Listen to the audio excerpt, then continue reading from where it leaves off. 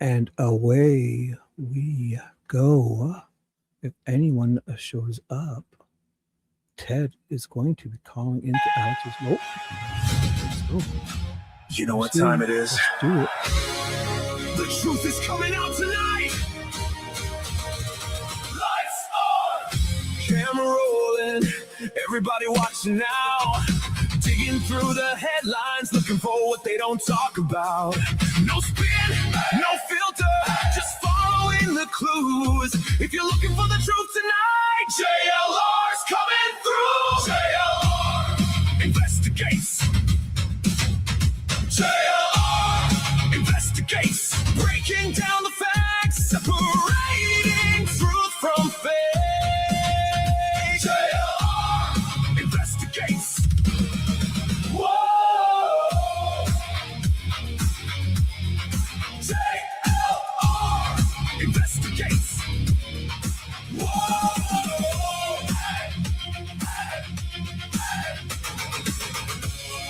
Investigates. Live right now. Let's get into it.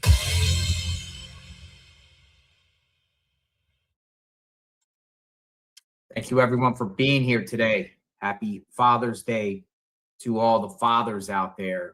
You are loved and appreciated. Come on in, folks. 6/21/2026. Came on live. About to bring our friend Alex in. Folks, Alex needs some help. And, just like we did for the juice, we're going to do exactly for Alex today.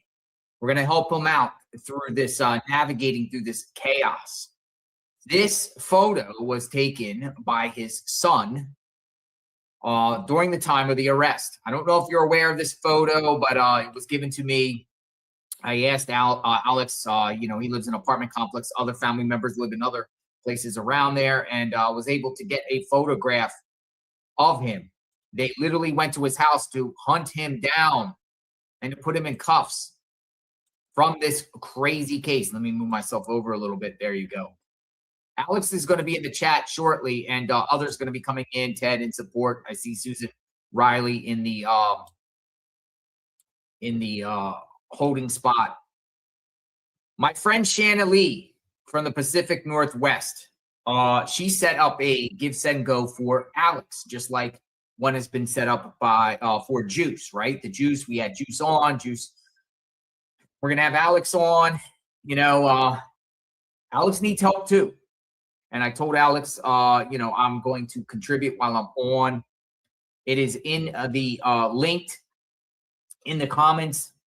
In the link, it's a pin. If you get the chance, folks, can you, contribute a little bit to him in any way, shape, or form? Because we want to get our three friends, including Tucson, help with this injustice.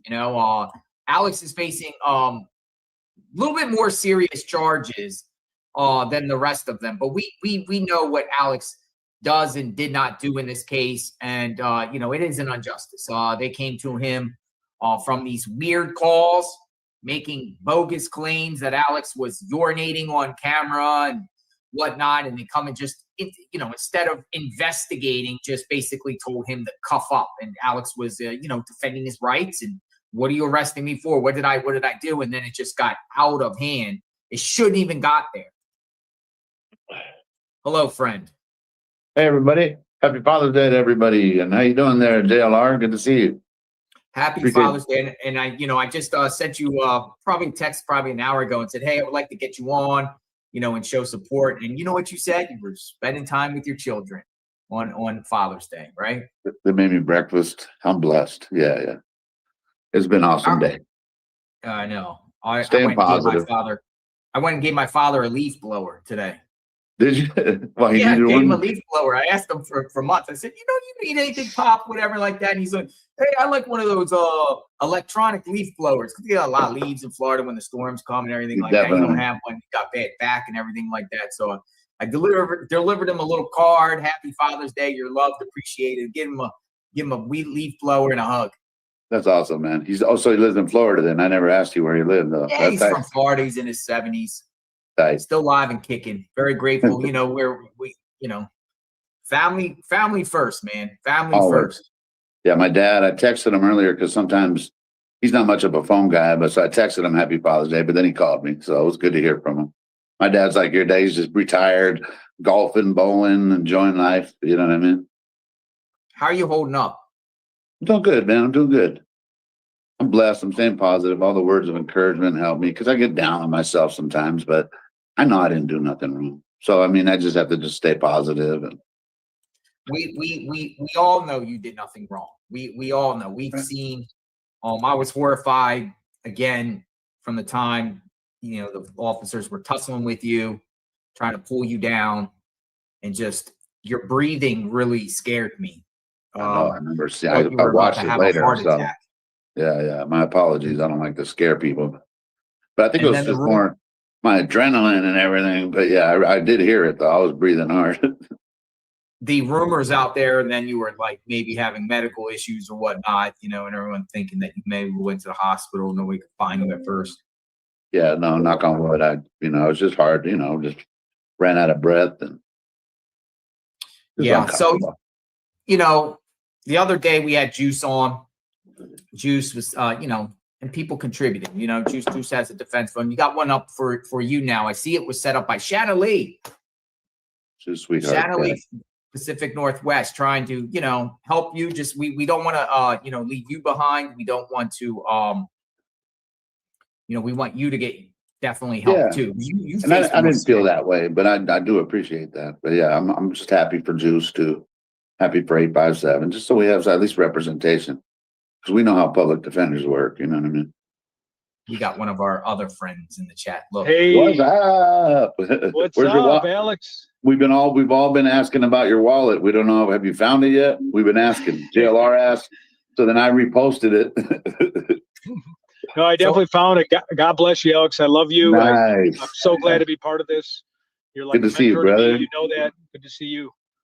So, Alex, I'm contributing right now on behalf of the JLR Army on this defense fund. So while I'm on, I am on here too, because I want to show support, just like I did with Juice, and just like I plan to do with Tucson too. How you feel about? Are you excited about tonight? About Chris McDonough? I'm kind of excited. Yeah. So many people, folks, and we're gonna give a shout out to Chris McDonough. So many people are like, he apparently was out there. Kudos to McDonough being out there, and he apparently has some new information or something he wants to share and everything like that. So, I definitely don't want to. I do lives in the evening, but I'm going to hold off. I'm going to hold off because, I don't, because we kind of got the same niche and the same viewers and stuff like that. And I don't want any conflict, with viewers going each side or whatever like that. So I'm definitely going to tune in on him tonight, see what he has, what he has brought to the table, and see if he shares something very interesting about this case. Yeah. I hope, he's out there. He's a retired law enforcement. He's entrenched with law enforcement. He has sources and connections. I've seen him cover the Michael Bond case and Summer Wells case. And he gets the goods. He gets the goods, and hopefully, maybe he has some answers here or some sort of break that that we can get with this. Because he's not a clickbait kind of guy. You know what I mean? So like, he doesn't post stuff just to hopefully people will watch. I think it's, with him, it seems everything's credible. I like listening to him. He's my goat. I'm putting the JLR Army supports. Let's break the record today. Let's love what Alex stands for, man. Hey, I'm doing good. Doing good. You in Chirac? Yep, in Chirac. So we're in the trenches, but we want to break a record because you're fighting for our rights, man. If we didn't have someone like you to be there and care for Nancy and keep care of the memorial, being so polite to everyone that talks to you, it was the most pathetic thing. A lot of my buddies are Chicago police officers, and they were just in shock when they saw that. They were like, "Are you kidding me? Like, was this an armed robbery?" Like, they went after an innocent man. Like, so you have the backing of Chicago police, the people in, I believe it's District 8. Some of my buddies, man, when they saw it, God bless you. They love you. Sweep in, always doing the right thing for people. You're a very powerful soul. You're strong like a bull, but you're as humble as a teddy bear too. So wanted to be on this, man. I love you. Love you like a family member, of course, and you know that. Thanks. So, and I never wanted this to be about me. I never did. You guys know. Like it was just all Right. about Nancy. So when I put my name on that, I mean, it's what they caused, really. We just wanted to keep Nancy's name out there. It was pretty simple. Whether they You're didn't so like true. how I was doing it or how we were doing it, they didn't have to watch it either, So, but Alex, when I came to visit you, you didn't even tell me you were live, and I didn't even know I was visiting someone that had so many followers. You're like, yeah, man, I'm searching. Come hit me up. And I'm like, wow, Alex. So yeah, I mean, I couldn't agree more with you, man. thanks, man. Yeah, I'm Big shout out to the Army. Yeah, the Army, we love and support you, Alex. And I can just say that, what I consider you a friend. I literally consider you a friend. One, you literally offer me to come stay at your house on your couch, whatever, if need be. You're like, don't waste your money on hotels or anything. Come stay on my couch. Very grateful for that. You introduced me to your children, your wonderful children. Very nice. I consider, you a friend because your children, when you were arrested, were calling me, trying to find out what's going on and sharing their heart and everything like that. So I appreciate that. And then also, you check on me all the time. You check on me all the time. You send me texts all the time, say, are you okay, brother? Haven't heard you from a while. Hopefully you're okay and stuff like that. So, I know your heart. I know your heart's in the right place and everything like that. And, we've done road trips together. We've stayed in hotels together. Ted, we've had our adventures, and, I would that was an awesome adventure too. It was an awesome adventure. I won't forget it. You know what I mean? Yep. It was fun. Absolutely. In this situation, I know you've been saying, oh, well, I don't need help. I'm going to wait what happens. No, we need to get you help. Yes. We need to get you help. We need to get you, a lawyer. So I'm just a hard head sometimes, but yeah, I mean, I do appreciate it though. I'm very grateful for your help, for everybody's help. I'm just a hard head sometimes, and I was just real pissed, just how it all went down. But I mean, I'm over it. Of course, I have to go to court, and it's just, how it is, JLR. It's like when something hangs over you like that, it just sucks, No, definitely. We're here, and thank you everyone that's supporting Alex right now. So your goal, it seems like the same as Juice, 10,000. You're almost higher, but I was lowering it. Yeah, I was. Yeah, you're almost halfway there. Oh wow! So that's good too. And just to piggyback off JLR, I mean, Alex, your kids are like amazing, and you know this. I don't have to say this to you. How bright and how intellectual they are. It impressed me like beyond belief. And you let me stay there anytime I wanted, like no sweat off your back. I mean, you know how I feel about you, so I don't even have to say it. But man, your kids, the bright, intelligent people, and that's one day I wish my son can be at that level. And it was very proud to see. So he will. Just keep parenting, man. Just keep doing what you're doing, man. Thank you. We got a couple people that want to come in and say hi. We got Binky Files and we got Susan Riley. I'll bring in Binky. Hi, Binky. How are you? Binky. Hey guys. Hey, happy Father's Day, Alex and Ted. And you, JLR, you're OJ's dad. So happy Father's Day. I guess I'm a dad. I don't have no children, but I guess OJ is my yeah. Fancy feast. She got lots of fancy feast today. Well, I'm going to come in and come back out. I can't hear Binky. Give me one second. Yeah, come back in and come back out. Ted's always having the technical difficulties. You give Oreo wet food every day or just once in a while? So lately I've been giving her double wet food. Double mornings and evenings. Yeah. I got extra. Oh, she might be back there. Oh, there she is. There she is. I don't know if you can see her. I don't know if you can see her. She's out there. Hi, Ted. You can hear me? Hi, Ted. I'll bring her over. Okay, I can hear you now. Sorry about that. Great to see you. You too. Hey, Alex, we support you. I'm glad you're almost halfway to that goal, and I'll contribute as well. I've always been behind you. I was really scared and nervous for you when that happened. I also noticed your breathing, and I thought, I didn't know I don't know your health history. I didn't know if you were having an asthma attack or a panic attack. I sure would be panicking. But I'm glad you're okay, and we support you 100% and always have. And Yeah. Appreciate that. Yeah. For back in the day when you guys all first met, I've been watching and hanging in there and supporting you guys. So JLR, thank you for having me on. And I just wanted to pop on real quick and really wish you happy Father's Day and know that, Thank you. yeah, Thank you. we're here for you. Whatever you need. We Thank got you. your back, Alex. We Got- got your We back. I feel it, man. I feel it. I really do. Thank you. Got your back. You know, Yeah. and here's another thing, Alex, you know, getting you an attorney, just like with Tucson and Juice, your appearance will not be required. You know what I mean? The attorney will handle everything for you. So you won't have to go, you don't have to get up and go and deal with all that. Yeah.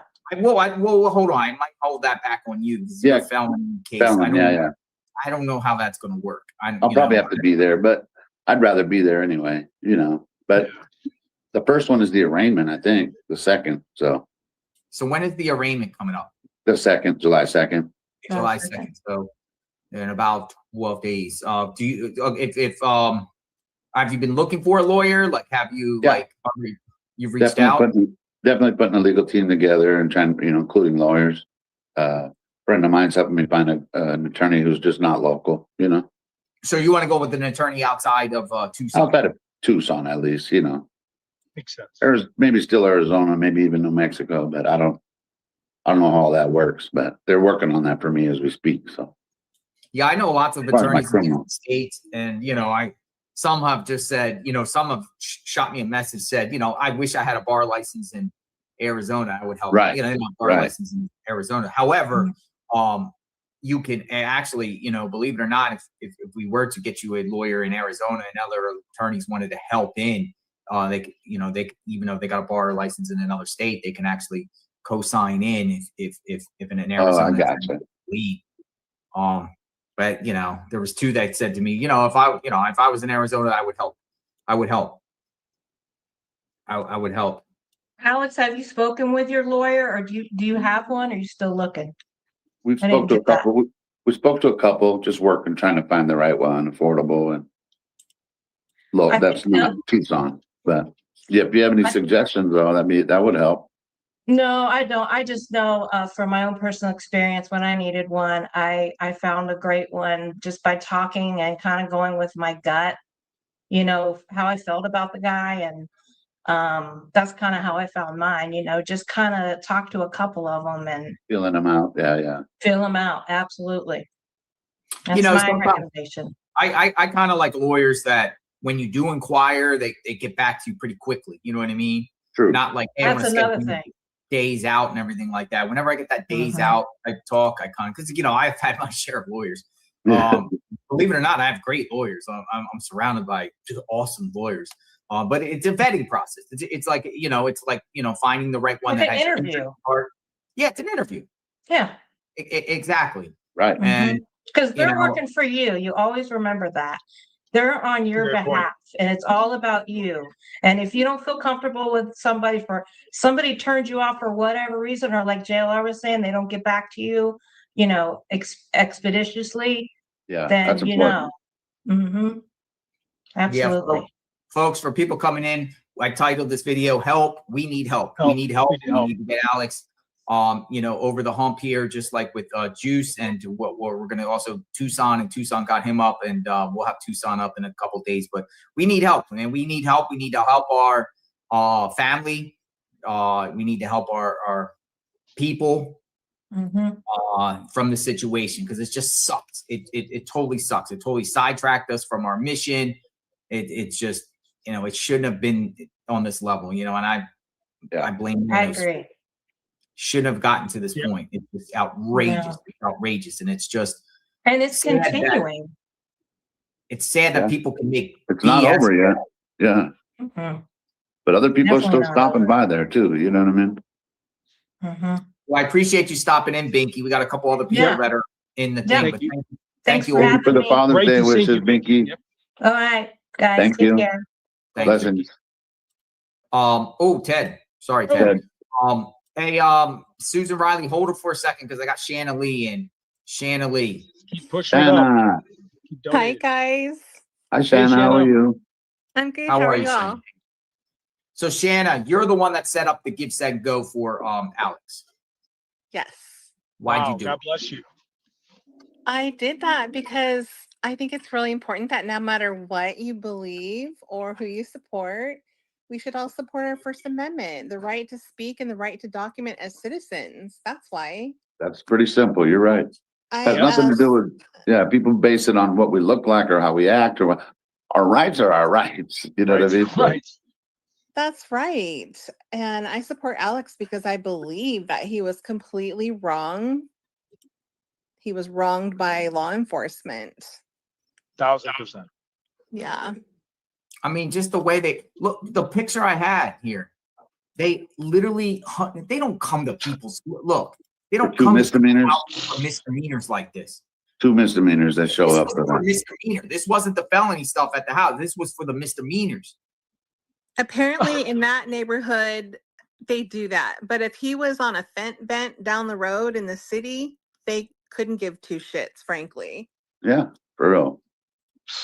So explain how they kind of like got you out of the house. Then they kind of do a little deceptive things a little Yeah, bit. they tricked me. It's probably because they didn't have a warrant, but they were like, you know, there's a sheriff's department, so I opened up the kitchen window.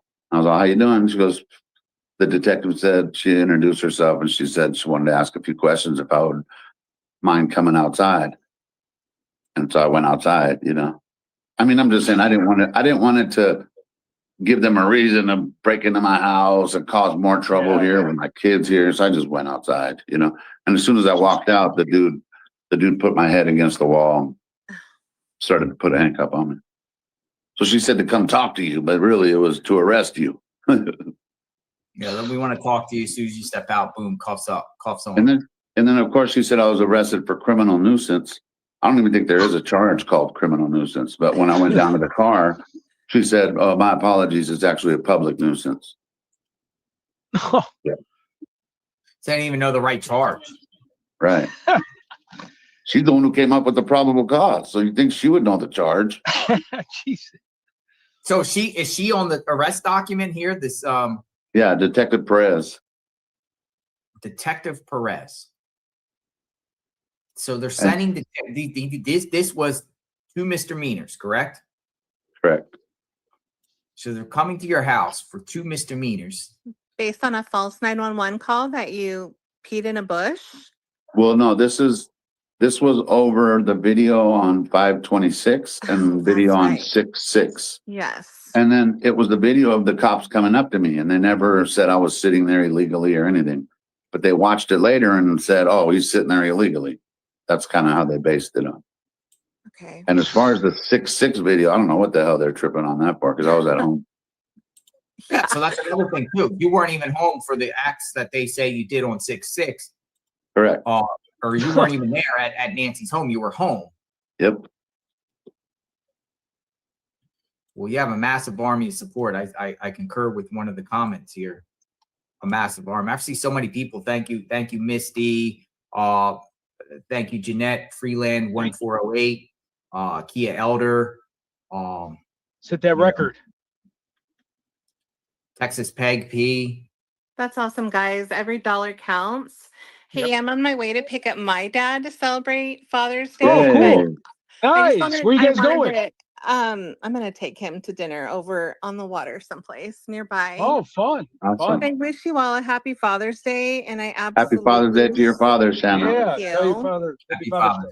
Thank you. Thank you so much, Shanna, for supporting Alex and setting up this defense fund for him. Bless. Yes. Thank you, Shanna. I support all of you YouTubers. You're right to be out there. God bless you all. And thank you for the lemonade when we were out there too. The delicious lemonade. Nice. Take care, guys. Catch you We We later. love you, Shanna. Thank you. Thank you. Thank you. Bye. Bye, Shanna. Bye. You have a good day. So Shanna set that up. That's cool. That's awesome. Hey, Susan Riley, how are you? Hey. Hi, Susan. can you hear me? We can hear you. Oh, Yep. good. Happy Father's Day, everybody. Happy Father's Day. Happy Father's Day. Alex, happy Father's Day for real. I know you have like 4 dozen children, right? You're so sweet. You know, I don't really even know what to say. When you got out though, we watched live and I cried. I cried watching you walk out. It was just such a moment, and I'm glad that we were able to see that, and I'm glad that Nick was able to capture that moment. Me too. We're blessed. Yeah, you The first know, time, and my yeah. little one, she's 9. I don't let her watch too much of this, but she loves to watch when you guys are together, the 3 of you, and you're the teddy bear. You're the big cuddly teddy bear is what she says with the crayons on his face. And I'm like, that's right. The crap. Yes. I love it. But, you know, you're a protector. And when you get close to somebody, their family, and now it's time to let us help protect you. And that's what Yes. we want to do. Blessed. How you Okay. doing? Such a Well- great point. Well said, Susan. I Yeah. mean, he is the protector. He I is. still He think is. about You know, the first Yeah. time they went to me, it was just, of course it bothered me, but going out the second time was 100% was my plan. You know what I mean? Because if they were telling me that I wasn't allowed to be out there, I was going to check on her, see how our constitution is working out here in this county. You know what I Yeah. mean? And I even said it, I think that same morning, or that before I got dropped off from the Uber, you know what I mean? And like, jail sucks, but you know what? Overnight in a jail, 2 nights in a jail, I could deal with that. You know what I mean? And if it's for the better for all of us to be able to, because everybody knows everyone is allowed to film there. So the Yeah. fact that Eminent and all these different media companies, but I can't be, that just makes no sense. So I did that on purpose, And Susan, just to piggyback off your comment of the protector, when we were in that ghost house and we were in the same hotel room, I slept like a baby. I could care less about the ghost. I knew I was in the room with Alex. We were all good. That's right. Yeah. No, Ted definitely needs you, Alex. We need you on the outside. Yes, we do. Because when you Yeah. guys go out and about, you need to guide them. Definitely. I mean, you're just Need to cope with me through those high heights. Calm me down when we're going in the, Yeah. 6,000 foot cliffs. Yeah, Ted, that was insane. Did you have a diaper? I wish I did. Unfortunately, I didn't. So I had to wash my pants a couple times afterwards. But Oh Some of my those roads God. were pretty sketchy. They were scary, man. Yeah, yeah, they were. But But you that always counted, bring too. positive to, any situation. And I hope that you maintain that and you keep that. You have a good heart. You have a very good heart. I straight up concur with you, Susan. And I don't think Alex is a thug. I don't think Alex is, trouble or anything like that. Alex, every time we're around people, Alex says hello to people politely and everything like that. Of course, Alex responds his way when people come at him all crazy and funny, and that's just his way. Alex does not start trouble with anybody. No, you're very polite. You're very appropriate. People they suck. People suck. Yeah. These situations, And it's not right. we always appreciate your support too, Susan. Of You course. say you watch at work, right? You watch at work? Yes. Yeah, I watch in the pharmacy. Yep. Oh, cool. Yeah. Well, Nice. Yep. If I'm not watching you at work, I'm watching you after work late at night, and my little one will come in and, kind of pop in, and I'll make sure that it's an appropriate, episode or whatever. Right. But That's so cute. If you don't mind me asking, how old is your little one? 9. Yeah. Oh, you already said that. I'm sorry. That's No, my you're No, that's cool. active Little listening boy. skills, Fun, right? ADHD. You guys are What's awesome. his name? Susan? Let me just say, we're progressing here. You guys are. I am so grateful for all of you. We've just raised now $3,000 since we've been on. What? In 29 minutes. In 29 minutes, we've raised $3,000 for Alex. Thank you. I contributed. Folks, if you could just contribute, let's help our brother get over the top. We're only less than 3,000 from a 10,000 goal. That's rock. Oh, wow. Okay, I'm gonna start singing soon. Yes, That's right. Ted, get the cone. Yeah, 9 cone, right? Once we have this, folks, Alex will get an attorney, and we'll be fine. You know what I mean? As far as the process, at least his rights will be protected, and we can go on this journey with him. You know, we'll have boots on the ground as far as covering his proceedings and everything like that. And, you know, I don't want Alex to get railroaded, man. I don't want them to just some public defender to take advantage or try to dupe Alex into scaring him into taking some sort of crazy deal, some crazy deal. Right. You know, the bottom line is the time Alex got arrested that, you know, we all saw live, which was crazy. That was no probable cause to arrest him over that BS, those stupid calls. An unwanted person and him peeing on camera live. You didn't pee. You never peed. Okay. And they all respected him. He cleaning the road, constantly helping out with all the neighbors' requests with the memorial. It's just it's crazy, man. It's crazy what happened, man. Crazy. And you know, I don't know why they're not investigating these bogus calls and doing an investigation into these calls, because not all the calls are local. They're not. And they're trackable. Even spook card, they're trackable, they're traceable. Why are they not doing anything about her admitting that she put that crap on the side of the road? That's a great question. Yeah, it's a great question. I don't know. They don't care. Especially the rocks. Because remember, they kept saying if they didn't see somebody do it, she admitted it. I'm sorry, I didn't see you pee. I didn't pee on camera. We know, but that's ridiculous. You think the detective would have at least looked. Right. Yeah, that's what I'm saying. Look, watch your camera, watch your live. And they can't say the you held up some sort of what did you hold up? Some sort of pea cup or something? What was it? Oh yeah, Pringles. The Pringles flashlight holder. Yeah, it was empty though, because I never peed that day. You know what I mean? I just did an invisible throw, and then of course KBOA added sound to it. But when you watch the original, it was empty. I think I even said it right before and after that. I was like, I couldn't pee because I had the microphones on me. Yeah, we all would have heard it. You know that one time, Alex, I was watching you and you were off camera because you had to help out with the memorial for like what seemed to me to be like an hour, moving stuff, adjusting stuff, helping everybody. And all I wanted to do was hear from you. And I was getting frustrated going, God, Alex, just get back into the view. I want to hear you talk and like your charm. But you were so focused on helping others. That's what I never forget. Some of those moments where I'm like, he's been gone for an hour helping these people at the memorial. I mean, they love you out there. That's the part that blows my mind. I like helping Lauren, whenever Lauren was out there, but also don't like to get in her way. Like an hour off camera helping. I'm like, dude, it's hotter than heck out. I even swept the street. I swept all the rocks off the road, so they're all in the easement. You know what I mean? Nobody asked me to. I mean, some of the things we've seen you do, Alex. I just want to say firsthand what I've seen you do. You were one of the first people I've met when I was out there. And you know what's even so amazing about our bond and friendship is, you came and you were one of the first people out there. You came and, hey, JLR, how you doing? Shook your hand, hung out. You weren't live streaming anything. You were just hanging out with me. And you said, JLR, I've covered the Delphi, Indiana case, Richard Allen. We don't agree with Richard Allen, but you didn't hold that just because I feel like Richard Allen's guilty and you don't. You didn't hold that on. Like it was like no not at all. Or anything like that because our differences in another case.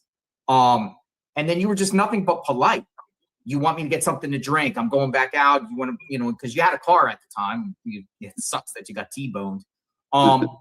Then you started actually at the time for the first couple weeks, you're literally going around talking to people, trying to find answers, communicating with neighbors. You're sitting around just respectfully talking to people, trying to gather intel, trying to gather some insight. You took your own time to go search washes all in the area. Not only that, but you organized the first search of group of volunteers, non-law enforcement at the Hobby Lobby parking lot. You were the one that organized that brought numerous people out there. Then you would go with Arizona Searcher and you'd use that machine thing there. What's that called? Metal detector. Metal detector, yeah. You're going all the way down the street looking for any clues or anything like that. You're pouring your heart out in this case. And this was before you were really even live streaming about it. I was just taking pictures. Yeah. and stuff I was like just that. taking pictures of stuff in the washes and stuff. That's what I'm saying. And, you know, you were just trying to find Nancy. I seen it with my eyes. I didn't see any pretentiousness. I didn't see any fakery. I didn't see any grifting or anything like that. You weren't even streaming. You weren't even making videos. I think you made a couple videos, and then you decided to, you know, do your live streaming stuff like that. But you poured your heart out for the first month that I seen that was 100% genuine. 100%. I appreciate that, man. I you really know? do. Yeah. And that's true facts. I mean, no one can dispute that. Yeah, and I think concur you're to just that. a He was sending me genuine an guy. email. Yeah, he was just sending me an email saying, "Hey, I'm just searching around trying to help this Nancy case." It was via email. I still have the emails. I didn't even know he was live streaming at all. He was probably not even live streaming at the time. I'm an open book like you too, JLR. Like, I'm not afraid to talk about what we've done in the past because we're better people today. You know what I mean? Yeah. So people could cut it. They can look back. People trying to talk about JLR's past. You can look at my past. It's not very nice, but you know, people do change. People really do change. Or they want to change and they want to try to make They steps want to to be better. change. There you go. That's better. Well, you wanna grow, change. you learn, and you grow. I have shit in my past as well. Oh yeah. I mean, I'm still dealing with crap, but you grow. That's what you do when you get older. You grow. Definitely. But also, Alex, you're sleuthing around. You were trying to, you know, find out deep dives into all these characters that would be brought up in this mix and trying to, you know, find your things about them and try to, you know, figure it out, try to put the pieces together all solely because you want Nancy found. You want to find out who's responsible for Nancy, of what, you know, it's something that you're local there and you just got into it. You just got your passion is so there that you would go to the house and stream out front of the house and do your thing, you know, and but the passion is there. The passion's there. And JLR, piggyback off your passion, even, you know, before the Nancy Guthrie with John Bonet and the Delphi stuff, you sending me your blog, educating me on different things. I mean, the amount of time you put into that, and then to show me and to help me when you knew when I was even trying to go live a little bit here and there. And I was like, man, this guy truly, this is the most passionate person I've ever met. How detail oriented you were, how like every bullet point you showed me and like, hey, just read this, read that, sending me emails. I mean, you're one of the most passionate people I've ever met. And I'm not saying that because we're on air. I mean, I think, you know, I'm speaking the truth with what you were showing me. So I saw it firsthand. Even before the lives, people like how JLR and you were saying, like I was in the Delphi case, the John Bonet. So I've been in the true crime. I've been very passionate and hungry. But here I was able to take it to another level, which I never even knew was there. You know what I mean? Yeah. But I was taking notes, and you know, I had people that taught me the ropes. You know, like JLR, who kind of, he's pretty much a pioneer in this. Really, I don't think he'll ever look at it that way, but he really is a pioneer in the true crime YouTube community because we're all on the same channel. Why are we going to battle each other on the same channel? You know what I mean? I don't know, but anyway, thanks for all you do too, JLR. And even for doing this today, I didn't even know you were titling it with my name, but I do appreciate that.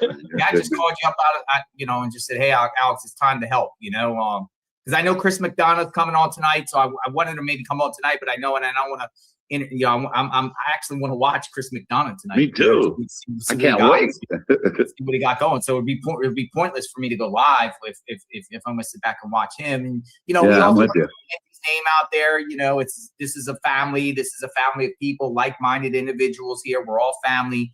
We all are in this together. We all want to just, you know, we've created bonds and relationships. Even people in the chat, you know, everyone is like chatting with one another in the chat. We're all like a family. You know, it's amazing, man. It really is.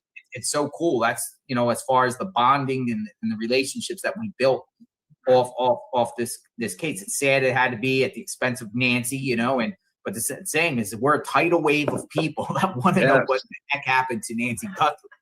And we're, you know, I haven't heard that happen in any other cases like that where people just get together, like how we did on this one. I love however it happened, it worked out where, like you said, even over a tragedy, like I've made a lot of really, really good friends. You know what I mean? A lot of really good friends, and the community is awesome. Holy smokes, folks. We are at over $8,000. We're less than $2,000 from our goal. Please help. Please help. Awesome. We want to get Alex to $10,000. Just like we got the juice to $10,000. We want to get Alex to $10,000. Please, if you could, you know, help in any way, let's get Alex over the hump soon, you know, and I think we will. I think people will come through. This is awesome. This is just That is awesome. That is I'm amazing. glad. Thank you, Truly am everybody. glad. Bless you, this is people. just you know, everyone is stepping to the plate. It's just amazing. You guys are the best and everything like that on Father's Day. Whew. Awesome. Yeah. Who was Well, that? Susan, we got Hey, the Doug. Father's Day too. line, so I'm gonna Okay. I appreciate you stopping by. No Thank you, problem. Stay strong, Alex. I will, I Really, promise. we're praying for you. We're You supporting guys help me you. stay strong, so I appreciate all the kind words. I take all that in, so I appreciate that. All Yes, right. I can't God wait. bless. Oh, Alex. All right. We got Alec, or we got Doug from East Tennessee, and then we got Gigi. Gigi wants to say hi. Hi, Doug. What's Good up, morning. Doug? What's up, Doug? Hello, how are you doing? We're doing Happy great. Father's Day. If you're a Happy father. Father's Day. I'm a cat daddy. Oh, nice. Yeah, No, that's it's- right. We love our. Hey, Alex, where's Bear? Alex, get Bear. Where's Bear? Sleeping in his little thing. Look, Alex, I don't wake up OJ when she's sleeping. Look at Bear. Bear. Oh, Bear. Bear. Hi, Bear. Oh, getting a little yawn. Yo, I had to hear you, So I was Bear. this morning. look at Bear. Bear just That rolled look, over. remember the look? The look like this? He's funny. Yeah. He likes that little spot right there. I remember I met Bear. Bear just rolled over on his belly. Oh yeah, he said, "Oh, that's right. You did when he came over. He rolled right over for you. That's funny." I don't know if he's seen my videos where OJ rolls right over, but Bear is good. Bear's what, like 5 months, 4 months, Maybe like 7, 8 months, maybe about. 7, 8 months. Wow. You're He gonna have just to got Bear saw fixed. me and Bear was a little hesitant. It went for a couple sniffs and then kind of got warm to me, but it wasn't sure because the hyperactivity was kind of like, I don't know. No, We can't let was- them take Alex away from Bear, folks. Right? Right. Alex and Bear need each other. Who's going to take care of Bear? My daughter? Well, yeah, I guess she would, but still. They take Alex away from this injustice. This Yep. crazy injustice. Alex, What's up, Alex, please, Yeah, my friend, get you an attorney that's not in Tucson. Because Definitely. you see with your own eyes that the law is very corrupt. Yeah. Get you an attorney that's not there in Tucson. Definitely. And That's I do believe 100%. that night they came out there. I do believe that night they came out there arrested you. I believe them officers was drooling at the mouth. I believe they was hoping that was JR. I mean, sorry that happened to you, but I do believe they was like drooling at the mouth. And I hope that's JR sitting out there. But JLR, what would they arrested him for? He didn't even pretend like he was peeing. They would have had no reason to arrest him. I mean, the only thing I could think they made at the time public nuisance, or my chair in the road, because I know our chair's in the road. But at the same time, when our chair's in the road, the deputies come by and say we're good. Yeah. yeah, they said we're good the whole time. I asked the deputies when we were out there, when I was out there, is there a problem? Is there anything going on? Nope, you're fine. You know, just don't trespass and be loud. You're fine. They were cool. They And- were always cool. They all like fist pumping What has changed? And I might be wrong at this. Ain't Tommaso's, don't he have a good friend that's a public defender there in Tucson? Walter Gonzalez. Is that one of them from his band? Or Band no? Is he he's a federal public defender, though, not a state, right? I Federal, believe. yeah. Don't get him out. They all, yeah. they all, they all stick him. together. I mean, they all stick together. Don't get Walter Gonzalez. You're done if you go. You're toast. You're done, Alex. But I hate to say this, Alex, they're going to do everything in their power to make an example out of you. 100%. I agree. They So are. please, my friend, get you an attorney that's not in Tucson. Yeah. Oh, no. You have my word. Yeah, I don't know, man. I don't know what's gonna happen with Alex. Like, I don't know, but it's scary to think what could happen. You know what I mean? Especially in the justice court or even the courts, PEMA courts, with a public defender and Nanos. You know, who knows what type of phone calls Nanos is making behind the scenes trying to do something. So they just don't like you. A lot of them do. And then I don't know if you saw the chain of command of the people who were looking for me and for looking for Juice and for Tucson. Is there was besides Sergeant Aragon, there's Sergeant Maines, Sergeant Peterson, Sergeant Morales, and Lieutenant Hernandez. Every single one of them have it out for me. What did I do to these people? I don't know what these people did. And I was going to ask Alex. He might not want to answer this, but the night they arrested you, how was you treated? I mean, they didn't in jail. In the jail, they treated me like shit. Both times I was there, they treated me like shit. But it seems like they treat a lot of people like that. That's all I was gonna say. Just you or everybody? Yeah, it's everybody. There've been 58 deaths there from 2018 to 2024, and there's probably been 3 deaths this year. Jeez. And then I have an interview of Nanos, and he said because they're underfunded. That was his excuse. It was on PBS. Man. Yeah, it was on PBS. I had found it. So this was just given to me by Adrian F., our Scottish sleuth. And this was a post that she made way back in February 22nd, 2026. The Hobby Lobby parking lot. People have come together to search today. And lo and behold, look at the organizer. There you are, Alex. You're the one that organized. You're the one that organized the search. And that's the same thing. They used a picture on that to give me the manslaughter one too. On that other news. Yeah. They're already slandering you and defaming you on another article. That's the CVS right next to the Starbucks. Yeah. No, this is the Hobby Lobby up over there on Oracle Road. Alex, okay. That he's going to organize a search, and a bunch of people showed up, and but there would have been more. There would have been more people, but Nanos got on the air or left a note the day before that all searchers need to get a permit. Remember, and we looked into it. There is no permit. Wow. So the fact that you were out there, trying to initiate a search and go down the roads trying to find answers. Commend you for it, man. That's. Thanks, man. That's a powerful photo. I love that photo. I mean, I don't like this photo. The second day that I went there, I think you got there Friday, JLR, but I was walking up to the media people and I was like, "Is there any kind of search put together? Any kind of, I'd like to donate my time." And they were looking at me like I was crazy. But I mean, you've seen it. There's never been any searches, really. And you also gave interviews with the media over that, right? Like some of the media. I think KVOA interviewed you. Didn't somebody interview you? Over at Hobby Lobby? Yeah. Oh, yeah, at Hobby Lobby, yeah.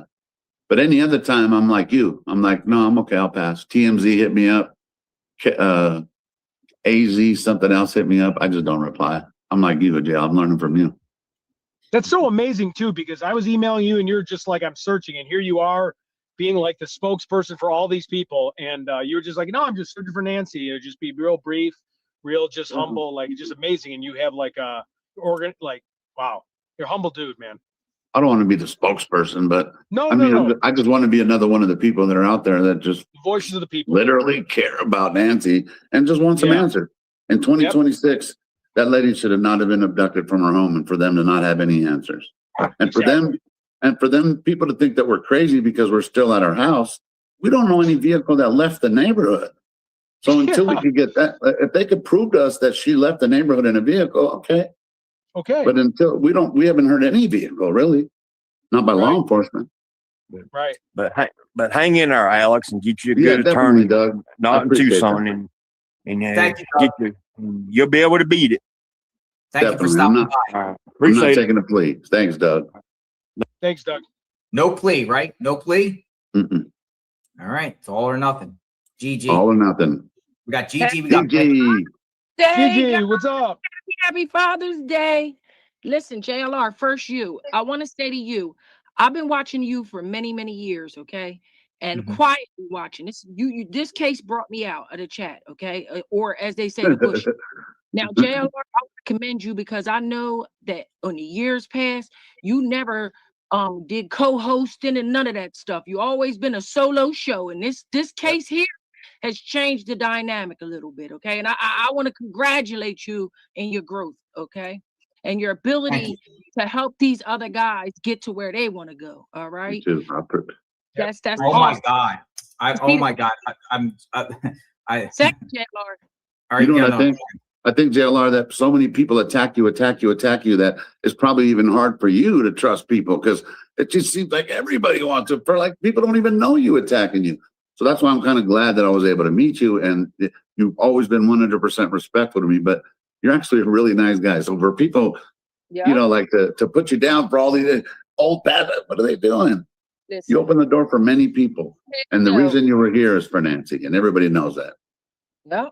I've seen his growth and I'm so proud of him, and I like to congratulate him and give him his flowers for that, because that takes trust, okay? And it's very Yeah. hard to trust in these Yeah, it YouTube does. streets. It is, okay? I Because agree. people out for freaking bad, all right?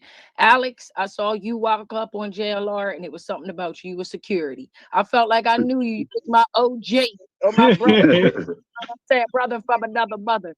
But for some reason, you and I have bonded and in short conversation, and I am glad that you have come around to allow us people to help you fight the good fight. Thank you. Thank I'm you blessed. Thank you, Gigi. for not being bullheaded, okay? Because sometimes it takes, you know, some people that are on the outskirts to just throw that little comment in there for you to say, you know, I'm gonna try this, you know. And you gonna come out on top of this. It's a good fight, it's all for a good reason. Don't worry, don't fret, put it in God's hands and he got your back. That's As right. simple. Hey, dun, dun, dun, dun. Breaking news. Breaking news. We just crossed over the 10,000. Yeah! I'm blessed. We just crossed over Under an hour. $10,000 for Alex Defense Fund so we can get an attorney. Oh my God. How Dude. quick was that? That is- Wow. Whoa! thank you. This I'm amazed. is amazing. Thank you so much, everybody, for coming through, Thank because you. we see the truth. We Yeah. see it. Blessings, Holy smokes, we 50 crossed minutes. it. We There's- crossed it Wow. man. There's in good less people. than an hour. There's good people out there, man. Man, there's you all, each and every one of you. Thank you Unbelievable. so much. Good people, man. Nothing but good people. Thank Now, you.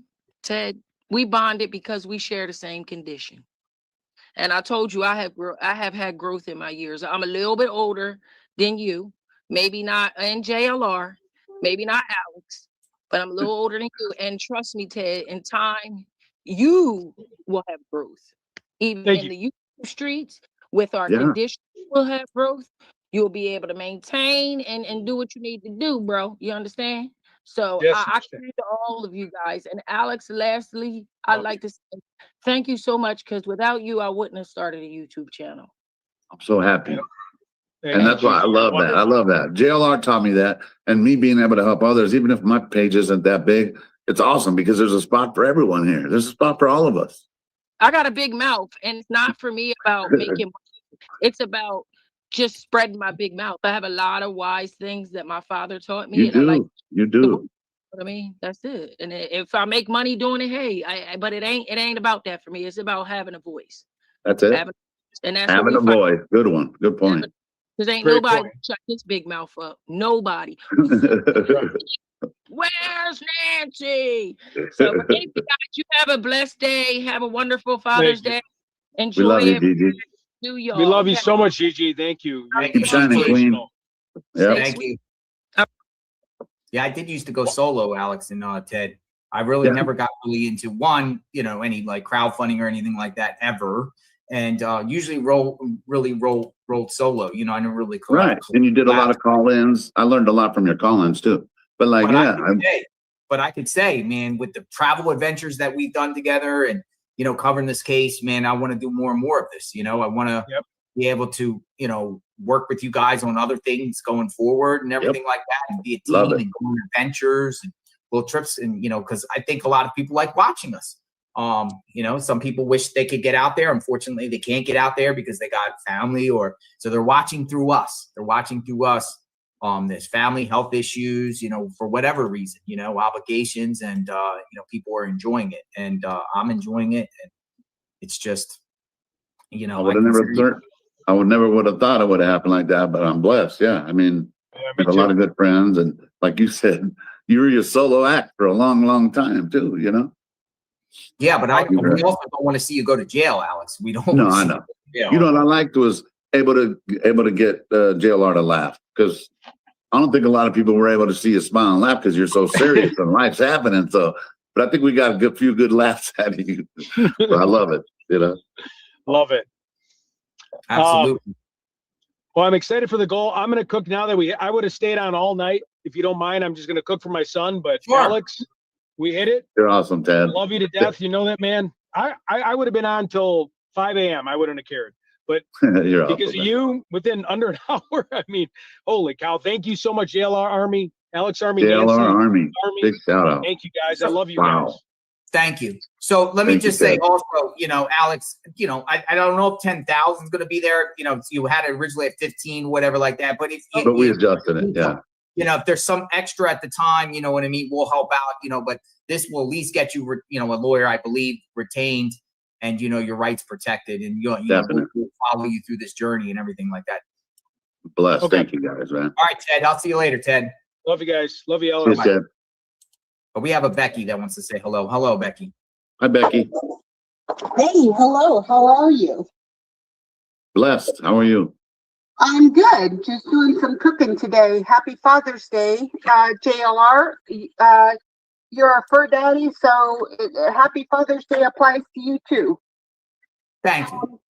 Alex, Thank you, Becky. I donated, you know, to you too because you know, you were served a bad injustice because I believe as the juice it was racially motivated on him, but this thing out there, I do believe this community is hiding something, and you were not urinating. You wear those microphones, and if you had done something like that, everybody would have heard that.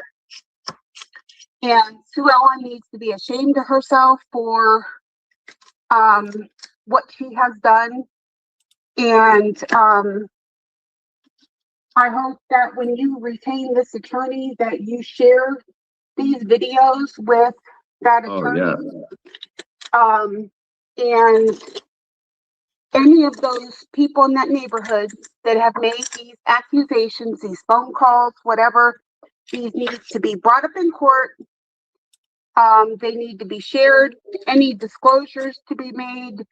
If these people are making these accusations, they need to be disclosed and brought into court, subpoenaed, whatever, because,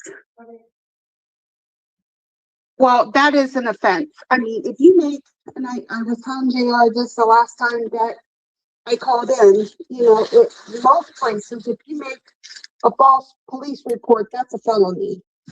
And you can't go around saying, oh, well, this person did this or that. And then the police go out and, like in your case, arrest you and charge you with a felony without any proof. I mean, you can't do that. Over a 911 call, you think they would go back and at least prosecute whoever made that 911 call, you know? Well, they would have to see the video, okay? Are they videotaping? Did they get it on tape?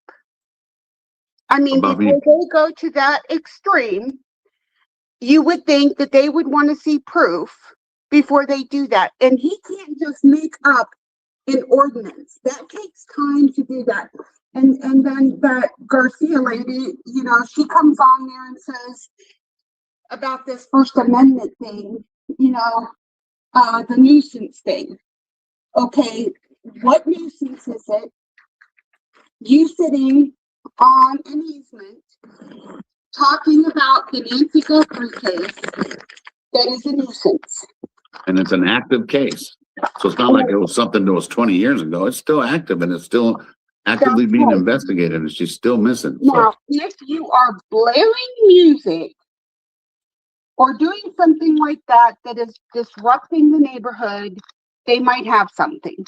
Okay. But they measure it by decibels. It was not even close. I've had that problem with another neighbor before. That's not even close to what they're concerned. In other words, the numbers. And you and Tucson weren't even doing that. So They can't even use that.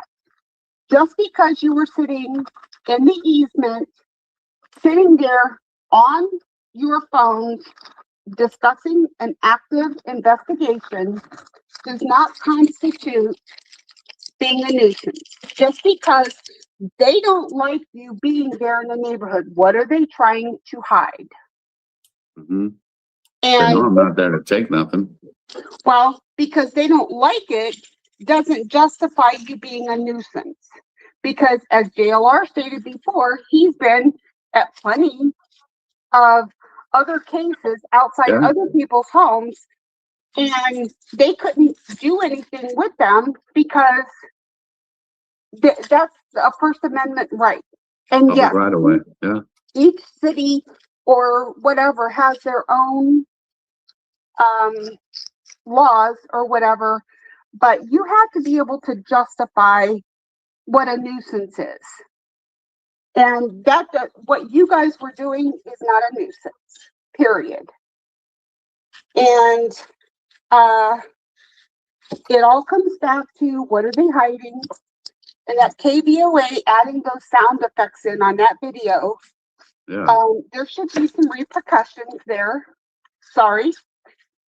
You can't just add sound effects into things, making it sound like, you know, whatever you want to exaggerate things for ratings or whatever, or to make, you know, I do believe it was for ratings or to make the radios or the TV station sound like, you know, they're so much better than somebody doing a YouTube presentation. But I think they looked at me like, and I get it, but they looked at me like I'm some just kind of, you know, tattooed idiot dude. Like I'm just going to just fold over on with them. And like, the thing they don't know is I'm a lot smarter than that, you know? And I think there's some prejudice there too. Just because you have tattoos and you don't, you know, you're not this person that doesn't have tattoos and stuff, they want to loop you into this category that, you know, maybe you're a gangbanger or something like this because you do. And they want to make you out to be this bad person. And maybe that's, you know, the neighborhood wants to portray you in that light instead of just, you know, looking at you as somebody that is, you know, tattoos are an expression of art. It doesn't mean that you are a gang person or whatever. It's an expression of art. And can it be used as a gang thing? Yes, it can, but it doesn't have to be. So I think it's also the same as it's not a racial discrimination, but it is a form of discrimination because they're discriminating against you because of how you look because of your tattoos. And maybe even because you're of Hispanic descent. Could be. I try to avoid the race card, but I mean, look what happened to Juice. I mean, oh, they definitely targeted Juice because of his race. There's just no doubt. That man is quiet, and as anything, I mean, he doesn't use even foul language on his when he's doing his shows, and they targeted him simply because if you go back and look at all the footage and stuff, how many Black people do you ever see walking in that neighborhood? Right. Or tattoos with tattoos on their faces, you know? Yeah, you don't see any of that because it's an affluent community, and so they don't have any of that. And they don't like something that is different. You know, that Monica Garcia thing with the KVOA was where she's talking about how something about freedom of speech, and I was like, you think she would have been looking more about the freedom of the press because that's what she does. But she's And more I- talking about how crossing the line with freedom of speech has nothing to do with that. Well, and I was reading about, and I didn't know it, but you know, way back when, Ronald Reagan is the one that changed this whole thing with freedom of the press, where they had to report the facts, so to speak. It couldn't differ from the Sources, you get inside source or anything. well, no, it's not about inside sources, but it could not vary from the actual truth. It could not be exaggerated. It could not differ from like the actualities of what you were reporting. Now reporters are allowed to, or the press is allowed to exaggerate. They're allowed to I don't know, they're allowed to pretty much do whatever, and that used to not be allowed to happen until Ronald Reagan. If you go back and look at the I just read it like 3 days ago, but it's about, if you look up Ronald Reagan and press, you'll be able to read what happened. And that is part, until this happened with Nancy Guthrie, I found JLR by mistake. And now I'm not watching mainstream news anymore because I Right. want the real stuff. I'm watching JLR, I'm watching you, I'm watching Ted, I'm watching Tucson, I'm watching the Juice, I'm watching the media through the press, I should say, because when you look up the definition of press, it doesn't say you have to have a journalism degree. Facts. And You're right. I'm getting my news from all of you because when it happens, it's happening in real time with all of you. Right. And you don't have to make up stuff or abide by these corporate rules and report only what certain people want you to report. You're Right. reporting the real thing. And I have completely quit watching the actual news stuff. I mean, not actual news, but the commercial news stuff. It's so fake. And They're not even talking about Nancy on the local anyway. no, you don't hear anything about Nancy Guthrie in any of the big news things, not even on Savannah's channel. Now they're And, just talking about Alex. yeah, like Alex And did putting his something photo so as horrible. suspects of other people. What? Right. Can't even get their stories right.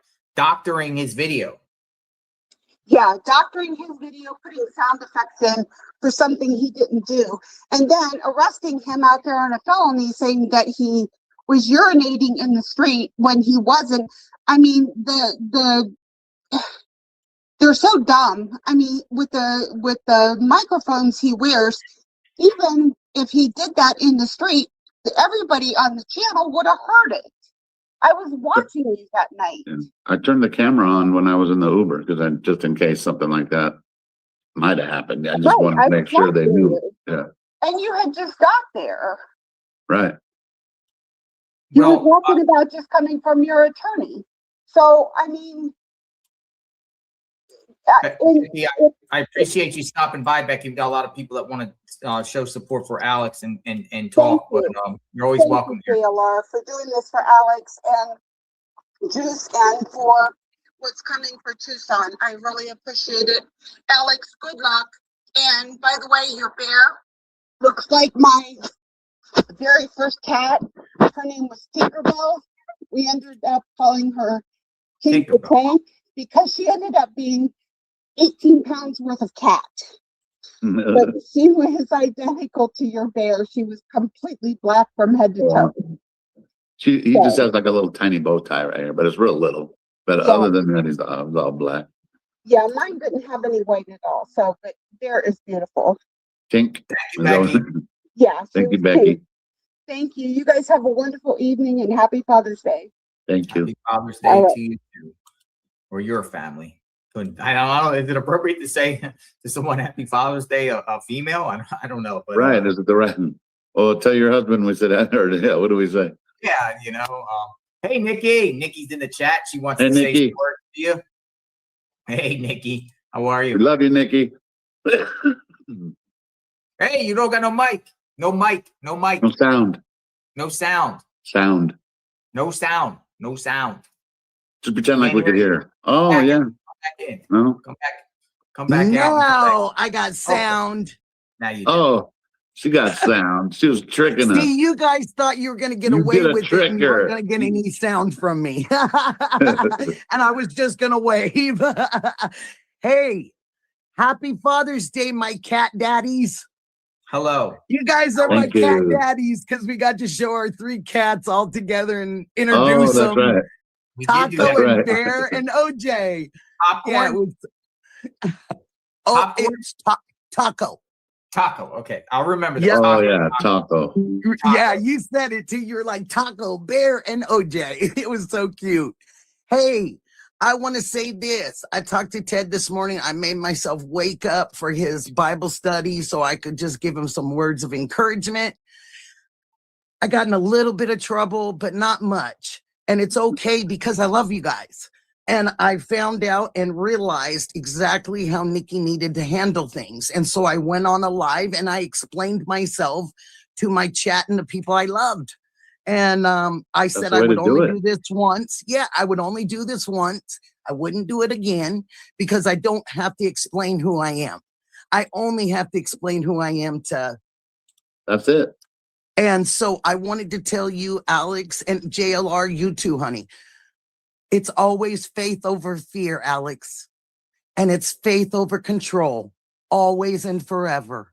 If you Yep. can remember those 2 lines, honey, and think about it in your head when you have one of those moments and you feel like you're being attacked or anything like that, you just realize that's the only thing God expects you to have faith over your fear and faith over anyone else's control, honey. And I want you to know that we are all working in progresses. We are not perfect, nor will we ever be, but he knows we're working on it. We're working to be good people all the time, and I want you to know that. And I wanted to say to you that I know why you did it. I know why you took the risk. I'm not dumb. I've lived a long time. I'm 57. I read between lines really, really well. And if you didn't do it, who was going to for our future? And to go off of what the last gal said, I just wanted to correct just one thing. Yes, Ronald Reagan had a lot to do with that, but we also had that Supreme Court judge come out later on and add bloggers, add social media, add everything to the journalistic list so they could be covered under that amendment. So we can't forget that. Yeah, Ronald Reagan from years ago, but we've had something more current. And so we just have to kind of realize that. And I think when people have talked to you, they don't need to necessarily talk about your case, because listening to my father, the least social media and all that knows, the better off you are in court, sweetheart. It's really between you and your lawyer and that judge or the jury. You know what I mean? We can all give opinions, but they can also use our opinions against you, sweetheart. And so that's why I only want to say good, positive things. And I want to say, I love your tattoos. I don't think you're a gangbanger. I have tattoos. And I've had to explain it to my family, but I did it at 45 years old. I got my first tattoo. So it's what you feel you want to do with your life. You know what I mean? But no one else can tell you. It's only between you and God. And I just wanted both of you to know that you guys, everyone's a work in progress and no one is perfect. And what you've done, JLR, I'm not going to make your head this big because it's already this big. No, I'm just kidding you, because there's so many of us that love you, that you have helped. Alex, me, you guys, Alex, you've helped me. Ted's helped me. Oh my God, Adam, Patriot Pride, Dee Juanita and Adam and Shibby, they've been all coming into my chats. It's been so exciting to see them, That's you awesome. know, and them to have wonderful things to say to me. And it just, I can't tell you, that means the world to me. And I said to somebody one day, I said, one day, I know Alex is going to pop in here. I know JLR is going to pop in here. I just know it one day. I said, they're just going to come and see what I'm doing. You have my word. You have my word. You know, Mine too. so, but I know, honey. And I'll bring Dee my is so, Waldo hat. You never know where I'm gonna pop up. that'd be Right? great. Get a Waldo hat. Okay, where's Waldo hat. Waldo? Where's Waldo? Where's Where's JLR? Ted's wallet? I love Ted's that. wallet. But I want you guys to, and I love Gigi so much. I think she's just fantastic. And I think we feel the same about each other. You've really made a great family, you know. And my mom always said, you know, I said this last night. I said, my mother, she's so wise. I always said, Mom, why are people so much closer to their friends than they are their family sometimes? And she said, well, later on in life, she said, sweetheart, you're born into what you're born into, whether you like them or not. But she said, later in life, you get to pick your family. You get to pick who you want to be surrounded with. And I'm grateful to be surrounded by you guys, even though I can't hug you personally. And I feel You're a surrounded, sweetheart. and I feel a lot of love from you guys. And I know you're busy fellas and all that. And I am going to contribute, Alex. I don't know what I can, but I am going to contribute, absolutely. And I wish you all the best, always. And it's so sweet that you send me little messages through Dee Dee, and I send them back to you, Alex. She's Yeah. a gem. She's She is. absolutely She's awesome. another godsend. Like, Yeah. She's a very, yeah, very special, very nice person too. Yeah. Very, very so good nice. friend. Yeah. That's my little buddy. Like, she's just, I if didn't know she you guys called are me right so. now and said, I have trouble, Nikki, I would be over there in 5.3 seconds. Yeah. I love it Because how I you live guys live so I live close. 4 minutes from her, but you know, I just, she's such a sweetheart. She's genuine. And when we meet these genuine people, and we meet you guys, because we don't meet you in person, our souls meet, our hearts meet. And we end up, that's how we like people and love people, is that it's a characteristic thing. It's not a view thing. It's not, I see Alex with all his tattoos. I just see Alex. I just see JLR. Sometimes I see him with his JLR hat on, and sometimes I just see JLR. I mean, it's what Nikki sees. Do you know what I mean? I'm not blind to things. I look beyond, I guess you could say. I don't look at, you know, what you're wearing or I don't do that. I just try to look at the person, and I really try to read your soul, you know? Yeah. I love it. And what your heart says. Yeah. Appreciate it, Nikki. So I just love you guys, and I just wanted to bring something real positive to you, and I just think you're great, both of you. And Love you, you're my Nikki. cat daddies, and I had to say Happy Father's Day. You're a sweetheart. To We you love you, guys. Nikki. And God love you guys. And I'm going to go on tonight at 7:30, but I'm hoping, I guess I got the time wrong with interview rooms, so I'm going to try to watch them too. And can I say one thing, and somebody's going to judge me for it, but it's okay, because it's my personal opinion. And I would like to see everyone being treated fair out there. And I think that the problem lies is these last week or so, we've heard and seen other streamers out there. Whether we respect them and love them it's not the problem. The problem is Pima County. And it's not for them to get in trouble, but it's for everyone to be fair. You know, and that's a really good, and it's a good thing actually for you in your case that other people have appeared out there. You know what I mean? And nothing's happened. You're right. You're right. Your attorney Good can point. use that however they want to. But Yeah, God good love point. you, and congratulations with coming up with this so quickly. You guys are amazing. Wow. And the people out there are amazing. And you guys are beautiful and lovely and such big-hearted people. And we are grateful for people like you. Thanks, guys. Thank you, Nikki. Take care. Love you, Nikki. Love you Nikki. guys so much. Love you. All right. Nikki's Unjust Stories. We follow her too. Yeah. A few more people want to say hello. We got Tina. We got Lois, and we got Susan Riley came back. Maybe we'll put Susan Riley because she was just in here. She might have some follow-up, something to say. Susan? Are you there, Susan? And Sweet Opinions has a message for you, Alex. Can't get it on, but she says, no public defender because public defenders and prosecutors work together. Yeah, you're right. Get They an do work attorney. together. Yeah. Thank you, Sweets. Yeah. Happy Father's Day. All right. So Tina. Hi, Tina. Hi, Hi, Tina. JLR. Hi, Alex. How are you? Good. How are you? I am great. Thank you. Look, I just wanted to call in, first of all, and tell both of you happy Father's Day. Father's Day. And second of all, I wanted to tell you, as far as like the phone calls and things go, the frivolous ones, I think that, and I don't know for sure, but perhaps when you talk to your attorney, he can take you down there to file a report. I think all of you need to file reports on that because that is harassing to you. That is a offense. As well as a report needs to be made on Sue Ellen. And I know that you have said for months, Alex, that you don't want to mess with this lady. You've said it a million times on live. Even when she would harass you, you would say, no, guys, I'm not doing that. But I think you need to take a stand, and now's the time to do that. And not that we want an old lady but she has to learn her boundaries. Like that lady who pulled up to you on the last day and said, you don't learn your lesson. She doesn't either.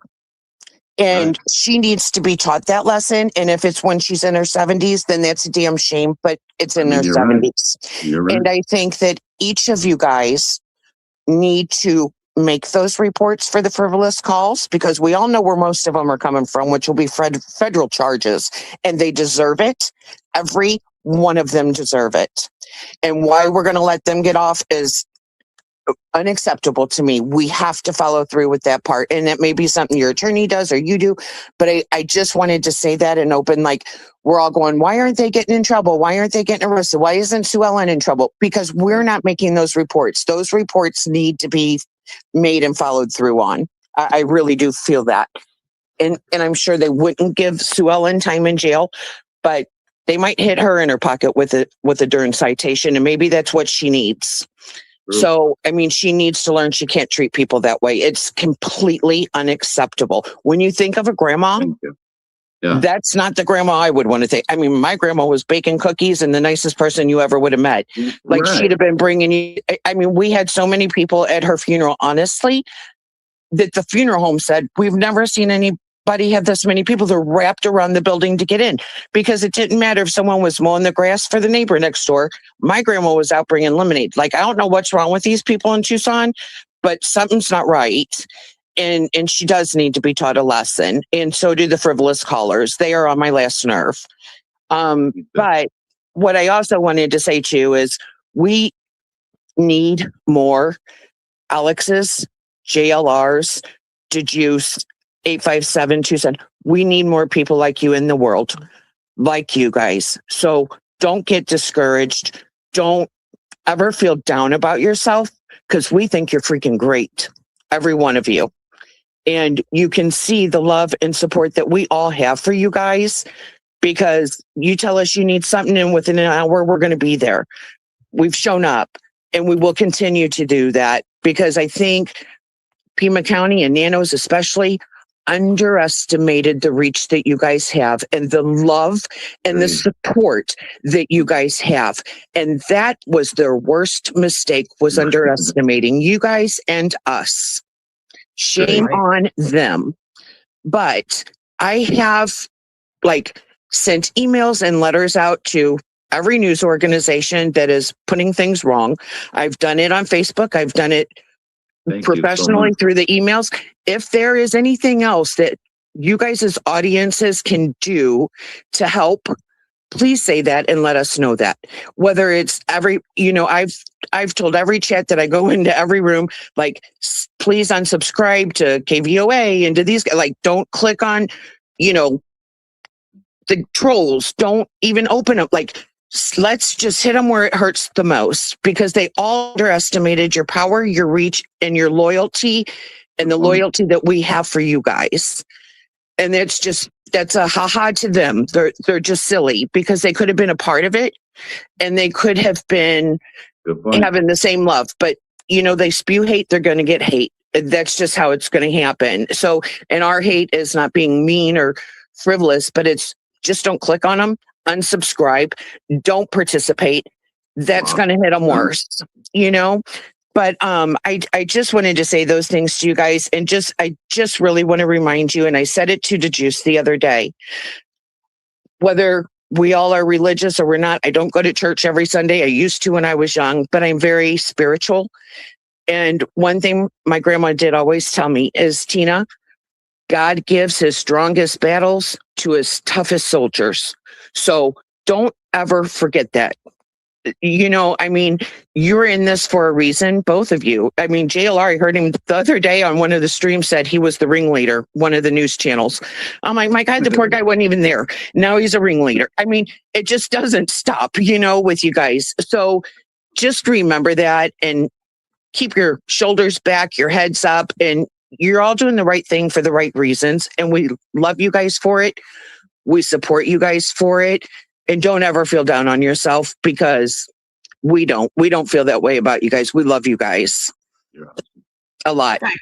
Thank you, So, Tina. You take you're care. welcome. You guys have a great afternoon. Again, happy Father's Day. And I will talk to you guys later. Bye, Tina. Thank you for the nice words. Bye-bye. Lois. Hi, Lois. Hi, Lois. Hi, JLR. Hi, Alex. Hello. I just wanted to call. That's not me. Are you there? Yeah, I'm here. I'm sorry. Oh, you're good. I just wanted to call and say, Alex, you are in my prayers. I love watching you guys. I watch you so much that my 12-year-old granddaughter came in and said, "What did Nanos do today?" It's pretty bad. But I watch all your channels, and I just want to know what's happened to Nancy. And what they did to you was totally unfair. It's unconstitutional. So you're in my prayers, Alex, and I know everything's going to be all right. Well, thank Okay? you. Thank you. Thank you. You're awesome, Lois. Thank you. Have a good day, Lois. Yeah. And Susan wants to come back in. I think she has something to say. Hi, Susan. Susan. Hello? Hi. Hi, how are you? Susan. I have to go out again. Okay. She's going to be the last one. Thank you for all you did today, JLR. Thanks to your army. I'm blessed. I'm humbled. I'm grateful. We pushed you over Whatever the I top, don't, man. And, let's just say I don't use some of the court money, then we'll do a barbecue or something for with the rest of it. I don't want anybody to think I'm doing this to just get the money. It's going to my, definitely going to my attorney. You know what I mean? You're loved, personality. We know you've done nothing wrong. We see the injustice. We've seen what they did to you. We're here for you. We're here for all three of you. And you know, it's an honor to be able to do this and use my platform to help, to help you and make sure at least your rights are protected. Susan, are you back? Hi, Misty Haynes. How are you, Misty? Thank you always, Misty Haynes, for the support. We love you, Misty. We lost you, Susan. Can you hear us? Oh. Yeah, I'm not going to stay on much longer. I got some things to do. It's starting to get dark. I'm going to make some food myself. And 2.5 hours. I'm excited. I don't know about you guys, but to me, I don't know. I never see Chris doing any kind of clickbait stuff. So if he's like doing this little 60-second thing telling us we need to listen, oh, I'm listening. So yeah, I can't wait. I appreciate you doing this for me too today. By the way, we reached over the goal, over 11,000. I'm blessed. So we it's so awesome. Fighting the good fight. I'm blessed. So awesome. And I've been communicating with Tucson, and Tucson, I want to Tucson's guys, support too already. He has a fund going, but I want to get him on maybe tomorrow night, and we'll push him over the top. So then all three of you are taken care of. You know what I mean? On that aspect, showing the love and support. Tucson's with it and stuff like that, because we're not going to leave anyone behind. We don't want you to come out here and get arrested, though. I know. Then we're going to have to start a fund for you. PI 56. Hello. PI 56. Hi, PI. PI 56 is has her own situation, dealing with a loved one. Try coming back out and coming back in. Susan, are you there? I'm Susan. finally here. Can you hear me? Sure. What's up? Okay. Alex, look at the freaking goal. We reached it. We went above it. We're going to continue. You guys are awesome. You're awesome. God bless you. You guys made my entire Father's Day. Just one less worry, you know what I mean? So I do appreciate that. All of you, I get off and I just feel so good. You know, I just feel so, you know, I feel like, hey, I made a difference. And, Big time. It's big time, man. I can never repay you. We all see with our eyes what's going on. We all know every detail about this case. We're all family. We've all been spending days and hours upon hours with each other on this case. We all know each other. We all know each other's personalities. We all know and see what transpired and what goes down. And we know what's up, man. We know what's up. That's why one of the last callers said they underestimated us. They underestimated. They sure did. That was a good point. They sure did.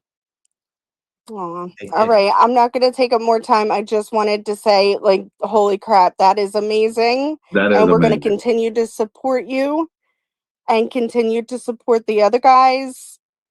Just keep going, buddy. Keep your head up. I'm going to keep fighting the good fight. There's no stopping me now. All right. Thank you, Susan. God bless. You're welcome. Thank you, Bye. Susan. God bless. Hey, brother, remember we had our handshake? What was our handshake? Boom, boom, boom. Or yeah, three. Ready? 3 and then a pound. Boom, 3 and a pound? 3 and a pound. Boom, boom, boom, pound. Me and Alex has a handshake. We got our own little handshake. Brother, it's been I've been humbled, and it's been a tremendous honor and awesome. I am so happy for you, and you're awesome, man. You're a good friend, man. You're a good friend. You're a mentor. You're everything to me. So I appreciate everything you've always done for me. Whether we had issues on the other case, and you decide we're grown, so we all have our own opinions. But you've been respectful since the day I met you, man. So I appreciate that. All right, we're here for you for sure. And thanks for stopping by. I'm going to sign you out. Any parting words? That's it. Thank you, JLR Army. Thank you, JLR, for everything you do. And I'm going to keep fighting. Let's find Nancy. Let's get answers for her. Safe. Happy Father's Day. Love you too. Y'all are awesome, man. Y'all are the best, man. Y'all straight up. Thank you so much, everyone, for coming by and showing support for Alex and us and streamers and Justice for Nancy. We all come from all walks of life. This case has brought us all together, and that's what's up. And I've learning myself. Power of prayer, collective. You guys are great. You guys are great. I'm gonna go get something to eat. And I'll be back tomorrow and get Tucson on. That's to help get Tucson over the hump too himself. So I'll be back tomorrow. Plus, I want to share some stuff with Nancy and everything like that. Let's listen to Chris McDonough in the interview. So everyone, go to the interview room tonight. I hope he gets thousands and thousands and thousands of people watching. He was out there to see what he has, what he uncovered, or some good stuff. I look forward to getting a nice beverage and some food tonight and watching the interview room. So y'all are great. Thank you so much for the support. JLR Army strong. Justice for Nancy Guthrie. It is day 140. Where is she? We aren't going away. We're not going away. And we support the juice, Tucson and Alex. Have a wonderful weekend, end of the weekend, and we'll come strong starting tomorrow again. We're not going anywhere. Have a good day, everyone. JLR Invest.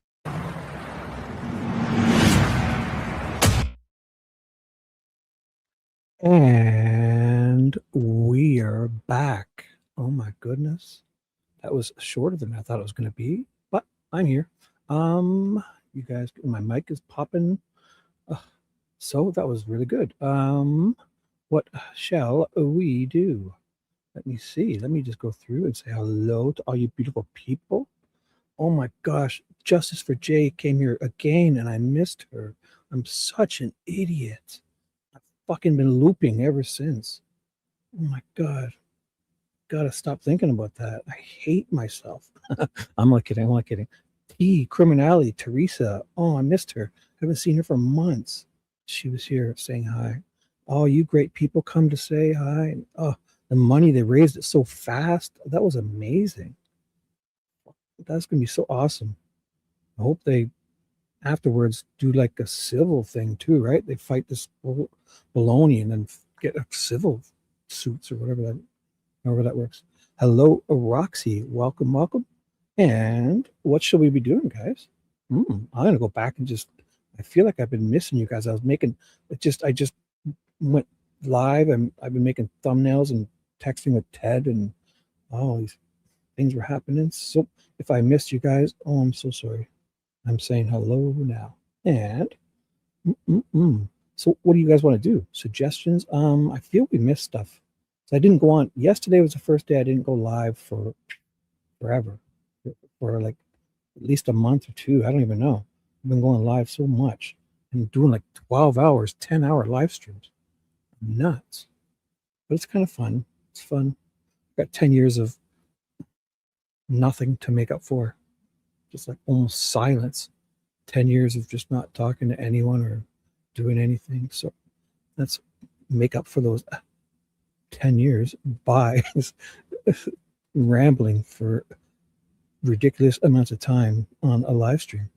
So what can we do? What can we do? I'm gonna like this. That was great. Oh, did you guys see Ted's Bible thing this morning? Is that should we be watching that? Or is that too much for now? Might be too much, right? Might be too much for now. I missed it. I totally slept in. Oh, he's already scheduled another one? Oh boy. 857 had a show last night. I feel, have we missed anything? Any updates? Anything new? I really feel like I'm missing out and I just don't know on what. Hello, Melinda. We did it for Alex. Yes. You guys want to watch that again a bit, like the beginning? Because I kind of didn't even get to watch it.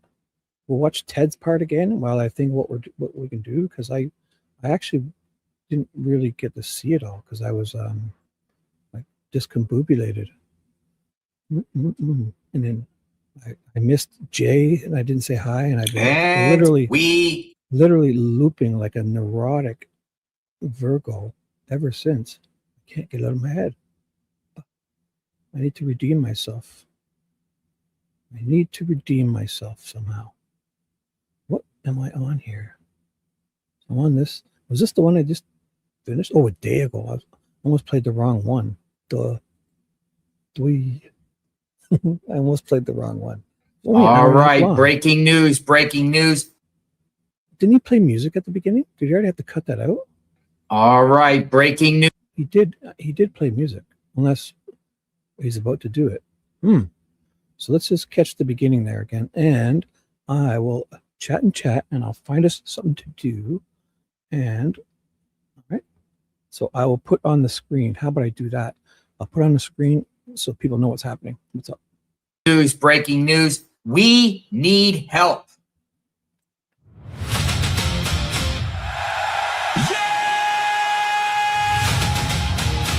You know what time it is? The truth is coming out tonight.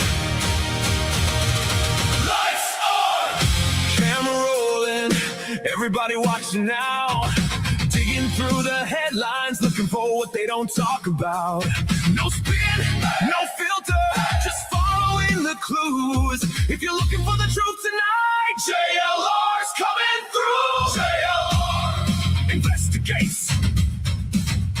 JLR investigates, breaking down the facts, separating truth from fake. JLR investigates. Whoa! JLR investigates. Whoa!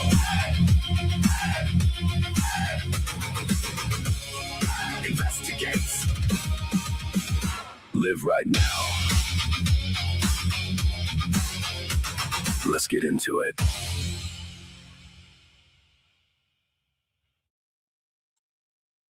Thank you, everyone, for being here today. Happy Father's Day to all the fathers out there. You are loved and appreciated. Come on in, folks. 6/21/2026. Came on live. About to bring our friend Alex in. Folks, Alex needs some help. And, just like we did for the juice, we're going to do. Now, I'm not sure. Is did they still keep the thing open? So should I keep the thing pinned? I'm guessing they didn't like close it, right? Like there's still like, was there a limit? Has it been shut down? What is that for? Jelly Roast channel doing stuff? What is that for, Grant? I can't just start watching anything I want too. Like there's copyright stuff. So let me know. If you guys put links, let me know what it is. Jelly Roast channel doing stuff. Jelly rolls? Like jelly roll? I'm just learning about him from a close friend of mine. I never really know the jelly roll stuff. So I don't think we can't just play anything now. So just so you know. Oh, is it done? Okay. Grant, Nicole says it's done. I'm just kidding. So thanks for being here, guys. I'll check it out after maybe. So it's open. What's open? Hey, Olivia B. Hi. What's up? Here, this is what we'll do. For Olivia B, did you catch that? We'll play a little replay here because I went back. JLR did a quick impromptu, I guess, Alex fundraiser for some funds. I won't. Thank you. I will not. I'll try to get Ted to call in too. He's been doing stuff. He's been texting me like he's in a good mood, I think. So I'll try to get Ted to call in. But so Olivia's here. Hello, Olivia B. Why don't we just play this little replay again for all you people who missed it? Monday. Hey, I didn't see you come in. Hey, buddy. What's up? Grant is here. How you doing, bro? My beautiful Fulton is still here. Julie, hi. Melinda, hey. Carol B is still here. Tanya, what's up, girl? Hello. Love the Tanya with the O instead of the A. Tanya. It's better than a Tanya. And I know that because I dated a Tanya once and I accidentally called Tanya and her mother hated me ever since then. So, but I made that right too. I made it right. Don't worry. That was a long time ago. I called her Tanya and she was a Tanya. Oh boy. I could never live it down. Then I almost like what is that when you like psych yourself out? And I almost felt myself saying it again because I was so like I triggered my whole, I forget what that's called. There's a name for that. Chill out. Hey, Ted went to spend the time. Oh, cool. All right. Thank you. Chris is here. Chris, you feel like calling in? We can do a dual stream if you want to hang out. I got all day. I saw my kids last night, so I got nothing to do today. Nothing on a Father's Day, and I'm a grandpa, but I did all the fun stuff yesterday. My daughter especially has like such a huge families with my son-in-law's side too, so they're like all over doing tons of stuff. So hey Pam, what's up? Hello. Why don't we just watch this replay, and if I'll email me if you guys want the link. And if I miss you coming in, just know I'm saying hello to you, and I swear to you I emailed Jay again because I need her to come back so I can say hi, because I swear to you, I'm looping. I cannot stop thinking about it. I feel like a dope. If I miss you guys coming in and I don't say hi, I think about it all night long. Hello. Nancy's Army came out today supporting Alex. It's a beautiful thing. So it's a BGF. Nancy's Army strong together. Happy Father's Day to everyone. Well, perfect. Beautiful message from BGF 276 Hunters. I'm sure I should understand that acronym, but it's welcome. Hello. Look at this. And the emojis. Perfect. Nothing like some great emojis. Always brightens the day. Thanks, guys. So let's just play this replay. And if I missed you, just know I'll be thinking of it all night long. I'll be so mad at myself if I don't say hi. So, Melinda, hello. Let's do this. Catching a quick replay here until we realize what we're doing. Exactly. welcome all the new people. They reached the goal. So also, I asked a question. I don't know if I saw the answer. Did they didn't close it? Did they? Should I leave the thing pinned? Let me know in chat if I should keep it running. I'm guessing they'll take if people are still donating. It's not like they were going for 10 grand and they surpassed it really quick. So I'm sure they'll let it go. And I'm guessing. Let me know if you guys know. I can click the link myself, I guess. I'm sure they wouldn't close it, right? For Alex today. We're going to help him out through this, navigating through this chaos. TJ, what time is that on? Think we'll be able to watch that? Or what time is that on? Hello, Sherry. What's up? Welcome, welcome. I feel like a bunch of JLR armies coming in here. You guys JLR Army and you guys, giving the shibby bump. I feel it.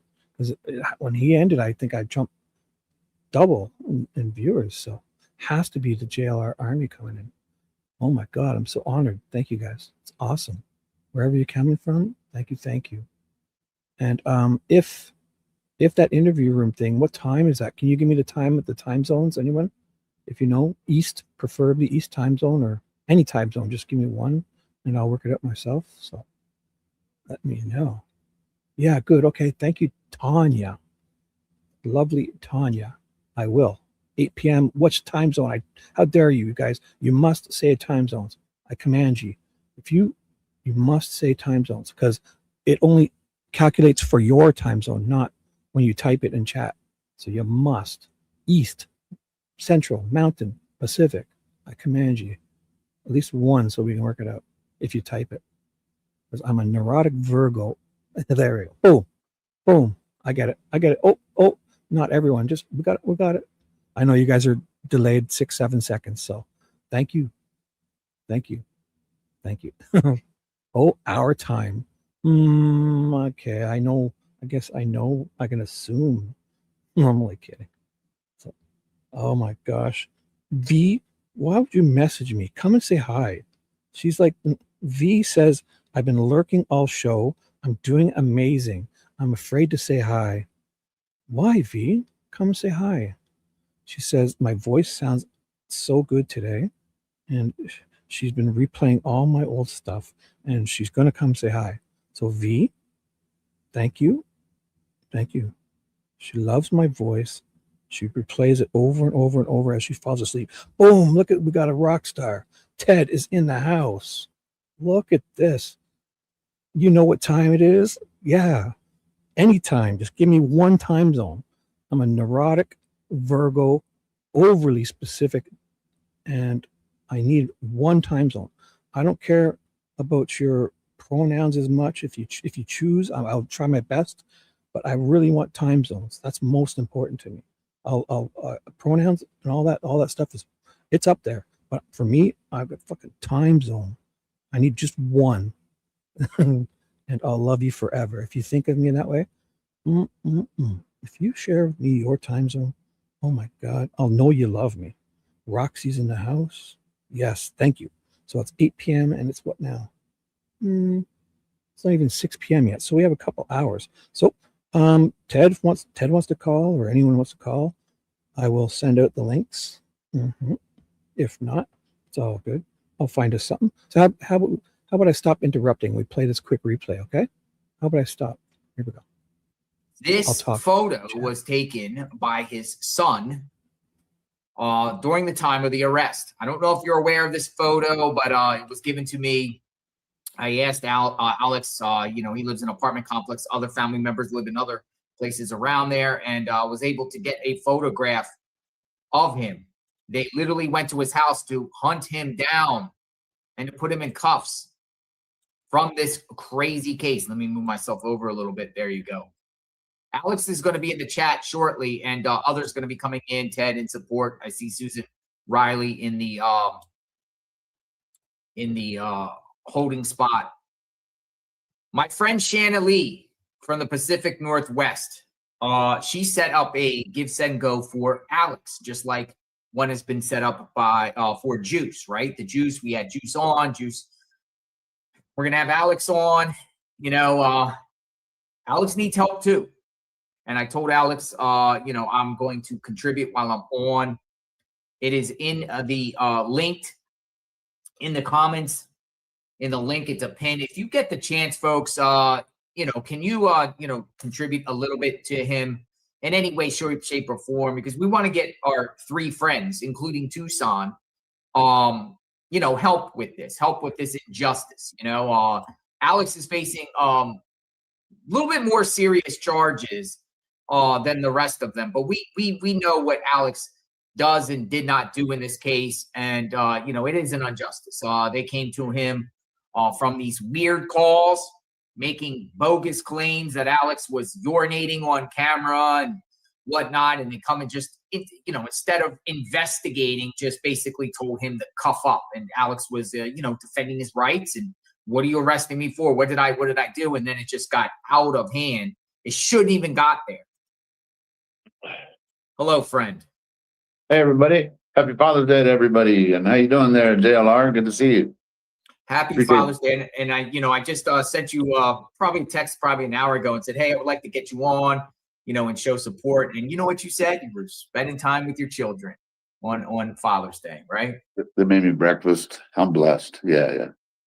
It's been an awesome day. I know. Staying positive. I went and gave my father a leaf blower today. Did you? Well, yeah, I gave him a leaf blower. I asked him for months. I said, you know, you need anything pop, whatever like that. And he's like, hey, I like one of those electronic leaf blowers. Because you got a lot of leaves in Florida when the storms come and everything like that. You don't have one. You got bad back and everything like that. So I delivered him a little card. Happy Father's Day. You're loved, appreciated. Give him a wheat leaf blower and a hug. That's awesome, man. He lives in Florida then. I never asked you where he lived, though. Yeah, he's from Florida. He's in his 70s. Nice. Still alive and kicking. Very grateful. You know, you know, family first, man. Family first. Yeah, my dad, I texted him earlier because sometimes he's not much of a phone guy, but so I texted him Happy Father's Day, but then he called me. So it was good to hear from him. My dad's like your day. He's just retired, golfing, bowling, enjoying life. You know what I mean? How are you holding up? I'm doing good, man. I'm doing good. I'm blessed. I'm staying positive. All the words of encouragement help me because I get down on myself sometimes, but I know I didn't do nothing wrong. So, I mean, I just have to just stay positive. And we all know you did nothing wrong. We all know. We've seen. I was horrified again from the time, you know, the officers were tussling with you, trying to pull you down, and just your breathing really scared me. I know. I remember seeing. I watched it later. So, yeah. My apologies. I don't like to scare people, but I think it was just more my adrenaline and everything. But yeah, I did hear it though. I was breathing hard. The rumors out there, and then you were like maybe having medical issues or whatnot, you know, and everyone thinking that you maybe went to the hospital, nobody could find you at first. Yeah, no, knock on wood. It was just hard, you know, just ran out of breath and yeah. So, you know, the other day we had Juice on. Juice was, you know, and people contributed. You know, Juice has a defense fund. You got one up for you now. I see it was set up by Shanna Lee. She's a sweetheart. Shanna Lee, Pacific Northwest, trying to, you know, help you. Just we don't want to, you know, leave you behind. We don't want to, you know, we want you to get definitely help too. You and I didn't feel that way, but I do appreciate that. But yeah, I'm just happy for Juice too. Happy for 857, just so we have at least representation. Because we know how public defenders work, you know what I mean? We got one of our other friends in the chat. Look, hey, what's up? What's Where's up, Alex? We've all been asking about your wallet. We don't know. Have you found it yet? We've been asking. JLR asked. So then I reposted it. No, I definitely found it. God bless you, Alex. I love you. Nice. I'm so glad to be part of this. You're like good to see you, brother. You know that. Good to see you. So, Alex, I'm contributing right now on behalf of the JLR Army on this defense fund. So while I'm on, I am on here too because I want to show support just like I did with Juice and just like I plan to do with Tucson too. How you feel about? Are you excited about tonight? About Chris McDonough? I'm kind of excited. Yeah. So many people, folks, and we're gonna give a shout out to Chris McDonough. You know, so many people are like, he apparently was out there. Kudos to McDonough being out there, and he apparently has some new information or something he wants to share and everything like that. So maybe we should be guessing. What do you guys think? How about we let's see who can get closest. Who knows what Chris McDonough might share? Who wants to guess? Or is it in his thumbnail or anything? Is there any hint? I'll find out what his title is and what his thumbnail is, and I'll show it, and we can all guess. All right. I'll type my guesses in the chat. So let us know what you think Chris McDonough is going to reveal tonight. All right. I definitely don't want to, I do lives in the evening, but I'm going to hold off. I'm going to hold off because, I don't, because we kind of got the same niche and the same. Is there any clues or hints? Can we quickly check how about we quickly check if we're going to do it? Is it, I'm sure I must follow his channel on this account. I use this, right? What's his channel's name, right? Chris McDonough. What's the channel's name again? Is that how I spell it? Oh, there is the interview room. Okay. I must follow. No, how can I not on this one? I use this as my alt account. So I'll switch. I use this to watch only these types of things. So I'm now there. So his live tonight, it is, here's what it's titled. Nancy Guthrie. Why was she selected? Nancy Guthrie, give it a like. Nancy Guthrie missing. Why was she selected? Homicide detective analysis and latest updates. Let's check out here. I'm very excited for this update and see what people are guessing. Subscribers only, but I just hit the sub thing. But so I'll keep that up actually in the background in case we forget. It'll start playing and I'll hear it. So let me know what you guys think it might be. So there's some kind of surprise. Same viewers and stuff like that. And I don't want any conflict, with viewers going each side or whatever like that. So I'm definitely going to tune in on him tonight and see what he has what he has brought to the table and see if he shares something very. Bella B says she thinks it's about the private investigator. I hope it's about are we considering White Tesla guy? I would like it to be about White Tesla guy. He's or the guy JLR spotted yesterday. Somebody spotted for JLR. Maybe it'll be about who that was. If I missed anyone else here, what they said? I'm not sure I'm ready to watch though. They want to share some things. And that's a new hashtag. That's Sue. We're going to Sue. And I think BGF said that first. I'm not sure if I missed it, but so far we'll credit this for I'd sue for false reporting and harassment and etc. Why is she able to call in complaints and false complaints? My suspicions is obviously she probably donated 5,000 or 10,000 to Nanos's election campaign and wants a little payback now.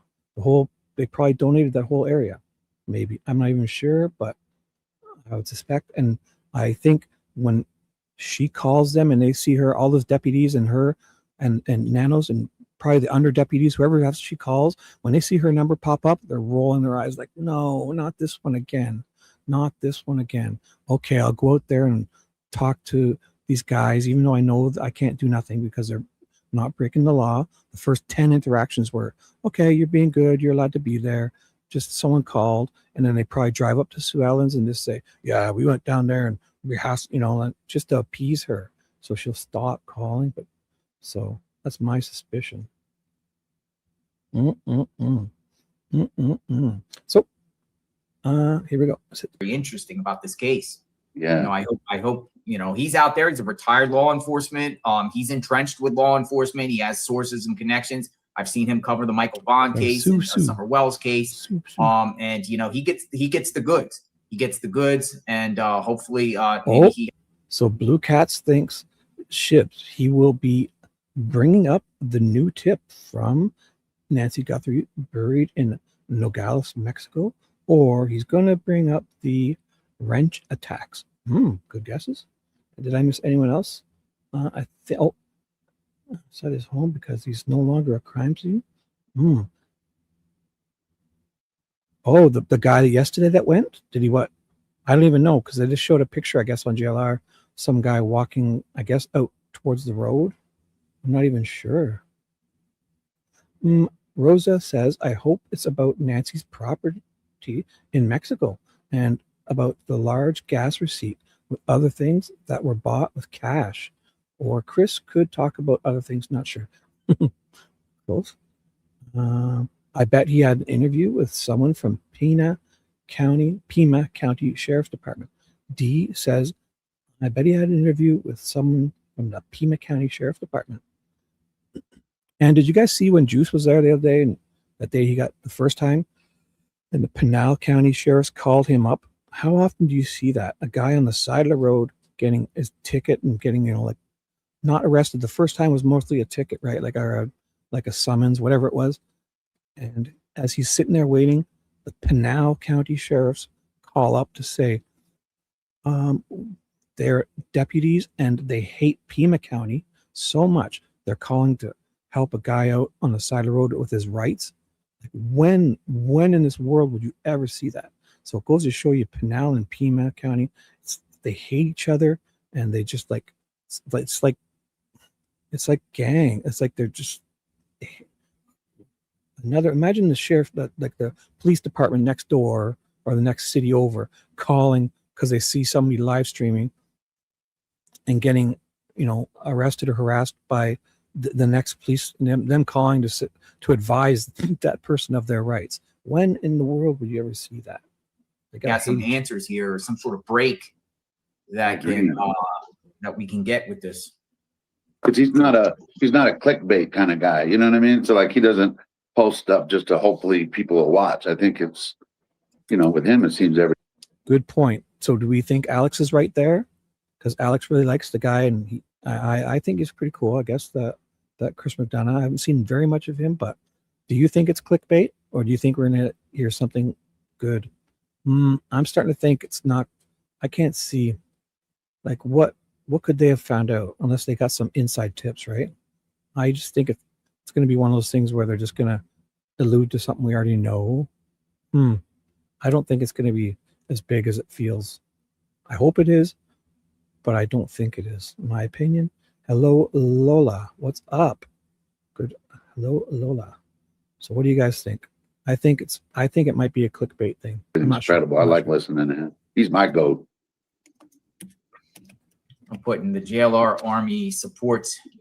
Let's break the record today. Let's love what Alex stands for, man. Hey, I'm doing good, doing good. You in Chirac?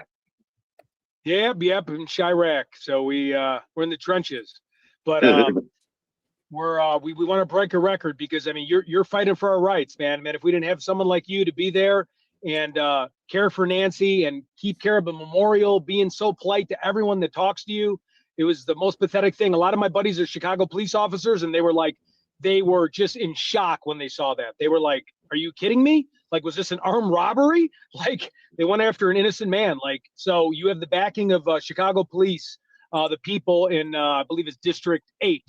Some of my buddies, man, when they saw it, God bless you. They love you. Sweep in, always doing the right thing for people. You're a very powerful soul. You're strong like a bull, but you're as humble as a teddy bear too. So wanted to be on this, man. I love you like a family member, of course. And you know that. Thanks. So, and here before Blue Cat says that was insane, going after Juice for sleuthing while simultaneously ignoring the open air drug markets. Shaking my head. Yeah, like I hear 8x7 say it all the time, like they're driving by all these crazy things to come and harass Juice standing on the side of the road. Crazy. And Garden State says, hello, happy Father's Day to all of the dads. Well, thank you, Robin, it looks like. Robin, welcome, and thank you so kindly. And if I've missed anyone, just know, oh, here's a fresh name. I pray every day it's not anyone in the family. Hello, Lazy Days. Welcome. All right, that's it. Alex's response to Ted's glazed his buttocks. I'm just kidding. I never wanted this to be about me. I never did. You guys know. Like, it was just all about Nancy. So when I put my name on that, I mean, it's what they caused, really. We just wanted to keep Nancy's name out there. It was pretty simple. Whether they didn't like how I was doing it or how we were doing it, they didn't have to watch it either, So, but Alex, when I came to visit you, you didn't even tell me you were live. And I didn't even know I was visiting someone that had so many followers. You're like, yeah, man, I'm searching. Come hit me up. And I'm like, wow, Alex. So, yeah, I mean, I couldn't agree more with you, man. Thanks, man. Yeah, I'm Big shout out to the Army. Yeah, the Army, we love and support you, Alex. And I can just say that, what I consider you a friend. I literally consider you a friend. One, you literally offer me to come stay at your house on your couch, whatever, if need be. You're like, don't waste your money on hotels or anything. Come stay on my couch. Very grateful for that. You introduced me to your children, your wonderful children. Very nice. I consider, you a friend because your children, when you were arrested, were calling me, trying to find out what's going on and sharing their heart and everything like that. So I appreciate that. And then also, you check on me all the time. You check on me all the time. You send me text all the time, say, are you okay, brother? Haven't heard you from a while. Hopefully you're okay and stuff like that. So, I know your heart. I know your heart's in the right place and everything like that. And, we've done road trips together. We've stayed in hotels together. Ted, we've had our adventures, and, I would that was an awesome adventure too. It was an awesome adventure. I won't forget it. You know what I mean? Yep. It was fun.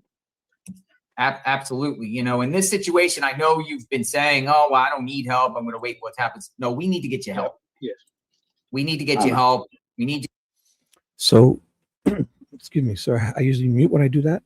I got to run to the little boys' room and make a quick coffee. I'm here. I'm listening. I got my iPhone, but I'll just keep my mic muted. I can't talk, but I'll type in chat. I'm just 2 minutes. I'll be right back. Okay. But we're just going to play this replay here. Welcome to everyone that's come in, and I'll find us something fun to do as soon as these is over, and I'll be right back. To get you, a lawyer. So I'm just a hard head sometimes, but yeah, I mean, I do appreciate it though. I'm very grateful for your help, for everybody's help. I'm just a hard head sometimes, and I was just real pissed, just how it all went down. But I mean, I'm over it. Of course, I have to go to court, and it's just, how it is, JLR. It's like when something hangs over you like that, it just sucks, No, definitely. And we're here, and thank you everyone that's supporting Alex right now. So your goal seems like the same as Juice, 10,000. You're almost higher, but I was lowering it. Yeah, I was. Yeah, you're almost halfway there. Oh wow! So that's good too.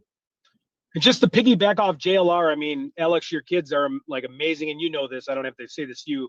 How bright and how intellectual they are. It impressed me like beyond belief. And you let me stay there anytime I wanted, like no sweat off your back. I mean, you know how I feel about you, so I don't even have to say it. But man, your kids, the bright, intelligent people, and that's one day I wish my son can be at that level. And it was very proud to see. So He will. Just keep parenting, man. Just keep doing what you're doing, man. Thank you. We got a couple people that want to come in and say hi. We got Binky Files and we got Susan Riley. I'll bring in Binky. Hi, Binky. How are you? Hey guys. Hey, happy Father's Day, Alex and Ted. And you, JLR, you're OJ's dad, so happy Father's Day. I guess I'm a dad. I don't have no children, but I guess OJ is my fancy feast. She got lots of fancy feast today. Well, I'm going to come in and come back out. I can't hear Binky. Give me one second. Yeah, come back in and come back out. Ted's always having the technical difficulties. You give Oreo wet food every day or just once in a while? So lately I've been giving her double wet food. Double mornings and evenings. Yeah. I got extra. Oh, she might be back there. Oh, there she is. I don't know if you can see her. I don't know if you can see her. She's out there. Hi, Ted. You can hear me? Hi, Ted. I'll bring her over. Okay, I can hear you now. Sorry about that. Great to see you. You too. Hey, Alex, we support you. I'm glad you're almost halfway to that goal, and I'll contribute as well. I've always been behind you. I was really scared and nervous for you when that happened. I also noticed your breathing, and I thought, I didn't know I don't know your health history. I didn't know if you are having an asthma attack or a panic attack. I sure would be panicking. But I'm glad you're okay, and we support you 100% and always have. And appreciate that. Yeah, for back in the day when you guys all first met, I've been watching, and hanging in there and supporting you guys. So JLR, thank you for having me on. And I just wanted to pop on real quick and really wish you happy Father's Day and know that, Thank you. yeah, Thank you. we're here for you. Whatever you need. We Thank got you. your back, Alex. We Yeah. got your We back. I feel it. I feel it. I really do. Thank you. Got your back. You know, and here's another thing, Alex, you know, getting you an attorney, just like with Tucson and Juice, your appearance will not be required. You know what I mean? The attorney will handle everything for you. So you won't have to go. You don't have to get up and go and deal with all that. Yeah. Well, hold on. I might hold that back on you because you're a felon case. I don't know how that's going to work. I'll probably have to be there, but I'd rather be there anyway, you know, but the first one is the arraignment, I think, the second. So when is the arraignment coming up? The second, July 2nd. July 2nd. So in about 12 days. Do you, have you been looking for a lawyer? Like, have you, you've reached out? Definitely putting a legal team together and trying, you know, including lawyers. Friend of mine's helping me find an attorney who's just not local, you know. So you want to go with an attorney outside of Tucson? Outside of Tucson, at least, you know. Makes sense. There's maybe still Arizona, maybe even New Mexico, but I don't know how all that works, but they're working on that for me as we speak. So yeah, I know lots of attorneys in different states, and you know, some have just said, you know, some have shot me a message, said, you know, I wish I had a bar license in Arizona. I would help. Right. You know, I don't have a bar license in Arizona. However, you can actually, you know, believe it or not, if we were to get you a lawyer in Arizona and other attorneys wanted to help in, they, you know, they, even though they got a bar license in another state, they can actually co-sign in if in an Arizona lead. But you know, there was two that said to me, you know, if I was in Arizona, I would help. I would help. I would help. Alex, have you spoken with your lawyer, or do you have one? Or are you still looking? We spoke to a couple. We spoke to a couple, just working, trying to find the right one, affordable and low. That's not Tucson, but yeah, if you have any suggestions, though, that would help. No, I don't. I just know from my own personal experience, when I needed one, I found a great one just by talking and kind of going with my gut, you know, how I felt about the guy. And that's kind of how I found mine, you know, just kind of talk to a couple of them and feeling them out. Yeah. Fill them out. Absolutely. That's you know, my recommendation. I kind of like lawyers that when you do inquire, they get back to you pretty quickly. You know what I mean? True. Not like, hey, that's another thing. Days out and everything like that. Whenever I get that days out, I talk, because you know, I've had my share of lawyers. Believe it or not, I have great lawyers. I'm surrounded by just awesome lawyers. But it's a vetting process. It's like, you know, finding the right one. It's an interview. Yeah, it's an interview. Yeah. Exactly. Right. And because they're working for you. You always remember that. They're on your behalf, and it's all about you. And if you don't feel comfortable with somebody turns you off for whatever reason, or like JLR was saying, they don't get back to you, you know, expeditiously. Yeah, then that's you important. know. Absolutely. Yeah, folks, for people coming in, I titled this video, "Help. We need help. We need help. We need to get Alex you know, over the hump here, just like with Juice, and what we're going to also Tucson got him up, and we'll have Tucson up in a couple of days. But we need help, and we need help. We need to help our family. We need to help our people from the situation, because it just sucks. It totally sucks. It totally sidetracked us from our mission. It's just, you know, it shouldn't have been on this level, you know, and I blame I agree. Shouldn't have gotten to this point. It's just outrageous. Yeah. It's outrageous. And it's just, and it's continuing. It's sad that people can make it's not over yet. Yeah. But other people Definitely are still stopping by there too. You know what I mean? Well, I appreciate you stopping in, Binky. We got a couple other people that are in the thing. Thank you for the Father's Day wishes, Binky. Yep. All right, guys. Thank take you. care. Blessings. Oh, Ted. Sorry, Ted. Hey, Susan Riley, hold it for a second, because I got Shanna Lee in. Shanna Lee. Keep pushing it up. Hi, guys. Hi, Shanna. How are you? I'm good. How are you, all? So, Shanna, you're the one that set up the Give, Send, Go for Alex. Yes. Why'd you do God it? bless you. I did that because I think it's really important that no matter what you believe or who you support, we should all support our First Amendment, the right to speak and the right to document as citizens. That's why. That's pretty simple. You're right. Has I nothing to do with, yeah, people base it on what we look like or how we act or what. Our rights are our rights. You know what I mean? Right. That's right.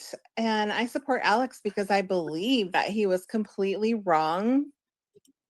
He was wronged by law enforcement. 1000%. Yeah. I mean, just the way they look, the picture I had here, they literally, they don't come to people's, look, they don't Two come misdemeanors. for misdemeanors like this. 2 misdemeanors that show This up was for for that. misdemeanor. This wasn't the felony stuff at the house. This was for the misdemeanors. Apparently in that neighborhood, they do that. But if he was on a bent down the road in the city, they couldn't give two shits, frankly. Yeah, for real. So explain how they kind of like got you out of the house. Then they kind of do a little deceptive things. Yeah, they tricked me. It's probably because they didn't have a warrant, but they were like, you know, there's a sheriff's department. So I opened up the kitchen window. I was like, how you doing? She goes, the detective said, she introduced herself and she said she wanted to ask a few questions if I would mind coming outside. And so I went outside, you know.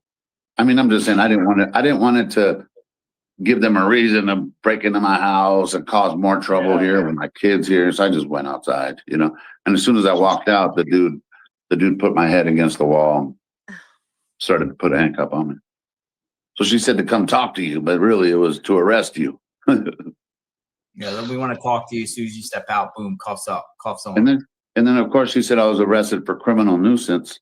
I don't even think there is a charge called criminal nuisance. But when I went down to the car, she said, "Oh, my apologies. It's actually a public nuisance."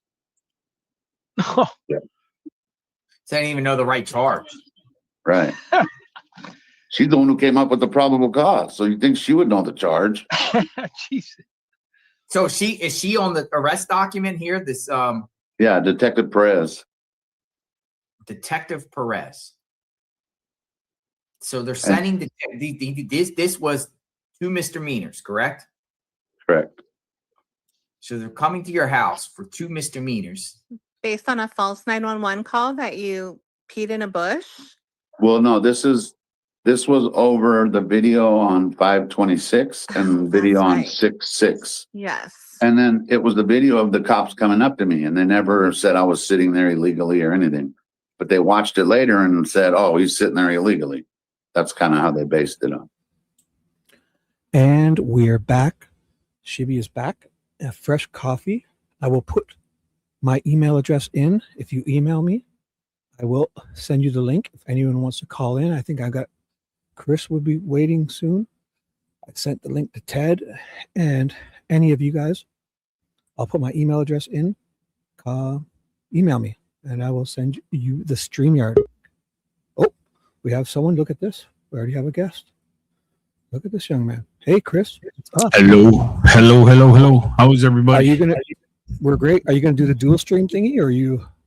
Maybe in a little bit. I got to see how it runs though. But I'm here to hang out and talk and see what's up. Yeah. How is everybody? Happy Father's Day, Shibby. Yeah. Happy Father's Day to you too. It's been great. Thank you. This was a great surprise, eh? Perfect little show. Yeah. It's chill out time now. It's just calm down time and just hang out and yap. You and I could have done shows for 10 days and not got that fast, eh? That was great. 10, 11 grand. Probably still. What's it at now? Can you see it? The link is in my chat.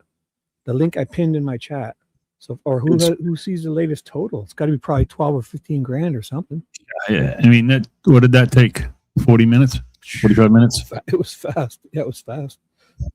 Wow. Yeah, crazy. So, what's on your mind? Do you want to say hello to the people? Do whatever you want. You got the floor. Everybody, how's everybody? Anybody dads in here or mothers that don't have the husbands and single moms? You're a dad too, so happy Father's Day to everybody. Are we doing that? Wait, because I don't know. I hear you, but are we doing that on Mother's Day too for single fathers? I don't know. Yeah, why not? I don't think we should because we all have this. The days. If you if you want to, I think I love it. I've heard people say it. I just haven't really had time to think about it. It's probably right. No, so anybody who's technically, but whatever. No, you can do it. I'm not saying not to. I'm not. I just Right. You're good. You're good. I just kind of I've heard that a lot lately, and I've never really heard that in many other years. Just mostly lately. I was like, well, I think, but I mean, also, like, how does the etiquette work? Like, do you say Happy Father's Day to a person that's not a father because they have a father or they know a father? Like, I mean, no. I just want to do the right thing, everyone. If you're not a father, if you're not so that's where I think. Well, let's see. What did the chat say? You know, like I think if open discussion to come up with what's the best way to approach this, because I'm hearing a lot of different things lately. So, your opinion first. Right. Go, Chris. Let you get in trouble first. Sure. Well, I think if you're a single mother, you play both roles. You're a mom and you're a dad. Yeah. That's my opinion. So no, I think. And I think if you're a single dad, you're a dad and a mom. Why not? Right? I mean, you're doing everything. So I see where you're going. With it. I guess it can go both ways, but I think only because I think, you know what, I think with the mothers on the father would deserve it because of the horrible history of men in the past and our track records. Even though I don't have it, I'm sure if you lump us in all, the statistics would say otherwise. Although I was a single father, I was 50-50 custody because I worked 2 weeks nights and 2 weeks days for about 15 years straight back when my kids were young and I separated. So I did 2 weeks. When I was on day shift, I had my kids for 2 weeks. And on night shift, I didn't have my kids for 2 weeks. But they were close. I was like coaching my son's hockey team. I could see them all the time, anytime, any day, every day I saw them. So, but on that sense, now I think if we were to consider doing this, I will do it for Father's Day, allowing the moms to share because a lot of fathers would bail on them, So I think it's a good thing now that I've thought about it. What do you think? I think it's a great thing. Actually, I just think, I mean, what dads do for their children, where, most of the time, not all of the time, obviously, and mothers get involved too. But I mean, the things that dads do with their kids, and you know what I'm saying? You know what I'm trying to say? Not that mothers don't do it, but the things that dads do with their kids and when they don't have a dad around and mom's doing it. So I mean, I say this. How about we say this? How about on today we can consider a time like for the moms that have been wronged by horrible dads, and then on Mother's Day for the fathers who have been had to. It's probably way lower, but also for the fathers that have had to take up all that extra slack for the horrible moms can be considered. Yep. But it's Happy Father's Day and Happy Mother's Day. But I think we just say it to everybody because everyone's got a father. It'd be nice to say. I always say it to everyone. Anyways, aren't you glad I came on today? I am. I've been mayhem at the beginning. You know what it is? Had such an exciting fun day. I woke up, I had great sleep. I woke up to some wonderful messages I can't say, and then my kids kept texting me again, and I saw them yesterday. But also, this live stream popped up, and I was just going to sit here and kind of do nothing the whole day. I was thinking, maybe I should do another day, and because I'm always on live too much. And then this happened, and I just it's turned into an excellent day. So nice. I'm kind of glad. Good. I'm glad. And so everyone, if you see the pink in the banner, that's for our lovely Nicole Watt. She chose the color of today of pink, bubblegum pink for my Georgia peach. Okay. And as far as the 6-6 video, I don't know what the hell they're tripping on that part because I was at home. Yeah, so that's another thing too. You weren't even home for the acts that they say you did on 6-6. Correct. Or you weren't even there at Nancy's home. You were home. Yep. Well, you have a massive army of support. I concur with one of the comments here.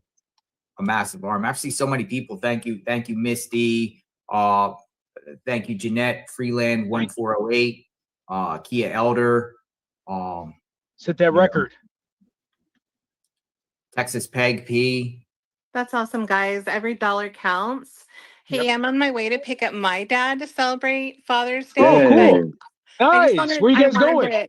I'm gonna take him to dinner over on the water someplace nearby. Oh, fun. Awesome. I wish you all a happy Father's Day, and I Happy absolutely Father's Day to your father, Shanna. Yeah. Thank Tell your you. father. Happy Happy Father's Father's Day. Thank you. I Thank you support so much, Shanna, for supporting Alex and setting up this defense fund for him. Bless. Yes. Thank you, Shanna. I support all of you YouTubers. You're right to be out there.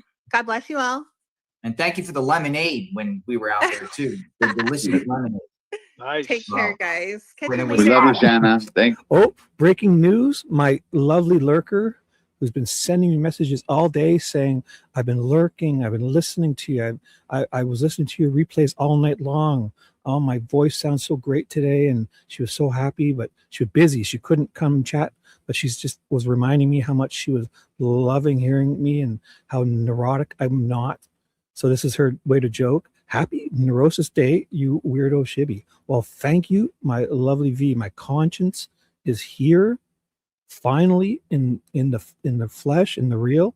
Even though she's been messaging me like literally every 5 minutes all day long, telling me she's catching replays and my voice sounds extra amazing today. So thank you, V. Hi, Chris. Any comments? Hello, V. Sorry, I was reading something.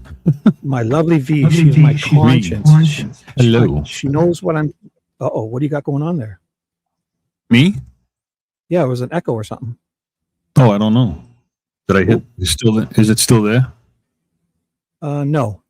Okay. But V is my conscience. She knows what I'm thinking before I say it. So Nice. Very nice. What's And he thinking Justice, right now, V? Did you see Justice? Yeah, tell me, V. What am I thinking? What should I be thinking now? Because she's ahead of me. Also, Jay for Justice was here today. Did you see that? Yeah, and she came to say was she there hello. yesterday too? Yes, I think I missed her then yes. too. I'm such an idiot. Oh, Oh, I'm gonna make up for it. I swear. 'Cause Jimmy. yesterday I swear to you, I'm gonna be on her show. You know why? Because I was in her chat, and for whatever reason, I guess she sees my name. I don't know. She says hi to me and stuff, like she knows who I am. So I joked and said, I'll come on her show and give her a bump, like, you know. And she said she would love to have me call in. I was like, oh my God. So I sent her an email and all that. So wow. I mean, if I get to call into her, I would be honored. I would try not to fanboy. Oh my God. So that's things to come. There's going to be a collaboration with Justice for Jay and Justice for Shibby. All right. So here we go. Thank you. Thank you. Bye. Bye, Shanna. Bye. I can't wait. You have a good day. So Shanna set that up. That's So cool. excited. That's awesome. Oh, also, if you guys don't know who Criminality is, I had Criminality. Oh, we have another guest. I had Criminality Teresa call in, a superstar too. Wow, another guest. Ted is on Hey, the what's panel. up? Hey, bro. Hi, how are you? Doing good. How are you doing? Doing What's up, good. my man? You don't tell Chris, me you're what's in the up, man? garage How cleaning. you doing, brother? Are you I'm cleaning doing- the garage again? Yeah, I'm in the garage. My son just started kung fu, so I'm trying to show him like the Well, Oh what is it, God. the Iron Tiger, The or whatever the moves. hell it's called. Wax on, wax Ted. off, paint the fence. The pelican kick, whatever that kick was again, remember? Yeah, I was showing him. I'm like, hey, blah blah blah. So what's Just, going on? How are you guys doing? Stay away from the Spider-Man suit and Santa Claus suit. That's all. Nice. So, Happy Father's Day, Ted. so Alex did his goal pretty quick, huh? I mean, that was perfect for me within like 20 minutes. Wow. Yeah. Wow, that was amazing. Bing, bang, bing. I mean, Juice's was quick too. Juice was I in know. 40 minutes, I was just maybe. I glad. think. Oh, sorry. Go ahead. I can't hear that good. No, go ahead. That's it. You're done. Go ahead.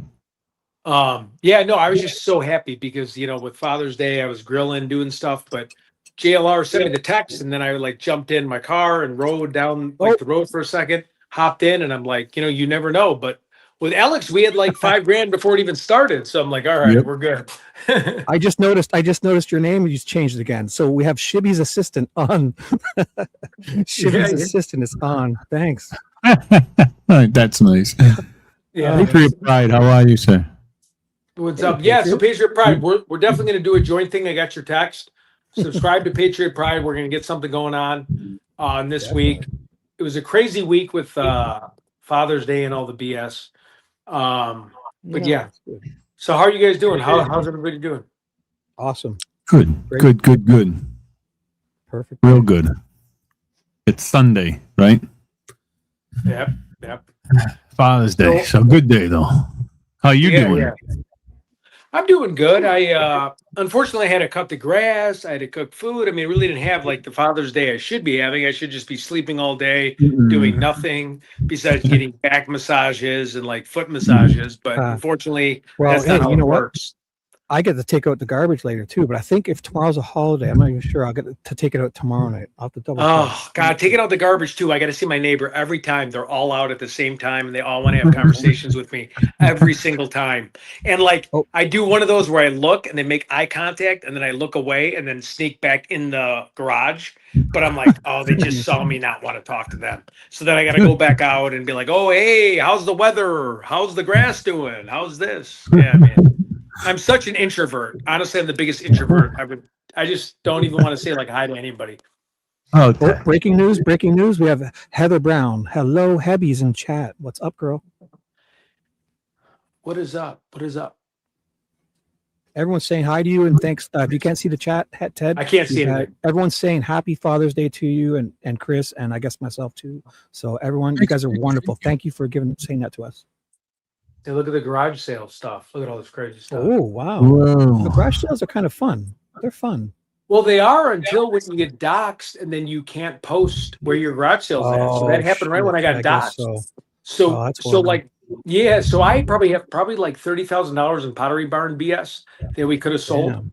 But because everyone got eBay or doxxed at something. the same time, we could not post anything. How fun was that? Also, we made $200. Anonymously on eBay, make an anonymous eBay thing. No, I told my buddy Hornetbrink, I go, hey, post it. But he goes, no, I'm just coming over with a shotgun. And I'm like, no, don't do that. yeah. Put him on guard. Yeah, at the front of the driveway, sit him there, and you won't be no. bothered at all. So like the last garage sale, we probably made maybe $2,000. And again, you're just selling stuff that I bought. People like I paid like probably $2,000 for one thing. And you're selling like 30 things for $2,000. So this time it was the exact time of the garage sale. And it was like, yeah, come here, burn the house down, kill everyone. I'm like, all right, we got to take all our posts down. Cheapers. Wow. I'm just kidding around. I'm kidding around. No, I know. I'm just kidding. It'd be like that whole. I guess we'll be doing the whole estate sale soon, or no? I'm just kidding. Depends how this YouTube thing works out, eh? You might have to. Hey, get back in there for a second. I'll get your ice cream cone if you get back in there. Oh, okay. I thought you were kidding. Ted, are you local this week, or are you out and about? I'm going to be out and about starting Monday. So, wow. Hey, shut the door. Shut the door. There you go, buddy.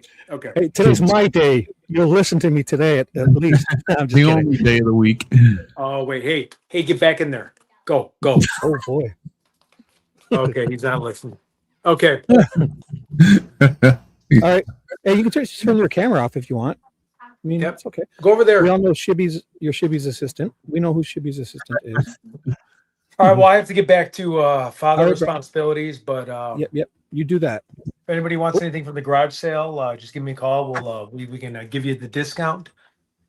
Yeah. You have any RC cars there? I'll take the RC cars or any toy cars. I love.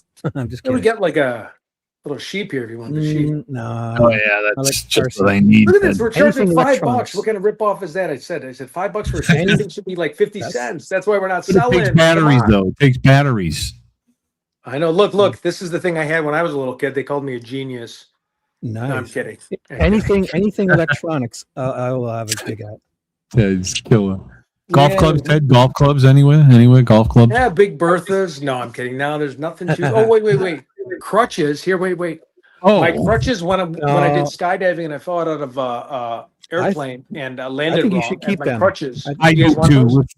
With your streak, I think you need to hang on to those. Keep them. I could have walked for 6 months. I could have walked for 6 fucking months. Every room you'll need a pair of those. Yeah. How much for the car? Oh, hey, there you In go. the car, yeah. $50. $50, not bad. You know what I want, Ted? I want the famous wallet. You want to? I'll buy you a The wallet. There's nothing Yeah. in it. All right, I'll sell it to you for That's 10 grand. That's okay, but that's the wallet that was lost. You know, that's famous now. Oh, hey, there you go. That's beautiful. $2,000 for the Spider-Man suit if you sign it. Yeah. Nice. All right, I'll be back in a little bit. He keeps opening up the door. Sure, man. All right. Hop up anytime. Later. Anytime. Later. See you, man. Later.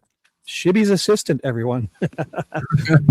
he's making up for wrong future past. Hey, whoa, wait, It's the show. He's the star of the show. Ted. Hey, I removed him. Okay, I removed him. He forgot. I removed him. I'll mute his mic too, just in case. I removed him and he didn't leave. Okay, so we're fixed. And we're back. What were we doing? I don't know. All right. Yeah, we were watching the interview. Right? JLR, yeah. Not the interview room. Doy. Any comment before we fire this up again? That was great. Thank you to everyone. Honestly, we're all joking around, but thank you. Patriot Pride is here. Habby's here. Nicole is here. Blue Cats. Hello, everyone. Island Queen, my beautiful photon, my fish kisser, my lovely fish kisser, and one of Chris's main mods. Stanky's here. Oh my gosh. Thanks, guys. What? And Dylan too. Oh. You have something you want to say, or who, me? No. I'm okay. Talking out loud. Let me mute myself for a minute. Yeah. I'll just play some of this here. So take your time. Hey, Susan Riley, how are you? Hey. Hi, can you hear me? We can hear you. Oh, good. Happy Father's Day, everybody. Happy Father's Day. Happy Father's Day. Alex, happy Father's Day for real. I know you have like 4 dozen children, right?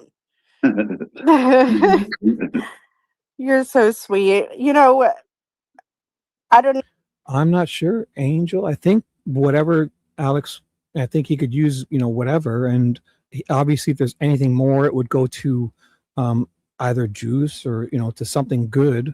So I don't know what the total is. So anytime you guys want to, feel free to, if the total keeps jumping on their thing, let us know.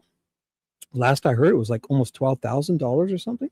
So that's awesome. But Alex did promise that if any was more than enough, he would give it all to his lawyer if they needed it. And if there was any left over, he would do something worthwhile. Obviously, he wouldn't just, waste it or whatever. So, all right. So let us know if there's any totals. I don't really even know what to say. When you got out, though, we watched live and I cried. I cried watching you walk out. It was just such a moment. And I'm glad that we were able to see that. And I'm glad that Nick was able to capture that moment. Me too. We're blessed. Yeah, and my little one, she's 9. I don't let her watch too much of this, but she loves to watch when you guys are together, the 3 of you. And you're the teddy bear. You're the big cuddly teddy bear is what she says with the crayons on his face. And I'm like, that's right. The crayons. Yes. I love but, you're a protector. And when you get close to somebody, their family. And now it's time to let us help protect you. And that's what we want to do. Bless. Okay. Such a great point. Well said, Susan. I mean, he is the protector. He is. The first time they were to me, of course it bothered me, but going out the second time was 100% what was my plan. You know what I mean? Because if they were telling me that I wasn't allowed to be out there, I was going to check on her, see how our constitution is working out here in this county. You know what I mean? And I even said it, I think that same morning, or that before I got dropped off from the Uber, you know what I mean? And jail sucks, but you know what? Overnight in a jail, 2 nights in a jail, I could deal with that. You know what I mean? And if it's for the better for all of us to be able to, because everybody knows everyone is allowed to film there. So the fact that Finance and all these different media companies, but I can't be, that just makes no sense. So I did that on purpose, Yeah. And Susan, just to piggyback off your comment of the protector, when we were in that ghost house and we were in the same hotel room, I slept like a baby. I could care less about the ghost. I knew I was in the room with Alex. We were all good. That's right. Aw, yeah. No, Ted definitely needs you, Alex. We need you on the outside. Yes, we do. Because when you guys go out and about, you know, you need to guide them. Definitely. I mean, you're just Need to cope with me through those high heights. Calm me down when we're going in, Yeah. 6,000 foot cliffs. Yeah, Ted, that was insane. Did you have a diaper? I wish I did. Unfortunately, I didn't, so I had to wash my pants a couple times afterwards. But Oh Some of my those roads God. were pretty sketchy. They were scary, man. Yeah, Yeah. they were. But But you that always sounds bring good. positive to, you know, any situation. And I hope that you maintain that and you keep that. You know, you have a good heart. You have a very good heart. I straight up concur with you, Susan. You know, and I don't think Alex is a thug. I don't think Alex is, trouble or anything like that. Alex, every time we're around people, Alex says hello to people politely and everything like that. Of course, Alex responds his way when people come at him all crazy and funny, and that's just his way. Alex does not start trouble with anybody. No, you're very polite. You're very appropriate. You know, people they suck. People suck. Yeah. These situations. So everybody go and check out Paula Fitzhenry, our lovely pop culture expert. She did a wonderful little cute live stream, quick 2-3 minutes. And if you stay to the end of that, you'll see Shibby gets thought of. And I get a shout out because she's mentioning her favorite YouTube channels and she throw Sweet Dude Shibby in there. So I was so honored. I was watching. I was like, oh, caught me off guard. It was funny when you're watching and you don't know and you kind of hear your name. So it was really nice. So check out this live stream from earlier today. Quick, Paula Fitzhenry did it, and you'll like and subscribe for everything pop culture from to Taylor Swift to Stranger Things updates and Scream movie reviews and stuff. And she's wonderful. So check her out. Okay. Thank you, Paula, for the shout out. It's not right. We always appreciate your support too, Susan. Of Yeah, I course. appreciate the kind words You too. watch at work, right? You watch at work. Yes. Yeah, I watch in the pharmacy. Yep. Oh, cool. Yeah. Well, yep. Nice. If I'm not watching you at work, you know, I'm watching you after work late at night, and my little one will come in and, you know, kind of pop in, and I'll make sure that it's an appropriate, you know, episode or whatever. Right. But That's so cute. If you don't mind me asking, how old is your little one? 9. Yeah. Oh, you already said that. I'm sorry. That's No, my you're No, it's cool. active Little listening boy. skills, Fun, right? ADHD. You guys are What's his awesome. name? Susan? Let me just say, we're progressing here. You guys are. I am so grateful for all of you.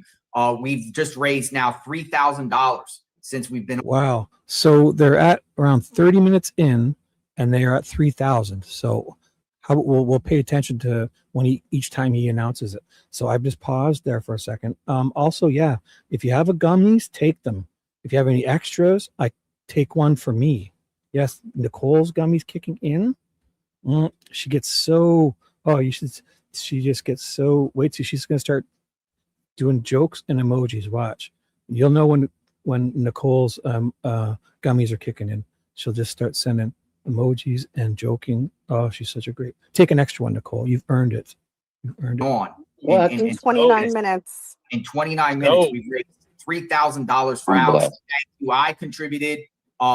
Folks, if you could So 30 minutes, 3,000. Let's keep track of that. just contribute, that's help our brother get over the top. We're only less than 3,000 from a 10,000 goal. That's rock. Oh, That's wow. Okay, I'm going to start singing soon. Yes, That's right. Ted, get the cone. Yeah, let's 9 do this, zone, right? because once we have this, folks, Alex will get an attorney and we'll be fine. You know what I mean? As far as the process, at least his rights will be protected, and we can go on this journey with him. You know, we'll have boots on the ground as far as covering his proceedings and everything like that. And you know, I don't want Alex to get railroaded, man. I don't want them to just some public defender to take advantage or try to dupe Alex into scaring him into taking some sort of please. crazy deal, some crazy deal. Right. You know, the bottom line is the time Alex got arrested that, you know, we all saw live, which was crazy. That was no probable cause to arrest him over that BS, those stupid calls. An unwanted person and him peeing on camera live. You didn't pee. You never peed.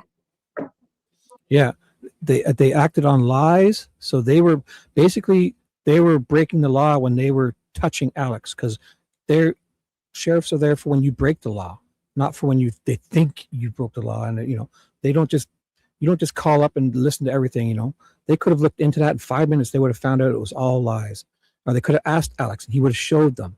They come walking up to him, grab him by the wrist, grab him. You know, when they grab you, when they got their gloves on and they grab you by the wrist and then their other hand, especially if there's two of them, and they kind of put their hand on the back of your arm too. You know, they got two hands on your arms. Like they got your wrist and then they use their other hand on the back of your arm. You know, they're directing you there. That's it. You're done. You're gone. And at least with Juice, when they did it, they gave him a second or two. You'll go back and look at Juice's video. They said it was going to happen, but they're like, okay, pack your stuff up. The sheriff stood there nicely, allowing him to pack his stuff up, contact someone to pick up all his stuff. And they gave him a minute or two.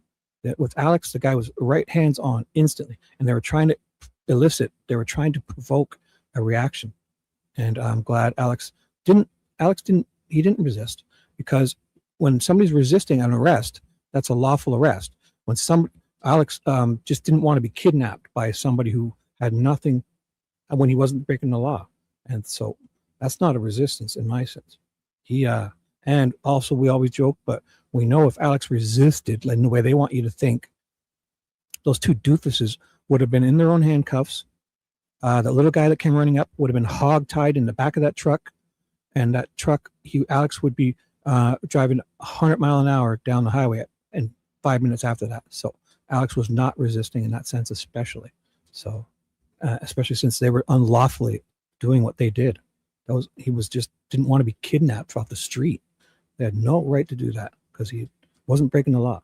I mean, you guys, if you think if you're uncomfortable or you don't think they should do this, but when somebody's not breaking the law sheriffs, you know, they're not lords, they're not gods. Their powers, their extraordinary powers come into effect when you're breaking the law, not to just start weaponizing the law and start throwing their weight around. This isn't, you know, we're not in Russia and I'm up in Canada, but it really means a lot to us. The rest of the world knows if this could happen to you guys, we're doomed. So your fight is our fight. We're together. I think of myself as one with you guys. So I hope you guys don't think I'm saying it any other, like talking down to you in that sense, because I feel I'm with you as one. So even though I'm up in Toronto. Okay.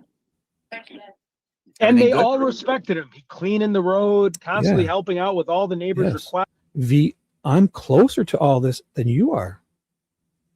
I'm closer to this. This would affect me more. I could get there, you know. I'm closer to all this. Oh, well, down in Arizona, maybe not, but you know what I'm saying. Ugh, quit it. I feel like I'm one with you. It's not this or them. Just know that the rest of the world understands, especially Canada and United Kingdom and, you know, the ones that are close with you, with the States, you know, if it happens to you guys, we're doomed. Okay. Because you guys are that beacon on the hill. You know, your legal system, the right, you know, over the last hundreds of years has just been what everyone else has basically, you know, relied on to be, you know, working good in the people's favor and just to be fair and just. So if it happens to you guys, it happens to me. All right. I have lots of family. I have 8 to 10 family members that live as snowbirds in half the year in Florida. And I'm 2 hours from the border. I come there often. I used to have family in there until I got divorced, other family and stuff like that. So it really, really matters to me. So if I know we're all joking, but just know it really matters to me in that sense, because if it happens to you guys, we're doomed, especially up here in Canada. Us with the memorial. It's just it's crazy, man. It's crazy what happened, man. Crazy. And you know, I don't know why they're not investigating these bogus calls and doing an investigation into these calls, because not all the calls are local. They're not. Yes, you're right. I take it back. After I said that, I was thinking, no, B's really close. So hush, quit proving me wrong. You know what? I have to live with myself already. Quit reminding me how neurotic I am. But thank you. You guys are awesome. I love you all. They're trackable. Even spook card, they're trackable. Just try not to remind me how ridiculous I am. If you can, I'd appreciate it. But I understand if you must. Trackable, they're traceable. Why are they not doing anything about her admitting that she put that crap on the side of the road? That's a great question. Yeah, it's a great question. I don't know. They don't care. Especially the rocks. Because remember, they kept saying if they didn't see somebody do it, she admitted it. I'm sorry, I didn't see you pee. I didn't pee on camera. We know. We know. Yes, Island B. Perfect. Well, yeah. If he was actually really was resisting, they would have been in a pile, and the deputy's car would have been gone. You're so right, Island Queen Bee.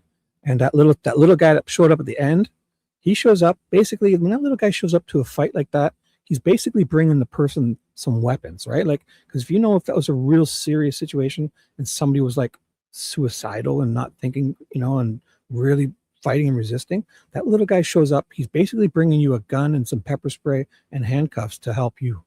Because that little guy, I mean, what are they doing sending a little guy like that he's just going to make it worse, because then he's taking up a space for somebody who can really help. I don't know. They gotta reconsider that. The little guy showing up was just antagonistic, telling Alex, quit spitting on me.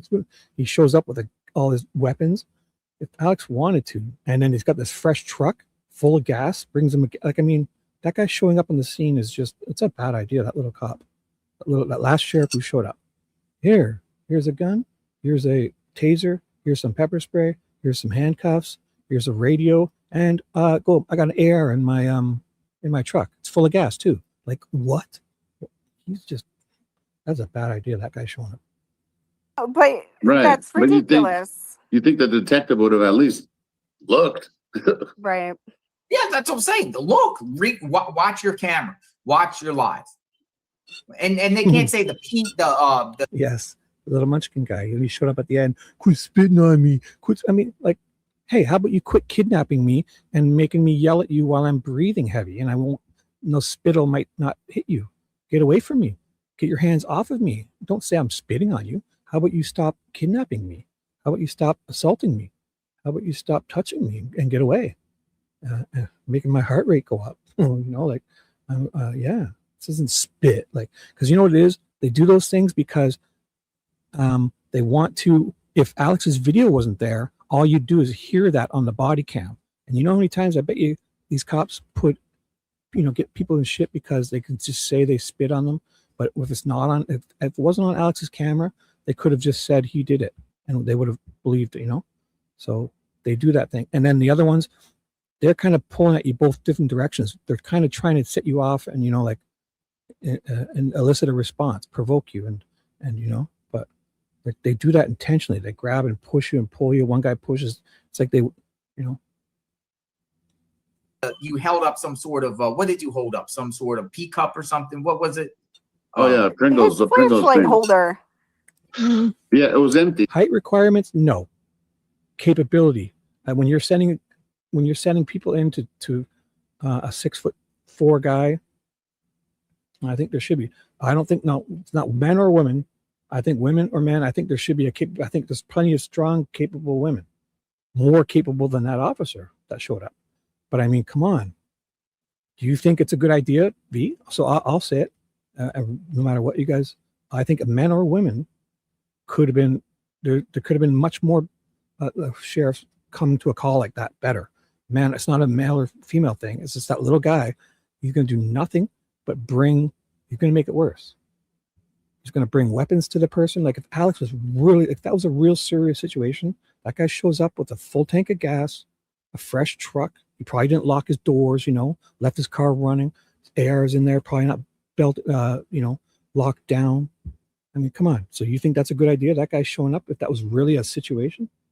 So I don't think there should be height requirements. I think there should be just I don't know, some capabilities. Like they could, I'm sure they got 10 other female sheriffs that are kicked that little guy's butt and helped out much better than that little guy. So that's my opinion.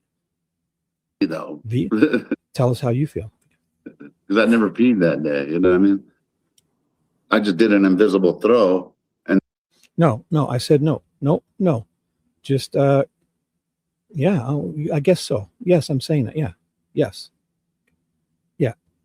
So V, you think it's a good idea to deliver if Alex was like out of his mind, you think it's a good idea for that little guy to show up with all his like he's going to go take over Fallujah or Iraq, with all those weapons attached to him, shows up with a full tank of gas and an AR-15 in his truck, probably didn't lock his door, everything's running. You think that's a wise idea? Tell me, because I don't. I think that was ridiculous. That little guy showing up, because that was a serious situation. He's just bringing the person a bunch of whole, fresh, fully loaded guns, handcuffs. I mean, come on. then, you know, of course, KBOA added sound to it, but when you watch the original, it was empty. I think I even said it right before and after that I was like, I couldn't pee because I had the microphones on me. Because they're armed to the T. They're ready to take on. They look like they got weapons all over them. They look like soldiers, some of these cops nowadays, even up here. Yeah, that's why I'm saying Iraq, because they look like they're soldiers showing up to somebody protesting, sitting there unarmed without a camera. They when they show up, they're ready to storm the beaches. So I think everybody, I would prefer a female trans person. Yes. What then? I think as long as they're not that little tiny person who's going to just make things worse, I don't care what they are. I don't judge people by that. So I would anybody, as long as they're more capable than that little guy. I mean, I guarantee there's 20, 30 Pima County female sheriffs. And if there's any trans, any of them, I would want all of them that are at least helpful to, like that guy should be on death. I don't know. It's just to show up. He's just going to make things worse. That little tiny guy. It's not an orientation. It's not any of that. It's just come on. That little guy is making things worse. And there's 30 more sheriffs on there. That would be helpful. But if Alex wasn't a nice guy, that would have turned out really horribly. That's my opinion. Yes, you can, Barney. Yes. Barney can frisk me, and we're going to move on. Yeah, we all would have heard it. You know that one time, Alex, I was watching you, and you were on. It's not a height thing. I'm not discriminating. So V loves to turn it around. I never said it. I prefer shorter women. It's not a height or gender or orientation. None of it. Just like that little guy was the wrong guy. That's all I was saying. So don't try to spin this any other way, young lady. How dare you? That little guy. So V, do you think that little guy helped the situation? Is that what you're saying, V? That little guy. So let's get that. V, do you think that little sheriff that showed up, the third sheriff, was he helpful to that situation? Would you recommend that again? I hope not. Off camera because you had to help out with the memorial for like what seemed to me to be like an hour, moving stuff, adjusting stuff, helping everybody. And all I wanted to do was hear from you. And I was getting frustrated going, God, Alex, just get back into the view. I want to hear you talk and like your charm. But you were so focused on helping others. That's what I never forget some of those moments where I'm like, he's been gone for an hour helping these people at the memorial. I think anybody who would be tiny and not helpful at all shouldn't be doing that. I wouldn't care what they are. Yeah, if you're 4'3" and you're like not strong, I mean, you think that's a good idea to have a third cop, whatever, tiny, showing up to help when a gigantic man is supposedly resisting and pile on? Because that guy's just made it worse. So I don't care what. I mean, that's just a bad idea. I don't know. So, I mean, is that wrong of me to say? It's not a height or age, or it's not the sexual orientations or genders, none of that. That little guy at the end made things worse. And if Alex was resisting, all he did was deliver him a fresh set of handcuffs, a fresh gun, pepper spray, AR-15, and a truck full of gas. Like, I don't see why that's so wrong to say. Well, I mean, they love you out there. That's the part that blows my mind. I like helping Lauren, whenever Lauren was out there, but also You don't were like to get in gone her for way. like an hour off camera helping. I'm like, dude, it's hotter than heck out. I even swept the street. I swept all the rocks off the road, so they're all in the easement. You know what I mean? Nobody asked me to, but I was just some of the things busy. we've seen you do, Alex. I just want to say firsthand what I've seen you do. You were one of the first people I've met when I was out there. And you know what's even so amazing about our bond and friendship is, you came and you were one of the first people. Well, there's a shortage because a lot of people don't want to do what they had to do there. Yeah, there's a shortage. I get it. People have ethics. They're like, I don't want to violate people's civil rights. I want to be a good cop. And it just seems like you can't be nowadays. So is there a shortage or is there demand, what they want them to do, creating the shortage, Yeah, I see it. There's a shortage because people are like, fuck, I don't want to just bully citizens and arrest them without cause, just exactly what was happening there. So there's a shortage. Yeah. The good ones are like, fuck this. I don't want to do this. And I understand why. What am I missing? Because, no, V said there's a shortage of cops, sheriffs. And I'm like, yeah, because look what they're expecting them to do. Some of them are like, I don't want to do this. I don't want to violate rights. I want to enforce the law, not my weaponized stuff for nano. Yeah, I mean, a big thing around here for the shortage of cops, not only, what we just witnessed in Arizona, but it's everything else with like how dangerous it is to be a cop now. And, in this area, cops that I have a lot of friends that I grew up with that are cops, and if they could retire right now, they would retire. They're tired of having to, Right. I get it. You always worried as an officer, you always worried about what could happen to you, right? And now it's like that's like an everyday occurrence around. I mean, it happened yesterday in Chicago. They lost a police officer, was shot and killed. That's horrible. So it's just that's why there's a huge shortage too. They don't want to do what happened in Arizona, and it's like an open invitation to shoot at police these days. Right. They do get the short end of the stick a lot because they're the first the honorable ones, the good ones are the first to run in and put themselves before others. And I get it. But these demands, like those cops that did this to Alex, they knew it was wrong, but they still did it. Shouldn't they have said, no, I'm not doing this? At what point do they say no? Because the one guy was like, I'll tell you, I don't want to do this, but I'm doing it because, and he named two of the other people, right?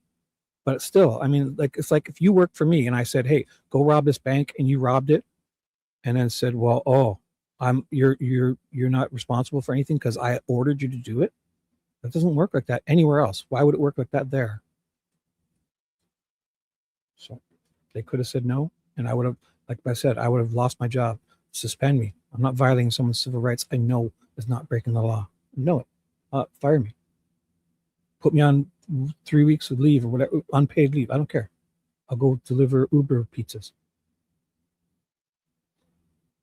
There you came in. Hey, JLR, how you doing? Shook your hand, hung out. You weren't live streaming anything. You were just hanging out with me. And you said, JLR, I've covered the Delphi, Indiana case.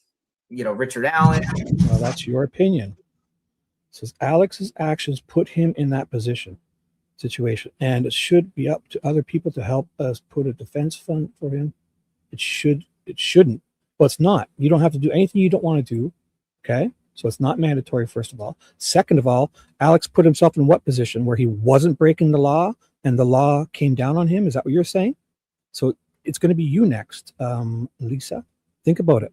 It's going to be you next. So you just advocated for a fellow citizen doing something that you choose not to do or don't approve of, but wasn't breaking the law. You're okay with that treatment to your fellow citizens, his First Amendment rights being violated like that? And you're okay with that? And you think Alex put himself in that? What position was that? the position where he was not breaking the law on a public street, getting arrested and kidnapped? Is that the position he put himself in? It's going to be you next, Lisa. So whether you like it or not, your feelings, I think you should support your citizens who are, even if it's something you don't think it's good, even if you don't want to do it yourself, you don't agree with how they handled it. He was in front of the house. You don't think, but he was not breaking the law on a public easement that he has every right to be on, and not breaking the law, and the law came down on him hard. And you're okay with it? You say he did that? How was that? Welcome. You're in the right place, I guess. We don't agree with Richard Allen, but you didn't hold that just because I feel like Richard Allen's guilty and you don't. You didn't hold that on you. Like, it was like no none at all, or anything like that because of our differences in another case. And then you were just nothing but polite. You want me to get something to drink? I'm going back out. You want to, because you had a car at the time. It sucks that you got T-boned. Then you started actually at the time for the first couple weeks. You're literally going around talking to people, trying to find answers, communicating with neighbors. You're sitting around just respectfully talking to people, trying to gather intel, trying to gather some insight. You took your own time to go search washes all in the area. Not only that, but you organized the first search of group of volunteers, non-law enforcement, at the Hobby Lobby parking lot. You were the one that organized that brought numerous people out there. Then you would go with Arizona Searcher and you'd use that machine thing there. What's that? What do you mean? Wait. But how long was what? What does it matter? What does it matter? As long as they wanted. Is it bad to not break the law in public? Are you allowed to do that? I don't know. It's uncomfortable. It might not be advisable. I think there should be, it's either you're breaking the law or not. And as long as they want. As long as you want to exercise your free rights, your civil rights. Yeah. I don't know. As long as they want. That's what you're asking. How long were they going to hang out in front of Nancy's? As long as they want. That's the whole thing. On a public easement, you're not breaking the law as long as they want. So that's the answer. As long as they choose. As it's called freedom. Called metal detector. Metal detector, yeah. You're going all the way down the street looking for any clues or anything like that. You're just you're pouring your heart out in this case. And this was before you were really even live streaming about it. I was just taking pictures, and stuff like that. Taking pictures and stuff. You think I have a short fuse by just stating how I feel? My gosh, you guys try to do 10-hour live streams, and I've flipped out like once or twice in the last couple weeks or months. I want 12 hours a day live streams. So if I had a short fuse, oh my goodness, you would know. So no way I have a short fuse. I'm very reasonable. A little neurotic, but very reasonable, I believe. Stuff in the washes and stuff. That's what I'm saying. And you were just trying to find Nancy. I seen it with my eyes. I didn't see any pretentiousness. I didn't see any fakery. I didn't see any grifting or anything like that. You weren't even streaming. You weren't even making videos. I think you made a couple videos, and then you decided to do your live streaming and stuff like that. But you poured your heart out for the first month. That I seen that was 100% genuine. 100%. I appreciate that, man. I really do. Yeah. And that's true facts. I mean, no one can dispute that. Yeah, and I think concur you're to just that. a He was sending genuine me an guy. email. Yeah, you just said. Yeah, well, I mean, I see it all the time. You ever seen Long Island Audit? He lives in New Jersey, actually, so I think you're wrong. Maybe it wouldn't be advisable, but I think if you're in public and you're somewhere you're allowed to be, you should do, if it's not breaking the law, you should you do it and not have the law come down on you. That's the whole thing here. So sure, there's areas you should stay out of, even up here in Toronto, everywhere. That's bad areas. But again, if you're in public not breaking the law, I've watched Long Island Audit do lots of things in public that I probably wouldn't have the guts to do. So he's in New Jersey, I'm pretty sure. Right? Where's Long Island? That's New York, right? Or whatever. An email saying New York, yeah. Oh, sorry. What was that? In New York, Long Island's in New York. Right, but he's that Sean does it all over in that areas, right? Like, Yeah, I don't know if he lives. I don't know if he's from New York or New Jersey. I mean, I he's in know that it area says, for sure. yeah, but I seen him. But I mean, hey, I think if your fellow citizen is not breaking the law, even though it's something you choose that you wouldn't want to do, you should support them. I would believe. Yeah, remember Especially- what I said. I support them 100%. Even though you would have chose not to do it differently. Exactly. That's all. I mean, it is what it is. But in my opinion, Alex was good that night. You know, that he got arrested in front of her house. He was fine. You know, and I've said it to you before. It's the way they approached. That's all. And that little. I only caught bits and pieces of what you guys were talking about earlier, but that little dude that came, you know, flying over, he didn't help the situation. No, he delivered a bunch of fresh weapons and a full tank of gas in a truck with an AR-15 is what he delivered to if Alex was really crazy. But V said something. So V asked, what is the law on sending gummies to Canada? First of all, you wouldn't need to because weed is legal everywhere in Canada. Every province, all 10 provinces and 3 territories we have up here. Our marijuana is legal, so we wouldn't need your stuff. So it's legal everywhere, huh? I didn't know that. In my home, right where I am, I'm in the middle of the city of Mississauga. I could grow 3 for each adult. Say there's 4 adults per home. Each adult is allowed to grow 4 plants for personal use. Oh, okay. Anywhere on our front steps. Oh, that's cool. That would be gone. That's cool. Right, I'm just saying you could put it out there to get some sun. Yeah. That's cool. Yeah, I think we can do 3, 2, 3, something like that here. So it is legal there in Boston then? Yeah. You just can't. Like obviously, yeah. Like there's good. Well, I mean, you can't. Yeah, smoking it in certain areas. Yeah, you can't still drive and smoke and all that stuff. But yeah, no, you can grow it. Of course, they're really good at that now. They're using, they've included that just like the drinking and driving campaigns up here. Oh yeah. But if you do it within the way it's set up, it's legal. That's cool though. So, I mean, and now a lot of people are like, "This isn't fun anymore." It's like, no, because it's not illegal anymore. We used to like kind of drive around and smoking and finding spots to park and get, and then it was kind of like, what was that called? Not exciting. I don't know. But the cops were always chasing us. Even before I got my license, I'd be walking around with a big a half quarter or a quarter of hash in my sock. And the cop would they would always find it. And the cops are cool around here. Well, you know what they used to do? They used to make us, instead of giving us trouble, when they caught us with hash, they would make us break it up in little pieces and throw it. They'd put our flashlights on us and make us throw it into the woods or something, So you wouldn't see where then they would leave us. This was ours here. Late 80s, early 90s. Yeah, our cops here back in the day, which was most of my friends' freaking parents, but they would just make us drop it, grind it into the ground with your sneaker.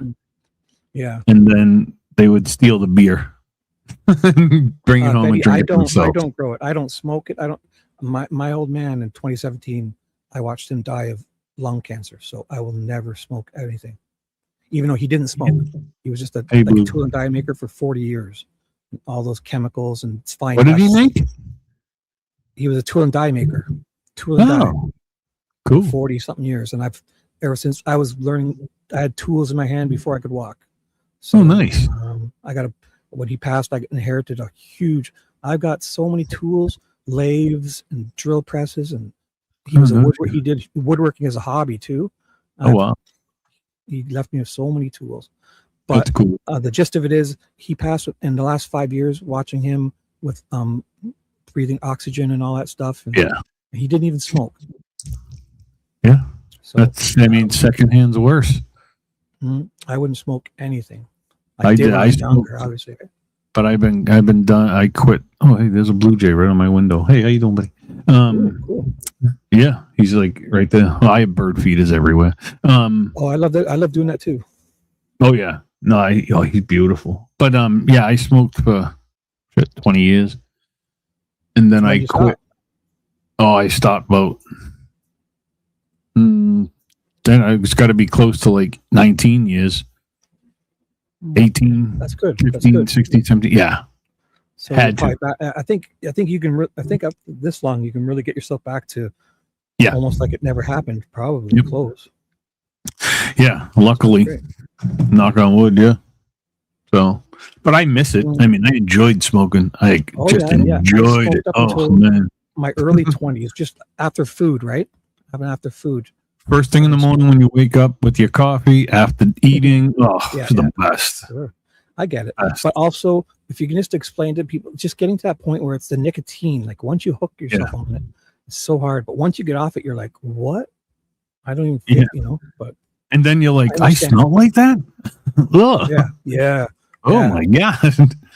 It's worse, especially when people smoke half a cigarette and think they can just knock the heater off and put it in their package and kind of walk back in. It's like, you got an ashtray in your pocket? Like, it is bad. And those smell worse. They, those little bits that are left over, they stink like ass. Yeah. But it's up here. They tax the crap out of it. If you saw our cigarette packages, you would wonder why. Because I mean, they put like on every cigarette package, we have to have like warnings and labels, and it's got it shows people's half of the package now is like somebody's gums and their teeth and all like heavy cancer, like real cancer photos. They're trying to scare people away from smoking. And all our cigarettes can't be visible to anyone.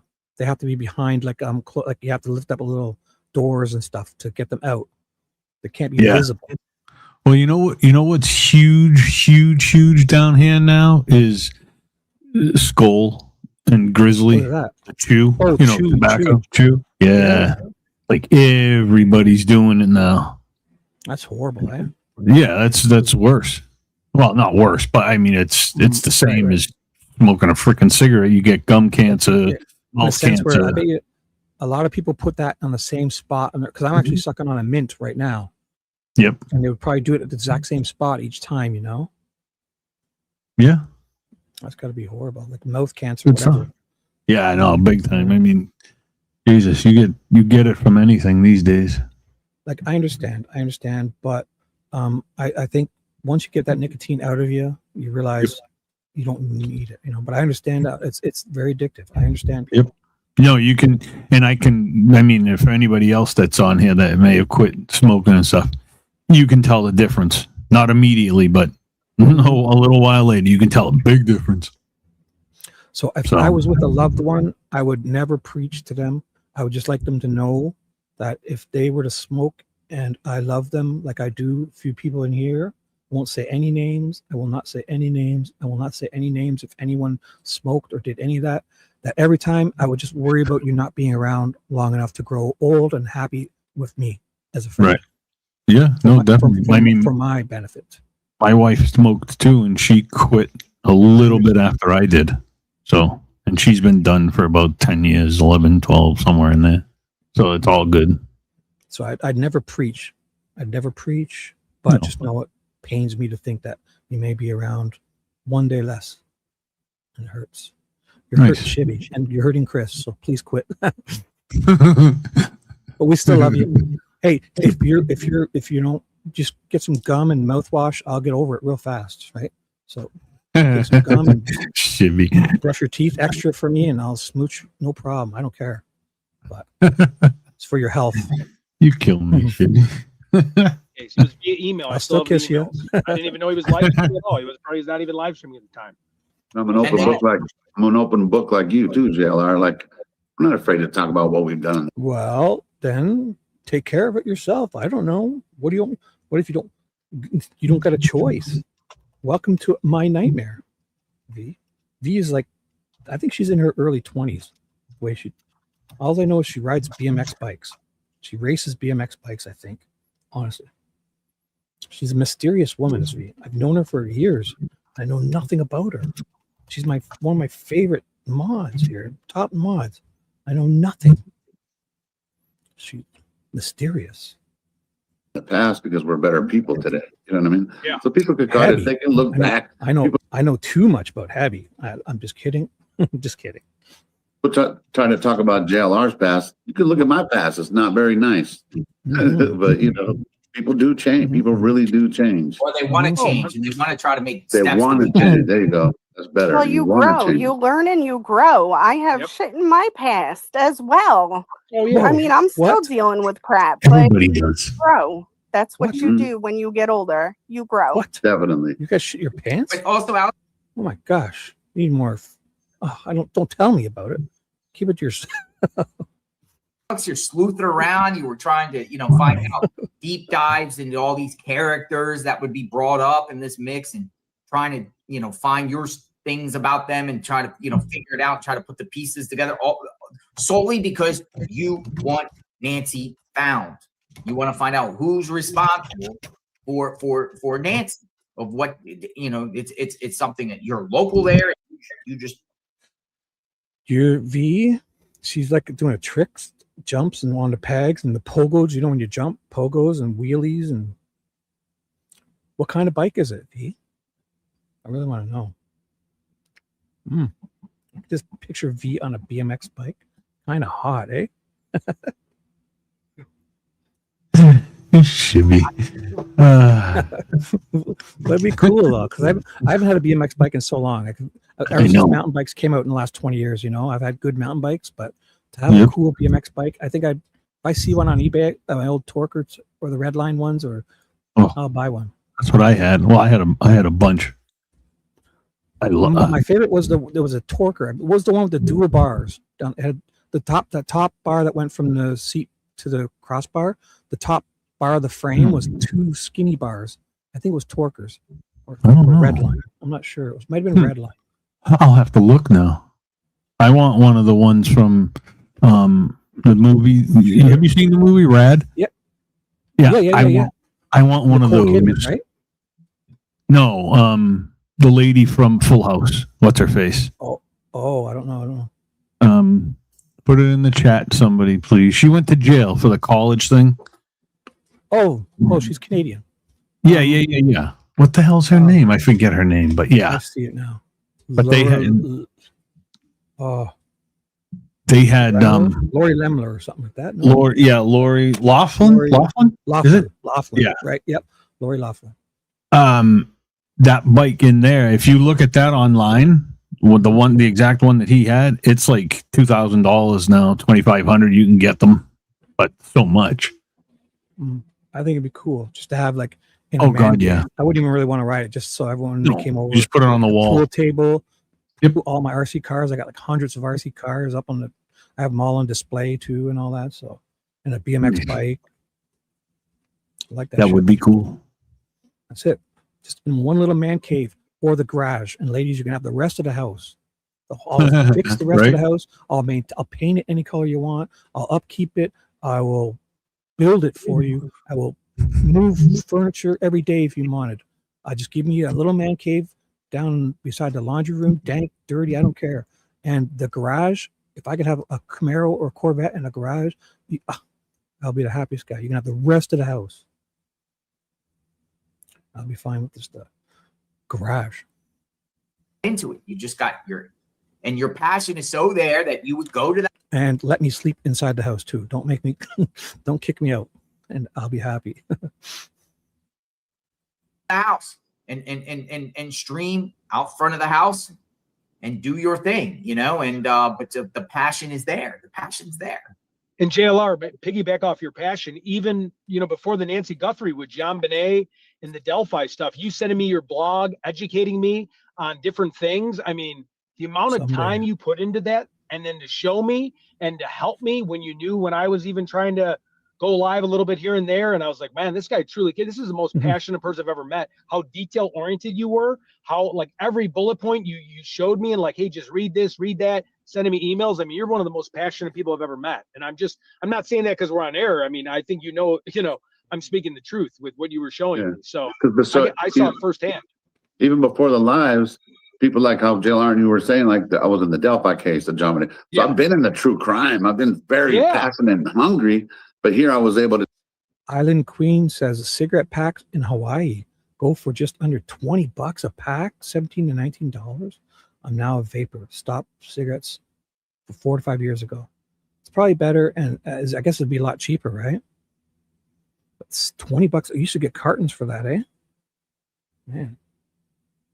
Up here we have things that are called cheap cigarettes. They call them res cigarettes because on the indigenous Indian reservations or whatever, they have a bunch of tax-free cigarettes, I guess, tobacco. So I guess some of them get snuck off, and people, it's like a black market, whole black market thing called res cigarettes. I'm sure you guys probably have that stuff too. But they're like, they look the same as like the brands, the big brands, but they're little different names, and they're tax-free because 90% tax is up here probably. So.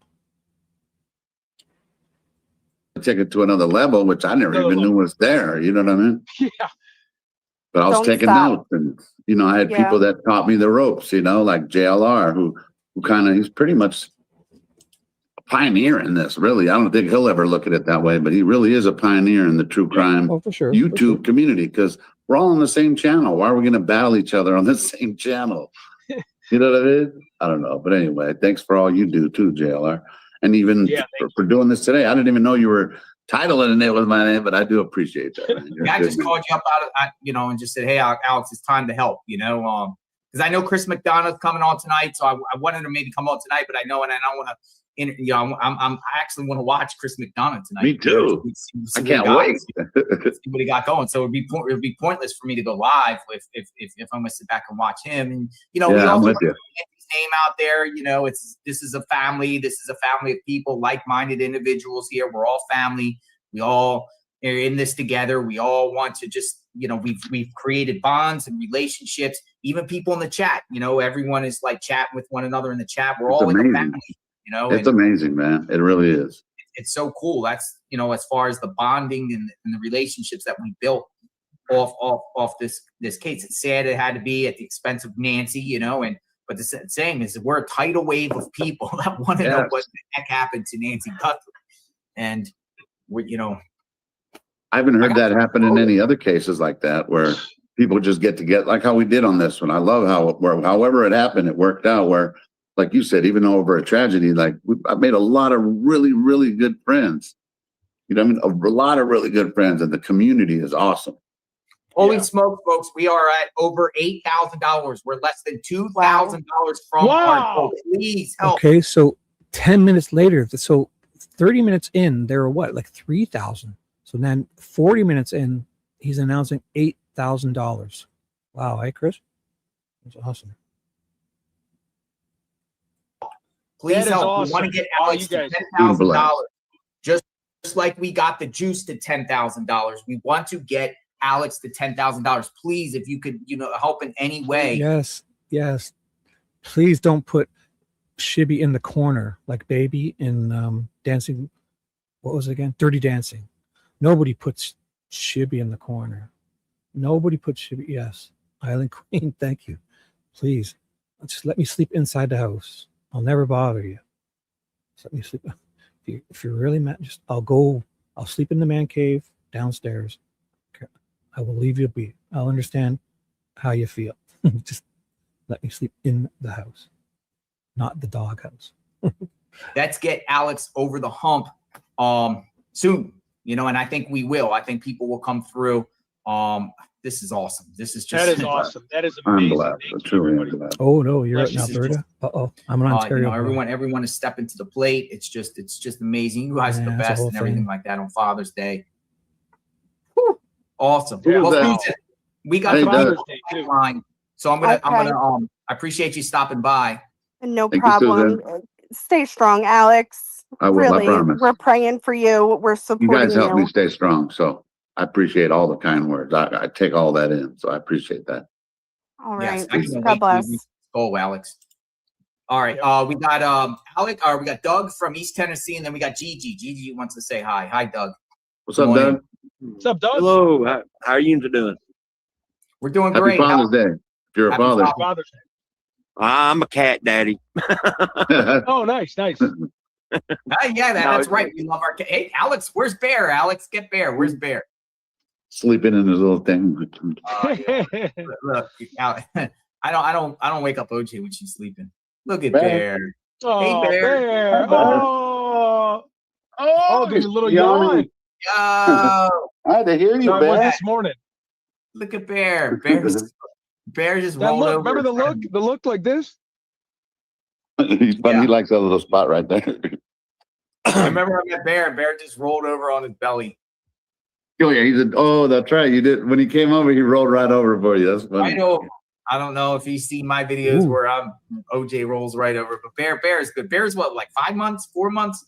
Maybe like 7, 8 months, maybe about. 7, 8 months. About. You're He gonna have just got Bear fixed. saw me and Bear was a little hesitant. It went for a couple sniffs and then kind of got warm to me, but it wasn't sure because the hyperactivity was kind of like, I don't know. No, We can't let them take Alex away from Bear, folks. Right? Right. Alex and Bear need each other. Who's going to take care of Bear? My daughter? Well, yeah, I guess she would, but still. They take Alex away from this injustice. This crazy injustice. Alex, What's up, Alex, please, Yeah, my friend, get you an attorney that's not in Tucson, because you see with your own eyes that the law is very corrupt. Yeah, get you an attorney that's not there in Tucson. Definitely. And That's I do 100%. believe that night they came out there. I do believe that night they came out there arrested you. I believe them officer was drooling at the mouth. I believe they was hoping that was JR. I mean, sorry that happened to you, but I do believe they was like drooling at the mouth, and I hope that's JR sitting out there. But JLR, what would they arrested him for? He didn't even pretend like he was peeing. They would have had no reason to arrest him. I mean, the only thing I could think they could say, maybe at the time, public nuisance, but or my chair in the road, because I know our chair's in the road. But at the same time, when our chair's in the road, the deputies come by and say we're good. Yeah, they said we're good the whole time. I asked the deputies when we were out there, when I was out there, is there a problem? Is there anything going on? Nope, you're fine. Just don't trespass and be loud. You're fine. They were cool. They were always cool. Alex fist pumping. What has changed? And I might be wrong at this. Ain't Tommaso's? Don't he have a good friend that's a public defender there in Tucson? Walter Gonzalez. Is that one of them from his band or Band not? He's a federal public defender, though, not a state, right? Federal, yeah. Don't get him out. They all stick together. I mean, they all stick together. Don't get Walter Gonzalez. You're done if you go. You're toast. You're done, Alex. But I hate to say this, Alex. They're going to do everything in their power to make an example out of you. 100%. I agree. They are. Please, my friend, get you an attorney that's not in Tucson. Yeah. Oh, no. You have my word. I don't know, man. I don't know what's gonna happen with Alex. Like, I don't know, but it's scary to think what could happen. You know what I mean? Especially in the justice court or even the courts, Pima courts, with a public defender and Nanos. Who knows what type of phone calls Nanos is making behind the scenes trying to do something. So they just don't like you. A lot of them do. And then I don't know if you saw the chain of command of the people who were looking for me and for looking for Juice and for Tucson. There was besides Sergeant Aragon, there's Sergeant Maines, Sergeant Peterson, Sergeant Morales, and Lieutenant Hernandez. Every single one of them have it out for me. What did I do to these people? I don't know what these people did. And I was going to ask Alex. He might not want to answer this, but the night they arrested you, how was you treated? I mean, they didn't in jail. In the jail, they treated me like shit. Both times I was there, they treated me like shit. But it seems like they treat a lot of people like that. That's what I was gonna say. Just you or everyone? Everybody. Yeah, it's everybody. There've been 58 deaths there from 2018 to 2024, and there's probably been 3 deaths just this year. Jeez. And then I have an interview of Nanos, and he said because they're underfunded. That was his excuse. It was on PBS. Man. Yeah, it was on PBS. I had found it. So this was just given to me by Adrienne F., our Scottish sleuth. Yeah, and this was a post that she made way back in February 22nd, 2026. The Hobby Lobby parking lot. People have come together to search today. And lo and behold, look at the organizer. There you are, Alex. You're the one that organized. You're the one that organized the search. And That's this the was same before, They used yeah. a picture on that to give me the manslaughter one too, on that Really? other newspaper. Well, yeah, they're already slandering you and defaming you on another article. That's Oh, that's the Jim. CVS right next to the Starbucks. Yeah. No, And this is the Hobby Lobby up over there on Oracle Road. Alex Oracle. put out Oh, a okay, message okay. that he's going to organize a search, and a bunch of people showed up. And Well, you know, but there would have Alex, been more. There would have been more people, but Nanos got on the air or left a note the day before that all searchers need to get a permit. Remember? And we looked Yeah. into it. There is no permit. Wow. So the fact we that didn't. you were out there, you know, trying to initiate a search and, you know, go down the roads trying to find answers, commend you for it, man. That's I Thanks, mean, man. Yeah, that's a powerful photo. I love that photo. I mean, the I first, don't like the, this fir- photo though. the second day that I went there, before you, I think you got there Friday, JLR, but I was walking up to the media people and I was like, is there any kind of search put together? Any kind of, you know, I'd like to donate my time. And they were looking at me like I was crazy. But I mean, you've seen it. There's never been any searches really. And you also gave interviews with the media over that, right? Like some of the media, I think KVOA interviewed you. Didn't somebody interview you? Over at Hobby Lobby? Yeah. Oh yeah, at Hobby Lobby, yeah. But any other time, I'm like you. I'm like, no, I'm okay. I'll pass. TMZ hit me up. AZ, something else hit me up. I just don't reply. I'm like you, Jay. I'm learning from you. That's so amazing too, because I was emailing you and you're just like, I'm searching, and here you are being like the spokesperson for all these people. And you're just like, no, I'm just searching for Nancy. It'll just be real brief, real just humble, like just amazing. And you have like wow, you're a humble dude, man. I don't want to be the spokesperson, but No. I just want to be another one of the people that are out there that just Voices of the people literally care about Nancy and just want some answers. In 2026, that lady should have not have been abducted from her home, and for them to not have any answers. And for them people to think that we're crazy because we're still at our house. We don't know any vehicle that left the neighborhood. So until we could get that, if they could prove to us that she left the neighborhood in a vehicle, okay. Okay. But until we haven't heard any vehicle really, not by law enforcement. Right. But hang in there, Alex, and get you a good definitely, attorney, Doug. not in Tucson, and you'll be able to beat it. Thank you for stopping by. I'm not Appreciate it. taking a plea. Thanks, Doug. Thanks, Doug. No plea, right? No plea. Mm-mm. All right, it's all or nothing. GG. All or nothing. We got GG. We got GG. Gigi, what's up? Happy Father's Day. Listen, JLR, first you. I want to say to you, I've been watching you for many, many years, okay? And quietly watching. This case brought me out of the chat, okay? Or as they say, the bush. Now, JLR, I commend you because I know that on the years past, you never did co-hosting and none of that stuff. You always been a solo show. And this case here has changed the dynamic a little bit, okay? And I want to congratulate you in your growth, okay? And your ability to help these other guys get to where they want to go, all right? That's oh awesome. my God. Oh my God. Second, JLR. All right, You know what I think?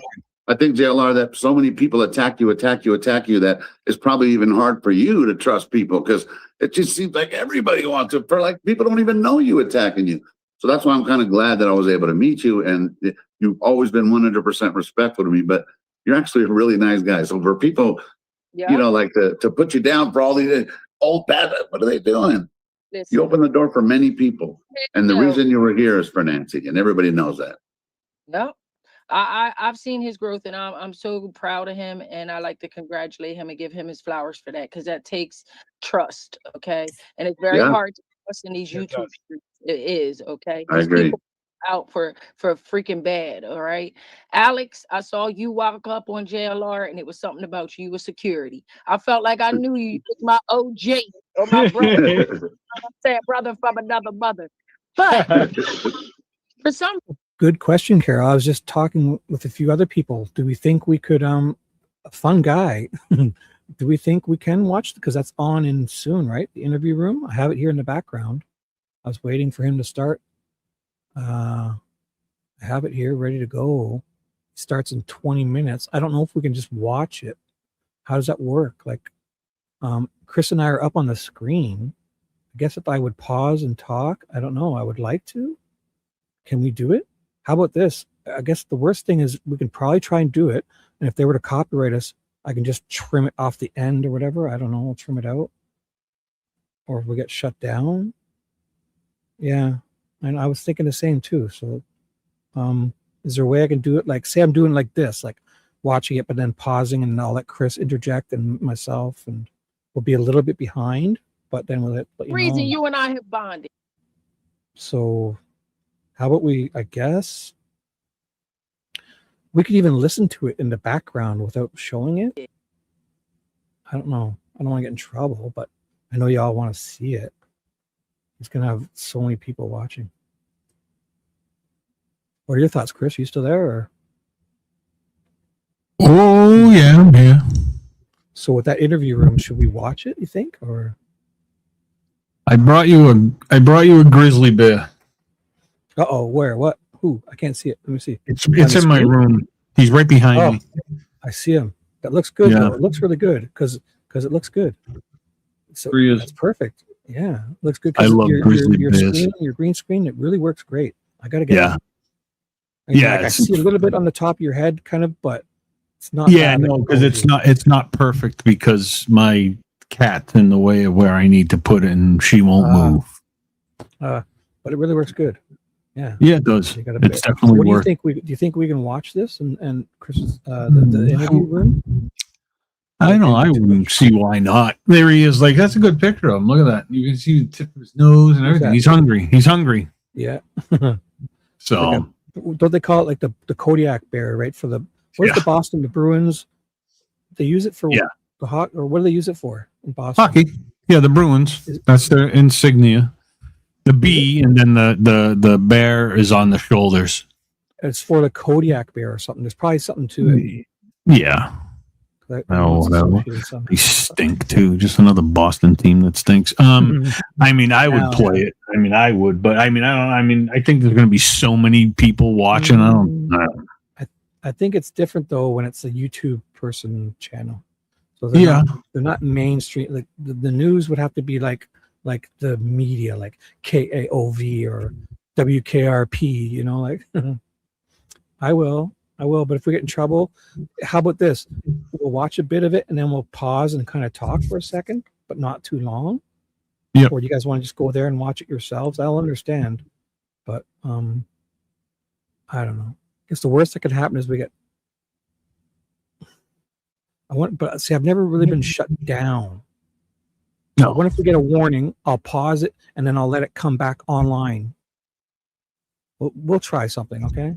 No, I mean, again, remember, I'm new. When they get you a warning, does it come immediately, like the same time you're watching it? There's a few different ways. So, like with music, they'll receive an email, and in your YouTube Studio app, it'll say it'll block it so people can't see it, and then you've got to go in and either contest it or trim it out. And I usually and if you just push one or two buttons, it allows you to trim out the song. You can trim just the audio out. Yeah. And it's pretty good at getting just the audio out and still leaving the voices. Or you can just trim the whole song out. That's cool. It seems like 2 minutes. And it does it all for you. All you do is do it. Because it picks out, like, say it happens at the 1 hour and 53 minutes to 1 hour and 56 minutes. It'll choose it all. You just hit the button and it trims it out. It takes like an hour or two, but it just gets rid of it. But now there's a copyright strike, like where the live stream would go black. Oh, okay. Yep. And if it's just a warning, I think it comes back if you just don't end the stream. So if that were to happen, I guess if we stuck around for like a minute or two, it comes back online. Like it doesn't end the stream, but it just goes black. Or later on, if they'll get an alert, like in your YouTube Studio, if somebody's watching your things, you'll get alerts in a section where it tells you who's watching your stuff and how long and stuff. There's a whole section in YouTube Studio. Tells you, and it tells you how much of other people's stuff you're watching too, and most people won't care, but some people can use that to think, that's where they find you. So kind of like in YouTube Studio, you'll get a warning if somebody were constantly restreaming you, you'll get that warning, and it'll let you know. But we'll try something. I'll put it on and we'll we'll keep ourselves up here and we'll interject and stuff. And we got beautiful Nicole. Nicole thinking of calling in. Her sweet Nicole, sweet Southern twangy, beautiful accent might call in. So I think we'll try it because I mean, what's the worst that could happen, right? Right. You know what I mean, right? And in short conversation, and I am glad that you have come around to allow us people to help you fight the good fight. Thank you. I'm blessed. Thank you, Gigi. For not being bullheaded, okay? Because sometimes it takes, some people that are on the outskirts to just throw that little comment in there for you to say, I'm gonna try this, and you gonna come out on top of this. It's a good fight. It's all for a good reason. Don't worry. Don't fret. Put it in God's hands, and He got your back. That's right. Simple. Hey, breaking news. We just crossed over the 10,000. I'm blessed. We just crossed over $100 for Alex Defense Fund so we can get an attorney. Oh my God. How quick was that? Wow. Whoa. This is amazing. Thank you so much, everybody, for coming through because we see the truth. We see it. Blessing. 50 minutes. We crossed it. Man, there's in good less people. than an hour. There's good people out there, man. Man, there's you all, each and every one. Unbelievable. Good people, man. Nothing but good people. Now, Ted, we bonded because we share the same condition. And I told you I have had growth in my years. I'm a little bit older than you. Maybe not in JLR, maybe not Alex, but I'm a little older than you. And trust me, Ted, in time, you will have growth. Even in the YouTube streets, with our condition, we'll have growth. You'll be able to maintain and do what you need to do, bro. You understand? So I thank all of you guys. And Alex, lastly, I'd like to say thank you so much because without you, I wouldn't have started a YouTube channel. I'm so happy. And that's why I love that. I love that. JLR taught me that. And me being able to help others, even if my page isn't that big, it's awesome because there's a spot for everyone here. There's a spot for all of us. I got a big mouth, and it's not for me about making money. It's about just spreading my big mouth. I have a lot of wise things that my father taught me. You do. You do. You know what I mean? That's it. And if I make money doing it, hey, but it ain't about that for me. It's about having a voice. That's it. And that's having a voice. Good one. Good point. Because ain't nobody shut this big mouth up. Nobody. Where's Nancy? So thank you guys. You have a blessed day. Have a wonderful Father's Day. Enjoy. We love you, Gigi. We love you so much, Gigi. Thank you. Keep shining, Queen. Yeah. Thank you. Yeah, I did used to go solo, Alex and Ted. I really never got really into any like crowdfunding or anything like that ever. And usually rolled solo. I never really right. And you did a lot of call-ins. I learned a lot from your call-ins too. But I could say, man, with the travel adventures that we've done together and covering this case, man, I want to do more and more of this. I want to be able to, work with you guys on other things going forward and everything like that, and be a team and go on adventures and little trips, and because I think a lot of people like watching us. Some people wish they could get out there. Unfortunately, they can't get out there because they got family, so they're watching through us. There's family health issues, for whatever reason, obligations, and people are enjoying it, and I'm enjoying it, and it's just, I would never would have thought it would have happened like that, but I'm blessed. Yeah, I mean, I have a lot of good friends, and like you said, you were your solo act for a long, long time too. Yeah, but we also don't want to see you go to jail, Alex. We don't. No, I know. What I liked was able to get JLR to laugh, because I don't think a lot of people were able to see you smile and laugh because you're so serious and life's happening. So, but I think we got a few good laughs out of you. So I love it. Love it. Absolutely.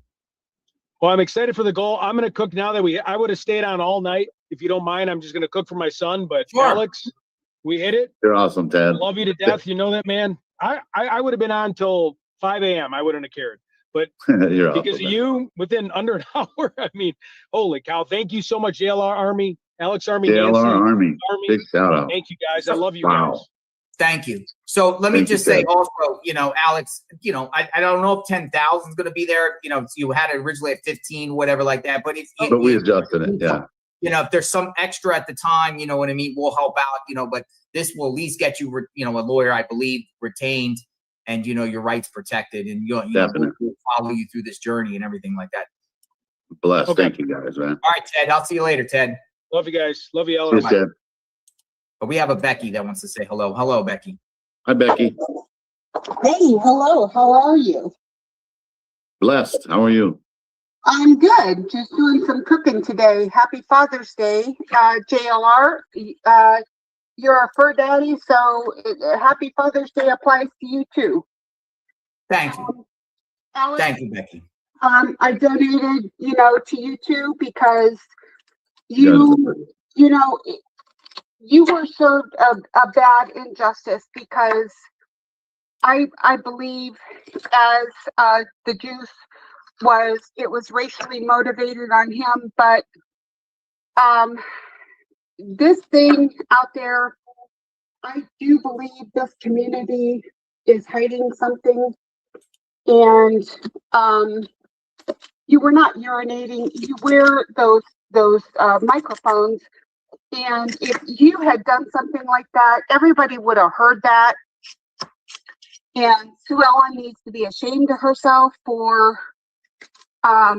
what she has done. And I hope that when you retain this attorney that you share these videos with that attorney. Oh, yeah. And any of those people in that neighborhood that have made these accusations, these phone calls, whatever, these need to be brought up in court. They need to be shared. Any disclosures to be made. If these people are making these accusations, they need to be disclosed and brought into court, subpoenaed, whatever, because, well, that is an offense. I mean, if you make, and I was telling JR this the last time that I called in, most places, if you make a false police report, that's a felony. And you can't go around saying, oh, well, this person did this or that. And then the police go out and, like in your case, arrest you and charge you with a felony without any proof. I mean, you can't do that. Over a 911 call, you think they would go back and at least prosecute whoever made that 911 call, Well, they would have to see the video, okay? Are they videotaping? Did they get it on tape? I mean, before they go to that extreme, you would think that they would want to see proof before they do that. And he can't just make up an ordinance. That takes time to do that. And then that Garcia lady, she comes on there and says about this First Amendment thing, the nuisance thing. Okay, what nuisance is it? You sitting on an easement talking about the Nancy Guthrie case that is a nuisance. And it's an active case. So it's not like it was something that was 20 years ago. It's still active and it's still actively being investigated and she's still missing. Now, if you are blaring music or doing something like that that is disrupting the neighborhood, they might have something. Okay. But they measure it by decibels. It was not even close. I've had that problem with another neighbor before. That's not even close to what they're concerned with. In other words, the numbers. And you and Juice and Tucson weren't even doing that. So they can't even use that. Just because you were sitting in the easement, sitting there on your phones, discussing an active investigation does not constitute being a nuisance. Just because they don't like you being there in the neighborhood, what are they trying to hide? Mm-hmm. And I'm not there to take nothing. Well, because they don't like it doesn't justify you being a nuisance. Because as JLR stated before, he's been at plenty of other cases outside other people's homes, and they couldn't do anything with them because that's a First Amendment right. And yes, right away. Yeah. Each city or whatever has their own laws or whatever, but you have to be able to justify what a nuisance is. And what you guys were doing is not a nuisance, period. And it all comes back to, what are they hiding? And that KVOA adding those sound effects in on that video. Yeah. There should be some repercussions there. Sorry. You can't just add sound effects into things, making it sound like, whatever you want to exaggerate things for ratings or whatever, or to make, I do believe it was for ratings, or to make the radios or the TV station sound like, they're so much better than somebody doing a YouTube pre. Who's this caller, Chris? Do you recognize this caller? Because I feel like I know her voice and I can't see her name. Because I don't. I feel like I recognize. She must have called in a bunch of times, or I've talked to her on panel. I'm sure. I didn't catch when they brought her on. I didn't catch the name. No. Does anybody know which caller is on there? JLR is talking to? Alex? Oh, good. Island Queen Bee, you're on fire today. Reminding me about my assistant, Ted. She says, Shibby, maybe your assistant Ted could advise. Laugh aloud, you're doing your stuff. The Island Queen Bee has been on fire today. Awesome. Love it. Love it. Love it. Yes, thank you, Dharma. Thank you. And happy Father's Day to everybody who's listening. Come and knock on my door. We've been waiting for you. It's hers and his. Three's company too. Do. Yeah. So Finn fan says, come and knock on my door. We've been waiting for you. That was great, eh? I miss John Ritter. He's gonzo, eh? It's weird. He died so young too. I know. Norma, I'm dual streaming. Should be on time. That's what I'll do. I'll drop Chris's chat in. How about I do that? We'll play this. I'll put yours in. So if people want to come on over there and at least subscribe and like to Chris and give him a say hello. If you can do both chats, stay with both of us. If you can only do one, you can stay there, come back here. I'll put Chris's link in, okay? So we can share the love. All right? Give me 1 second. I'll put Chris's link in as soon as I get it, of his live stream. So you guys can go on over there. What's that? I said, thank you. Oh, my pleasure, young man. You're a great help. Here we go. I'll do that right now. Presentation. But I think they looked at me like, and I get it, but they looked at me like I'm some just kind of, tattooed idiot dude. Is it Gigi? Like I'm just gonna. Is that Gigi? Like Gigi? Because you know what? I see Gigi. No, it's not Gigi. I know they said Gigi was in the pipeline, so I don't know if that's two Gigis. Oh. No, Gigi's more of like a Philly type, wasn't she? Gigi's more of like a Philly type city girl sound. Maybe, yeah. This voice, I know it. I don't think this is Gigi, or maybe there's two. But another thing was funny is that, like, I listened to her. I didn't even talk to Gigi on Alex's show, but one time she shouted at us. She gave us a shout out, and she must watch this show sometimes too. So I hope. And she's been here before, I think. But also, it was I won't even say, but she's been here before, I think. So I didn't know there's more than one Gigi, but she's cool.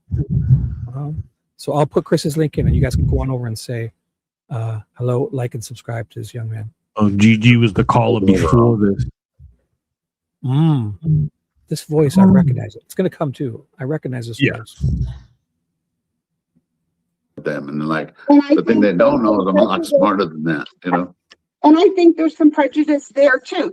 Just because you have tattoos and you don't, you're not this person that doesn't have tattoos, and stuff. Oh, They want to. actually, you know what? I recognize her from Delphi. If this is, oh, I don't know who this is, but if anybody's from Delphi, it's actually, I realize whose voice I think it might be. Who's in here from Delphi? Got Nicole. So Delphi is a different case we're on. So Nicole's here. Habby. Who else here knows the Delphi case? Who else do we got here? Knows Delphi. Nicole and Habby for sure. I'm going back to see if we have any other Delphi. V is Delphi. I know a lot of people I've known for years before this from a separate case called Delphi. And do you guys know whose voice this sounds like? Listen to her. She sounds like that Kristen behind the crime door. Listen to her. That's the voice I'm thinking of. I think she was on someone's show the other day and they were talking. I saw her on Jay for Justice's show because she had called in with that other people. Listen to this. So any Delphi people, I think she sounds like that creator called Kristen behind this crime door or screen door. Loop you into this category that, you know, maybe you're a gangbanger or something like this because you do, and they want to make you out to be this bad person, and maybe that's, you know, the neighborhood wants to portray you in that light instead of Definitely. just, you know, looking at you as somebody that is, you know, tattoos are an expression of art.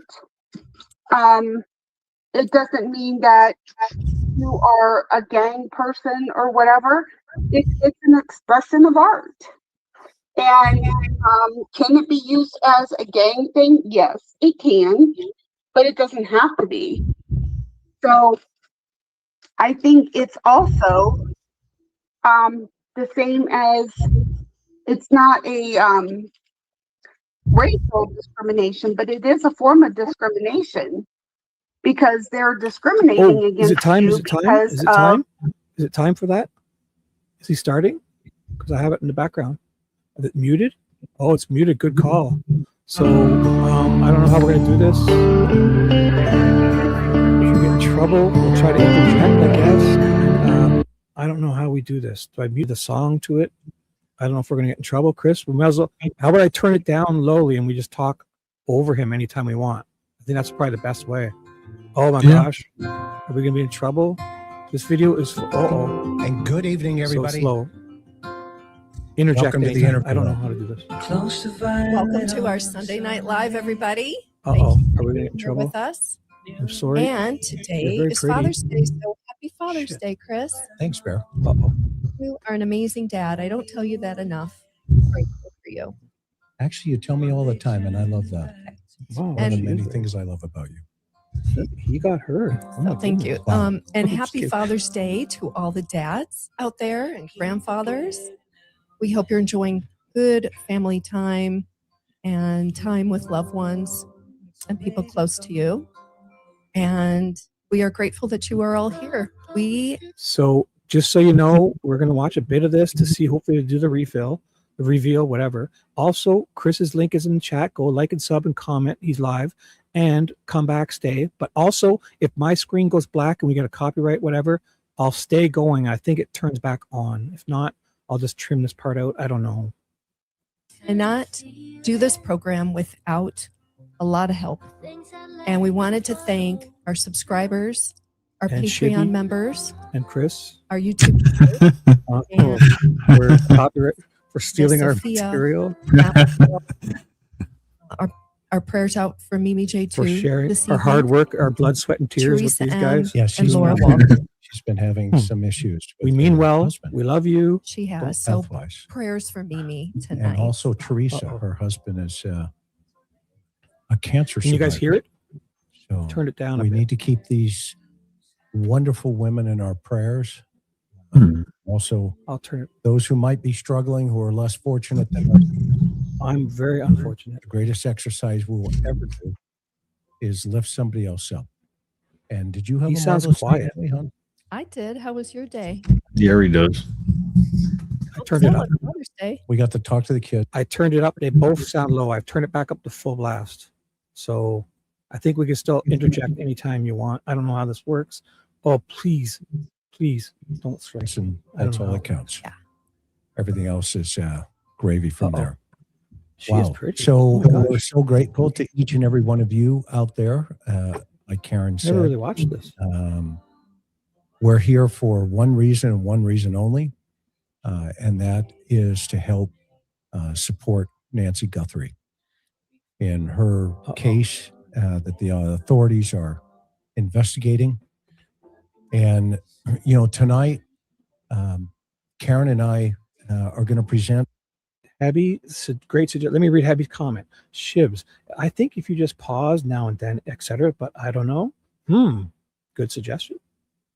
Some information and our observations that we found while being on the ground in the Tucson area under the radar for over a week. You know how I roll, and those of you who know me. And also, I'm going to put this link in. If you guys, if we get in trouble and it ends, you can always go there. You should go there anyways and make sure you're subscribed and like. And if you want to go and watch that and come back here later, or however this works, I don't know. Have worked with me in the past. So that last link I put in is theirs. If also you want to share their channel, any of the mods, and Chris's or mine, and both. So I get things done sometimes, not as a lone wolf, but sometimes as a lone wolf. we move things. So tonight we're going to try to answer 3 questions. Beautiful way. And these 3 questions. As in the perpetrator. Nancy. Oops, forget it. Sorry. And we hope that as we go through tonight's program, why Nancy? Does Porch Guy connect to this family? Any contact sites? Not only video showing you, a variety of different things and our observations of what's taking place. Oh, don't you start with me, V. How dare you bring that up? How dare you? We want you to understand that these 3 questions about I forgot Nancy, about that. Just don't tell them what I said. About her disappearance. It's going to take some time this evening to explain this very methodically. The nerve of her. And why do I say that? Because we have literally many, many hours of video, many interviews. We were on the ground, like I said, for over a week. And let me just say, the people of Tucson could not have been any more kind and welcoming and just super sweet to everybody we met. It was a really great experience. Yes, it certainly was. And as we go through this evening, I'm going to ask your patience as we go through not only this PowerPoint, but also the observations that we're going to bring up and some of the connections we're going to make. And so we only ask just one thing. If you have not subscribed to our channel, we would ask you tonight, if this is your first time here, there you go. Kind of sitting they off would in ask the if you background. Make sure you subscribe. You have to be here forever. Right? If you don't have to, over the last week or so, subscribe to them. Behind the scenes, we've met with many, not only people, just regular folks, but we met with many law enforcement sources. Having been in this business since 1982, having trained many law enforcement officers around the country, I happen to have a Rolodex that sometimes So what's the name of this channel exactly? Let me just double check so I can put it in my thing. The interview room, and it's Chris and what's his? Focuses things very clearly. Interview room. And tonight we're going to bring some information to you that nobody knows about. Oh boy, and we're things in that I have dug up with the help of my sweetheart over here.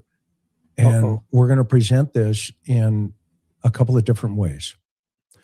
Tonight will be episode number 1, where you're going to get a lot of the information. And then I want to have our panel weigh in of experts, with Dr. Picato, John, Bob, others, and get their take on it, to get their reaction to the information that we're going to give you tonight. Oh boy. And So it's going to be in a couple of different pieces. And then we've got another one right behind that about some of the interactions we had with the sheriff's department. So this is going to be an all night. Oh my gosh. Are we? So I put down in the comment, Shibby and Chris live reaction to the interview rooms. Nancy Guthrie reveal. I don't know if this is going to, if I disappear, if my channel disappears forever, just know I love you guys. You're amazing. Oh, Yes. Interesting. so to all of Chris's people, to mine, if the screen goes black, just stay with us. I think it might just like tell us to stop, and then kind of goes black, but comes back after a minute or two. Okay, that happens. Just so you know, we'll stay going if it comes back. If not, maybe Chris and I will start separate ones separately, or I'll go live again, a separate one if it gets shut down. Okay, same with Chris. All right, Chris. No comment. He's muted, or I don't hear you, Chris. Good. That sounds good. I said you could always come back as Shibby Dude Sweet if need be. You know what I mean? I don't think you can do that though. I think once they shut your channel down, you can't start making new channels because you get in trouble. But I haven't had any warnings, so I'll get a warning or something first, or I'll get like a few days or something in like YouTube jail. So just know I love you guys. If I disappear, it's Chris's fault, right? My fault. And that's Karen's lane, you know, because she, being an investigative journalist, especially she obviously has dug up stuff that, this you one know, here. what can we say? Look at she says, see, settle down, Shibby, take a gummy, be cool, everything will be okay, right? So V promises everything will be okay. I thank you for that reassurance, V. So you'll take all 100% responsibility. Thank you. That's very noble of you, V. You're Yes, thank you, V. lovely, beautiful, and noble. You'll hear about it and you'll see it. You'll actually see it. So, so that's where we're going to be heading here. So we're going to answer 3 questions tonight, or at least try to answer 3 questions for not only you, but for all of us about the Nancy Guthrie investigation, and not only its status, but have we been looking in the wrong place? Is one of the things. So the first question is, so here's the first question he's going to ask. Now, does this sound low? Like I've got it full. I want you to know I have it full blast. Okay, guys. It sounds low to me, their audio. Is it just me?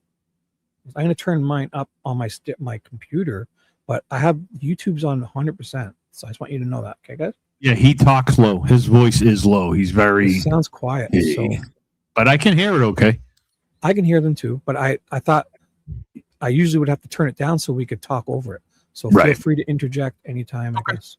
Yep. Why Nancy? But it is quiet. And then the second question we're going to take on is, does the porch guy in any way, shape, or form connect to this family? I.e., you know, the home, the environment, the situation, the circumstance. And if so, or if not, you know, can we take them off of the plate? One of the most interesting conversations we had was with some of our sources is that law enforcement was shocked when Nanos has gone into the public and said certain things. And I'm talking the investigation team. I'm not talking about the administrators, but the team. And it was clear. Let me repeat. Heather is also taking full accountability for this. If anything goes wrong, she says, Shib, I think if you pause now and then, etc., is fine. So she doesn't know, but she says she will. If you read between the lines, Heather is saying she'll take any responsibility with V about if anything bad happens here. So thank you, Heather. You're so awesome. Clearly brought to us that this investigation needed some shifting, and that my weighing in here, because of my experience in training, maybe it will help the circumstance. Oh boy. So something just went weird there. Did you see that? Something slowed down there. So I don't know if we're going to get in trouble here. That's going to be the third piece of the puzzle here this evening. We're going to talk about, contact sites. And what I mean by that is the first question we're going to answer is why Nancy? Oh, I should stop blocking their faces, I guess. Eh? When we got up there, obviously, everybody in the world, including everybody in chat here tonight, as well as us, we've been asking ourselves, okay, why Nancy? Why is this 84-year-old woman sound asleep at night, 2:30 in the morning? Why is her pacemaker? Why all of the things that we already know? Okay, I'm not going to hash all the things we already know this evening. We're going to go into a different lane here because I think at this point, there's a lot of guessing. There's a lot of things that, could have, should have, would have. Okay, that's out there right now. And that's not how Karen and I approached this over the last week. We wanted to start with this question. Why? Okay, so we're starting with this question. Why Nancy? Now, if I want to highlight the comment, but I'm blocking them, is that bad or is that good? I don't know. Because I like having a highlighted comment so people know what we're doing, but I guess I should take it off because I don't know. So why Nancy is the question one. Why Nancy? Okay. And when we got up there, obviously the sheriff had, his people, Carol pulling string. Carol too is going to take part of the responsibility. Thank you, Carol. You're so noble and honorable too. Streamers off, shutting the street down, the memorial's gone. Making arrests. Yes, the memorial's gone, which, by the way, personally, I'm not convinced that he didn't step over the First Amendment there, and that could be done. Good point, Chris. He definitely stepped over the First Amendment. And may I remind you, the memorial's been gone a couple times, probably 3 different times now, at least 2 that we know of. So good point. Even though Chris, he's probably made it clear that he wouldn't do some of these things, he said about Alex that first night, he said, Alex, get a good lawyer. You're going to own the county because he thinks he was wronged. It's in that sense, his civil rights were violated, and they believes that. So that's honorable of him, even though it's probably not helpful for him to admit that because some of the antics have been happening too. They might look bad, so it's good for him to take the right stance, doing what's right. So thank you, Chris. It's very honorable. At another time, but it was almost like, okay, well, wait a minute, what is going on here? We are at 4.5 months into this thing, 139 days, and she is gone. She's still gone. Okay. So that was one of the first things we wanted to tackle. And when I say that, it's this idea that presents itself that said, what are the odds that an 84-year-old woman is sound asleep in her bedroom, and in this house, this is, standing outside the house, which my better half here, the brains of the operation, is an amazing photographer, took these pictures. And it should just also be noted from the street, we stayed on the public street. Obviously, there's signs, you can see them. No trespassing. We didn't go on the property because we respected the signs, the law, etc. And so we shot everything from the public right away, the public street. Yeah. And so, of course, I'm not going to jail for anybody. So, of course, we're going to always obey the laws just like everybody else. That's it. Okay. Karen, what was your first thought when we were pulled? So her name is Karen, and they went and did these very recently. So he's not going to go to jail for anyone, but also they're not doing anything wrong, especially if they were to be on the public easement. They're allowed to be there. So that's very good of them. So Karen is her name, and Chris, and they're very awesome. so far. Pulling up to this particular question. Why Nancy? I mean, it's still a confounding question to everybody. When we got there, of course, just the landscape is very stark, but just to even get to Nancy's house, as many of you already know, it's like over 1.5 miles off the main street. You have to know where you're going in this neighborhood. I agree, but it's not that difficult. So to find her house. There's so many different streets and it winds. And you may have to get a little closer to the mic, hon. Okay, can you hear me better now? Yeah, sorry. Okay. I apologize. Anyway, those were my first thoughts.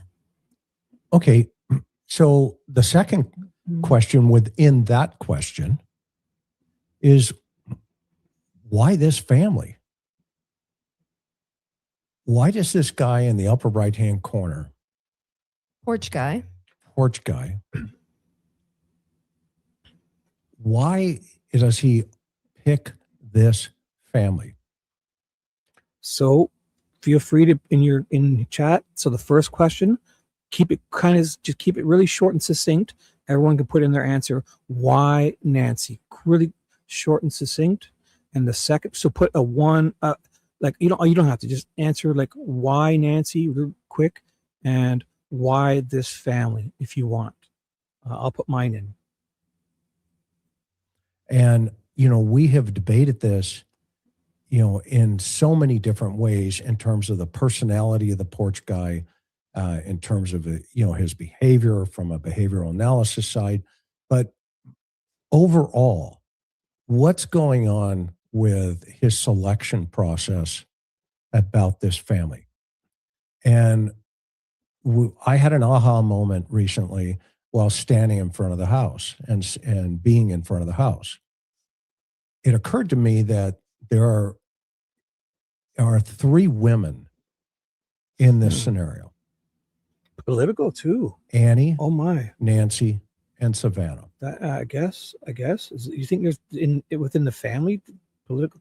I didn't even think of that. Carol's over in Chris's, but I didn't. Oh, she put it. Oh, Carol's doing double duty thing. Carol wrote this. There you go, Carol. Yeah, like that sense, like political as in you think there's divisions within the family? Because yeah, not all families. Obviously, people are much different. Hey, Red, what's up? So question number 1, Tucci, lovely Tucci. Question number 1, why Nancy? Question 2, why this family? Chris, would you like to throw yours in or throw it in chat? I put it in chat. I just said money. Okay. Just know yours I don't think it shows up in my chat. So if you ever want to put I think it does show up in yours. It shows up in StreamYard, but not in my YouTube. Just so you know. Oh, okay. Yeah. Sorry. Only I think maybe mine might show up both. I'm not sure, but probably only shows up in mine. So, but what we see that mixed together in StreamYard. It's too bad YouTube doesn't put them together too. But it's I know, okay. right? It's okay. Cool. But if you say it, it'll and people will hear it, right? So what was your thing again, Nancy? Money. And why the whole family? Like why the whole family? Yeah, that's what this question. The next one is. Why this family? Because Savannah has the money, and they're going to include the whole family. It's not going to just be Savannah, but we don't know. We don't know if any of the ransom notes said anything. We don't know what they said. They could have said Savannah. They could have said the entire family. Who knows? All right. Good Cameron is kind of out of the picture because obviously, he's not female. Okay. But what type of individual would choose a home with an 84-year-old woman in it? And then I asked myself, well, how did he, and I'm of the opinion there's more than one, how did he or they know? Good point, Tucci. That this 84-year-old woman was going to be home that night, that day, in this house. And so that was one of the first things I wanted to answer for my own Right. Like in the sense that how would they have known if they went to get her? I think it'd be easy to know, but also it could have just been they were going in there and anyone was game, or they would have known if they did any research. They would know she lives at home alone. They would kind of know this time she's more than likely she's at home. There might have been indicators of the lights. They might have been watching all night long. They could have been parked up on that hill where anywhere watching. So true feelings. And I wanted to apply my skill set and learning and training and all the things that I've taught over the years in homicide investigation. Is while I'm standing there, remember, I tell you guys always about the time I met, LAPD. His name was Jigsaw John. And the first question he ever asked me LAPD was, "Are you teachable?" And I met him at a CHIA conference, which is California Homicide Investigators Association. And I said, yeah, ultimately I said, yes. My pride got in the way at first. And he told me, you hesitated. And then he taught me some things. And I've applied those principles in not only in the Cold Case Foundation, working there, but also here on YouTube. Now, is it just me or do these pictures feel different?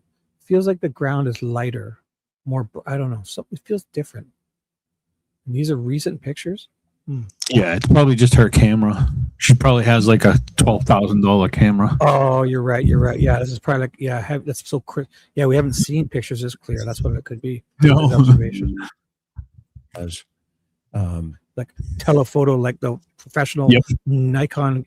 Yeah, you're right. Yeah. That's in this perfect presentation tonight. I don't recall this. Looks like a bonsai tree. I don't recall seeing it this perfectly. Wow. Me neither.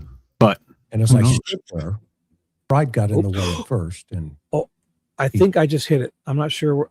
I didn't mean that, so I'll just keep playing. Told me, you hesitated, and then he taught me some things, and I've applied those principles. Yeah, I'm so sorry. I hit the bar. I went back. I'm so sorry. So the next question is, why not this house? I accidentally went back a bit. So sorry. This is where Annie lives. She's a woman. She's part of the family. Why not select her as taking, breaking into this house at 2:30 in the morning? Why select her mother's house? Why select Savannah's house? And remember, I'm talking about the house now. I'm not talking about the people in the house. I'm talking about the neighborhood. And we're talking about the selection that the suspect had to go through.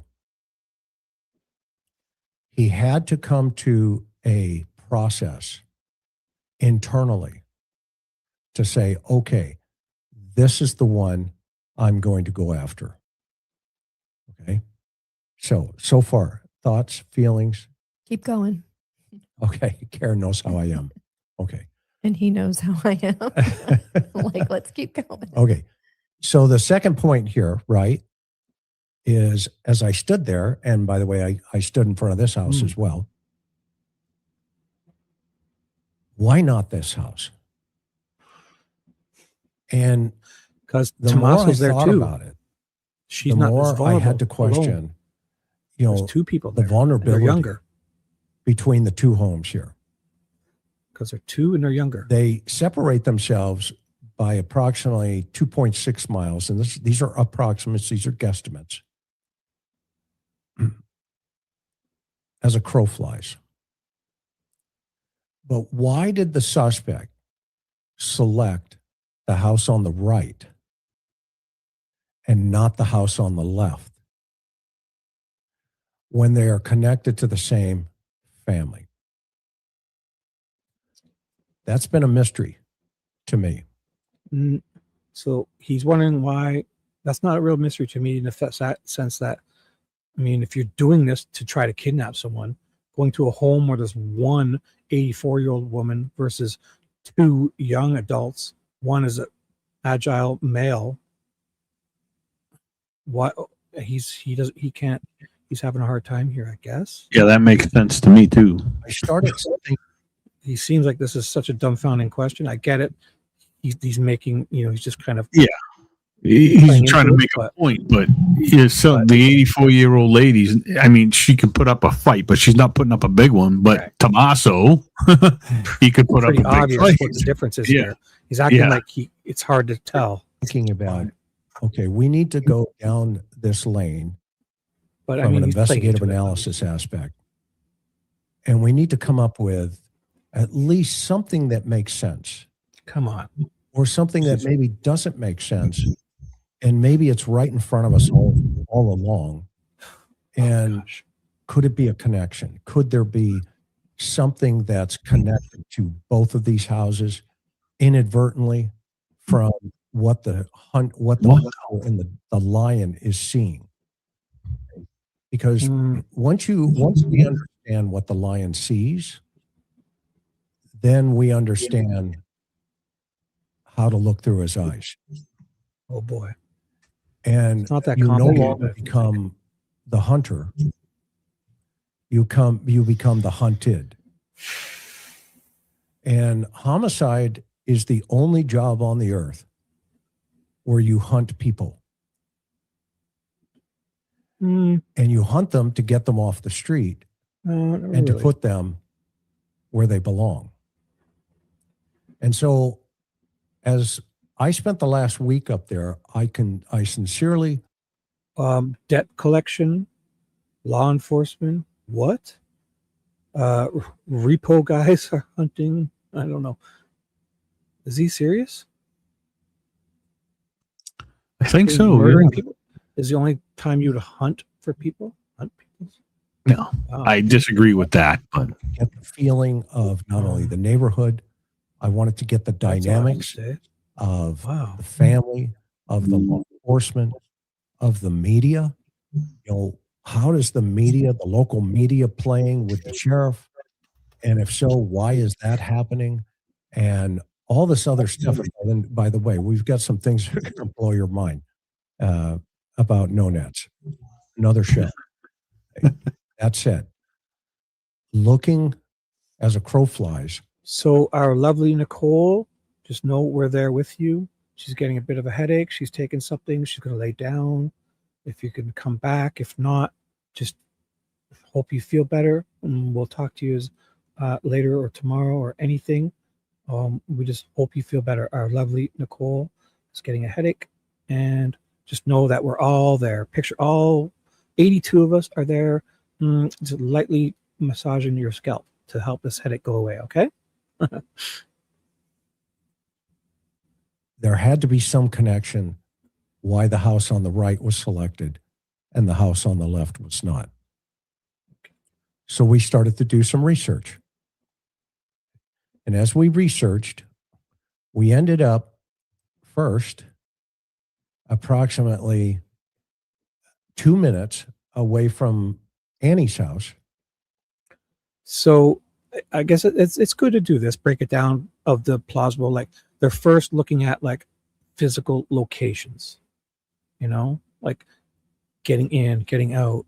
Is it closest to an intersection to be able to jump on the highway and disappear and stuff like that? So this is good in that sense. What do you think, Chris? yeah, I agree. Definitely. It's good. Like thinking of just location and what's it called? Like everything, like the surroundings, everything that comes into play. So. Yeah. Well, I'm curious to see what they put together here. Yep. Understand a couple of things.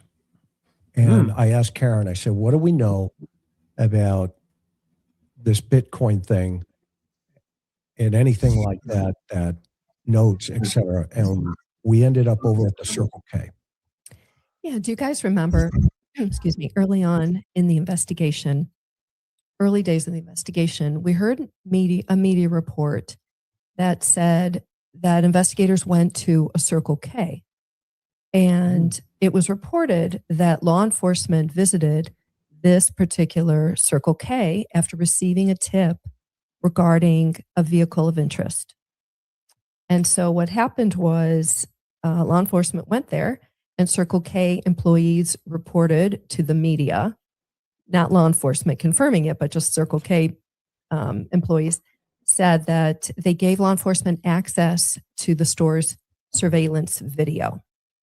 So we always thought that was kind of interesting. Chris, I think you just kind of noted that and kind of kept it in the back of your mind. Yep. From the beginning.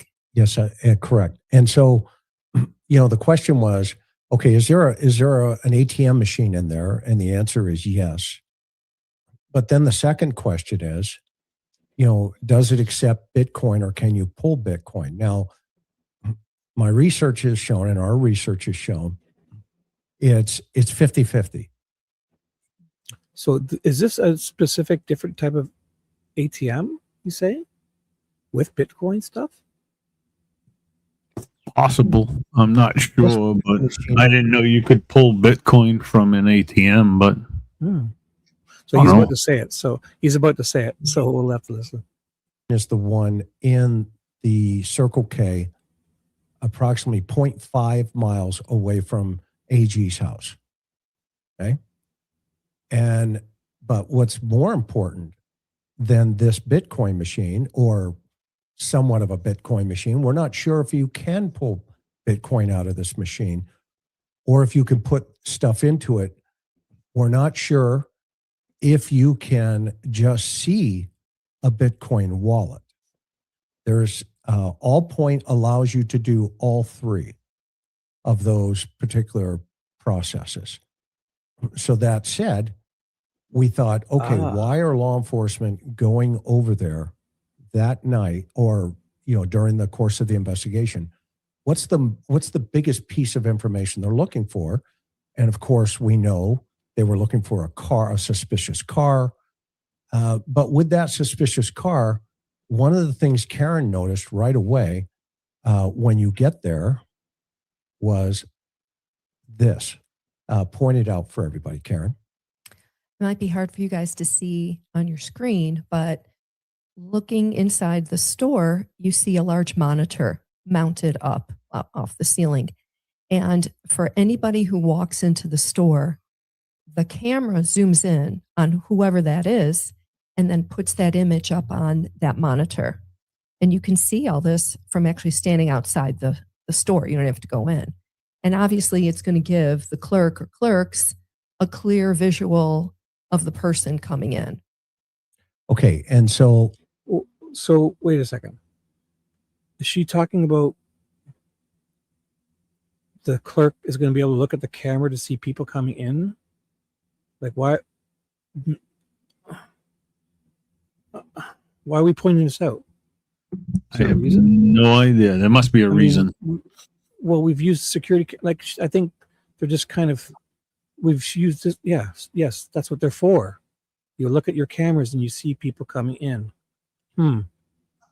That said, the next thing I thought about was, okay, well, let's go on a drive. Let's show the public what it's like from this machine or this store. And are they saying because they can see, is that the security camera there in the window too? So the person, I think it's safe to say if you're going to commit any crime at a store or Circle, you're going to be on camera. You're on camera at Walmart 100 times. Yep. Every angle will catch you. So I'm not sure I missed something. But. This is 0.5 away from house number 2. And we thought, okay. Or the fact that people they could have quite likely caught the people driving by and stuff. It is weird that there's not more video, especially way after the fact, putting 2 and 2 together and knowing times and stuff. So why is this so close to house number 2? Is it even in play? Or is the suspect surveilling house number 2 and house number 1? Is he doing both? There's cameras all over. There's one there, one there. But let me show you what it looks like at night.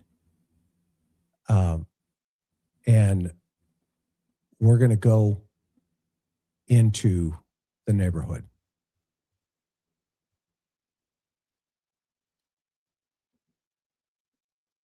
Now, as you pull out of here, the first thing you're going to notice, which everybody talks about, is how dark it is. And that is a true statement. But it's a 2-minute drive.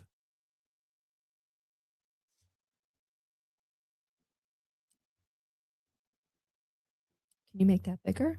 Make that larger so people can kind of watch it better? Yep. There you go. One of the thing that struck me was, look, this camera is only catching the light. And look how dark it is when you cannot see into the distance. Picture yourself as the suspect driving this route. I want everybody to put themselves in the driver's seat, and you are the perpetrator. Because this is what the perpetrator is seeing if this individual is traveling at night. He has to have lights on. They have to follow, these roads that are dipping, that are turning. Okay.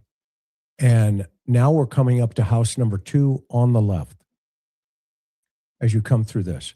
So you can see it is a very short distance from house number 2, AG's house, to the Circle K. We're going to come right up the hill here. And now you are, and we are there. Of course, it's dark and you can't see.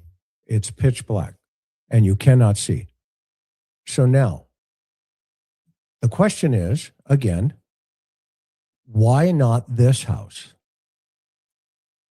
What is it about this house that the suspect chose not to engage in? But later, some guy in Hawthorne arbitrarily chose to engage the residents, the family of this house. And that's for another conversation that we'll get to. So let's go past this house. And you can see the top half of the screen here is literally how dark it is. And so this is what the suspect saw through their front windshield. Again, we have to ask ourselves the question, why Nancy? Why not Annie? Why not Savannah? What is the connection in any way, shape, or form to these 3 women that Nancy was selected? And so I think it's important then the next piece of this puzzle as we go through this is to understand what the dynamics were in terms of relationships. And one of the things that Karen and I wanted to dive into and learn about were these relationships. And I wanted to know, in my mind, they're both very pretty women. But so this is Annie. She looks different here. She does look prettier, I guess. But I think obviously, I feel like she's been kind of the, I don't know how you call it, like the black sheep of the family, or she's been the chosen one, chosen child, like taller, probably head of the cheer, or I don't know. I'm just guessing. What do you think, Chris? Yeah, she's definitely the chosen one. Almost like you can tell with this look, like she's probably been jealous of her whole life or something. You think? Maybe. I don't know. I mean, because she's an artist, right? Is that what she is? She does art. Yeah. She's like a foot taller. Savannah is, and She does look a lot different in One the on the picture. left. But this is actually the best I've seen her look, really. Yeah, because there was a picture that I showed the other night, and they actually, it's the only one I've ever seen. They actually look like twins. Oh, so It was V is amazing. pointing out that she's on TV with makeup. So good point. What V. was it about Good point. that each one of these women that they were not chosen by the suspect? What is it in the personality of the suspect that he or Smoke break? whoever chose not Wow. She actually, oh my gosh, this is pretty stuff. Definitely seen to her. pick Annie? That was a, did you see She's that? right there. She's two. That was great. I just got to show you that. I'll show you after. Remember, it was around, I guess, 40 minutes in. 0.9 miles away from her mom. So why not select her? What's going on with this individual in here? Wow. So why is she so much the same height there? I guess it's an age thing. Do you see that? The sisters, you think. Wait, that's the brother. Okay, sorry. But Even the other deeper. one And I is- know it's going to be hard for some of the trolls to follow the bouncing ball here because you have no critical thinking skill. Trolls. So I'm trying to assess it. as we go through this and we start looking at the dynamics of the family, I want you to catch a couple of things, first of all, in this particular photo. This is in the kitchen of Nancy's house. Oh, wow. Look at the lock mechanisms on the windows. This is really old, too. These windows pull in. Come on now. Is it still like this? They don't. Probably. Yeah. The door on the right pulls in. It does not push out. So if you're going to go out, is he insinuating these pull inwards with all this stuff on the ledge? They would open outwards. No. What? They pull Open inwards. out. No, way. they pull inwards. Yeah. You sure? Who would have? Yep. No way. Are you sure? How do we know this? How do we know? I've seen those before. I mean, I can't guarantee it, but I'm pretty sure they pull in. I bet you if we look no way. Windows will open outwards. Because how do you Why would close them open ins? after? How do you close them after? You reach out and grab them. They're not big. Yeah, I don't think so. I'm wondering, right, that ledge, how far that ledge comes out. So those windows All this- probably open up to the end of the wall And there. Then you wouldn't keep all this stuff here. Oh, but also you're right, maybe, because then the screen would be on the outside too. Right. So it would Right. open inwards. So okay, If they, okay. yeah. That So sounds yeah. right. I mean, And possibly. the Yeah. door, when I don't know if I've ever seen, when's the last time I've seen a door? Well, mine does. Never mind. Going on. So if they have screens, they would have to go inwards. Yeah. Backyard, then you're going to have to pull that door in. And if you're going to open those windows, you're going to have to open those windows by pulling them in. Those are the old-fashioned lock mechanisms. Okay. Did the suspect know that? To prop the doors open? We'll find out. So if we look at the bond here between the two sisters, it's pretty strong. So strong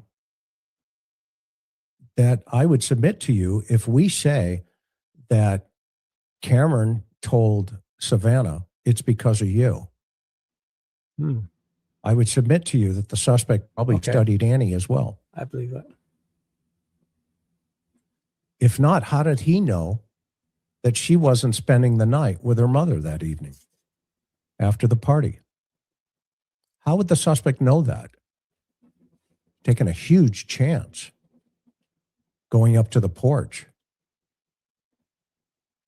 It's really interesting that the suspect would know that Savannah's famous. Of course, that's a no-brainer. But what about Annie?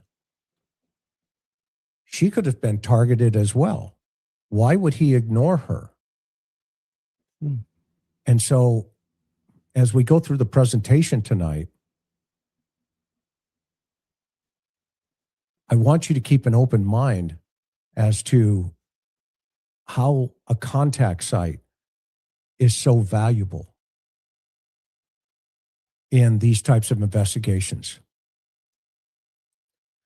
and why the neighborhood is so critical into these investigations, and why it takes time. Because we have to ask ourselves again, why not this house?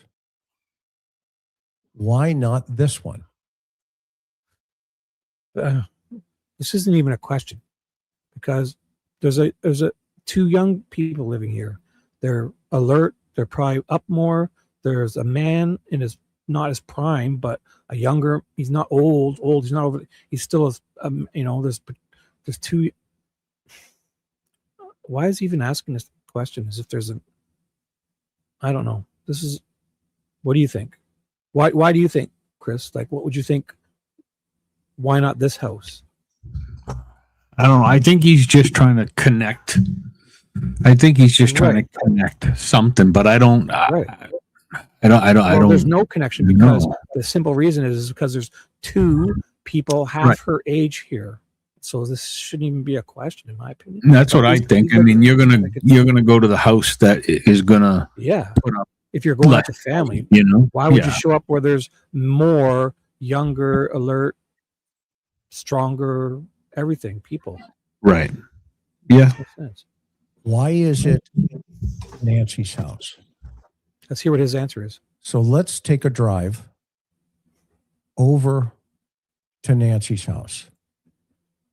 If you were the suspect and you were surveilling Nancy's house, would it be logical to surveil Annie's house? And maybe that's why they're looking for a car at the Circle K up at the corner of this street. We just left house You're number right. 2. Barney nailed it. Barney nailed it. Barney nailed it. Barney won the comment of the night. I'm going to highlight this later. Yes, he needs to spit it out what he wants to say and stop milking it. Very good point. Great point. And here's that Circle K. Barney we're going to nailed it. drive over now to Nancy's house. And worse, you got me pausing it and Chris and I interjecting too. So what was it about Nancy's house that the perpetrator felt? And we're going to put the victimology aside. We're just going to talk about the neighborhood for a moment. Okay. What was it in the suspect's mind that, let's say, he or she would have taken this route? It's 2.9 miles to go from Annie's house to her mother's house, 0.5 miles to go from the Circle K or from Annie's house to the Circle K. And so what was it in the suspect that said, you know what? I know exactly where Nancy Guthrie lives. And it was a full moon night too. And if so, I started asking myself, okay, well, what kind of cars are in play here? And how does the individual know each and every one of these turns? So let's talk about this neighborhood for a moment, Karen, as we drive over there. Tell me about the neighborhood. Well, it's an older neighborhood. The homes were built, it seems like mostly maybe back in the early 70s. And when we get in there, you guys, you'll be able to see it. Of course, you've seen it on the news a million times. You know, the whole topography, the landscape, of course, this is the desert. This is Sonoran Desert. You've got saguaro cactus. You've got the dry brush. You've got a harsh climate. You've got, you know, scorching temperatures. You've got, but in the neighborhood in particular, you've got a lot of trees, obviously, along the road that kind of block or provide, I guess, some privacy into the houses. But I tell you, at night, with as dark as it is, you can't see anything. So let's think about you now. You're the suspect. You're driving potentially this route.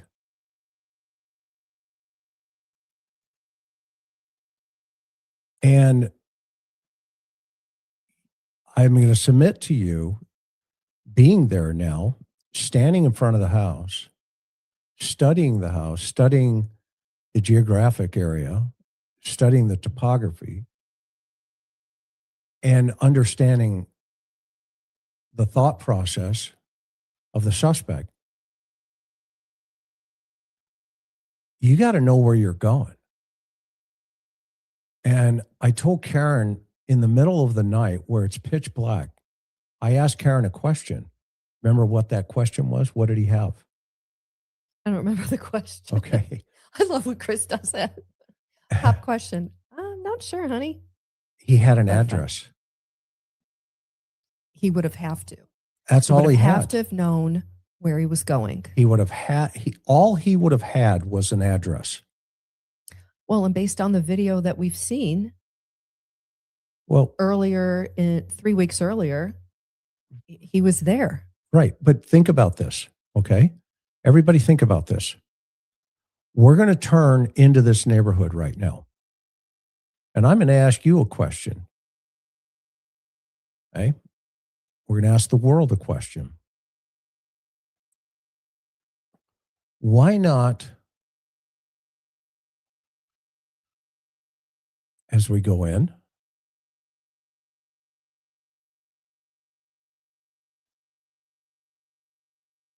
why not this house on the right?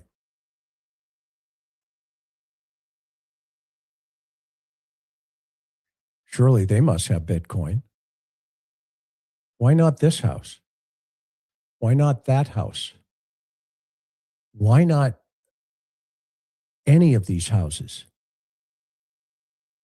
If you look at this neighborhood, it's been described as a bowl of spaghetti just dropped onto the road or onto the ground. And then they put roads on it where that spaghetti landed. But why is the suspect going to Nancy's house? Why not this house right here?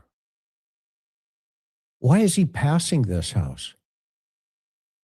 Why is he, going past this next one?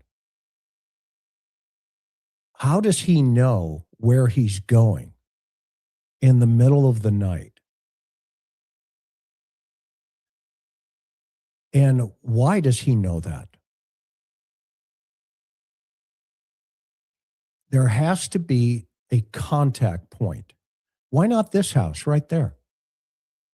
That looks like a nice house, looks almost like Nancy's house. Why did he pass it and not go into it? Too close to the road, too open. He doesn't know who lives there. I don't know. It's not hidden enough. It's not treed enough. How about that's not Nancy's house and that's what they were looking for? Yeah. Yeah. It's not a Guthrie home. I don't think it was a wrong house thing or something like that. They were looking for Nancy. Yeah. The way he's acting like as if they're going in this area just to pick a random home. Right. Why not this one? Well, it's too open. It's too accessible. Yeah. The other one has so much more cover. If it were just a random choice, Nancy's is way back farther. It's I don't know. Yep. There's less confusing little inlets here. You don't know which, like there's 4 of them. She's only got 1, so you know where the front door. I don't know. I could pick up probably 30 more reasons. Maybe this neighbor's here got too good of a view here to watch. You wouldn't want to choose this home because it's a sitting duck getting caught. Yeah. And the whole, and don't get me wrong. I love Chris. I think he's good at what he does, but this one I'm a little off on. He's like, how did they know to go the road at night because they probably drove it 5 times before, maybe. Mm-hmm. One that I would submit to you, you've got to know where you're going and why you're going there. Why not that house? And so to me, there's a comfortable feeling. Not only do we see it on the porch, but we see it coming into the neighborhood.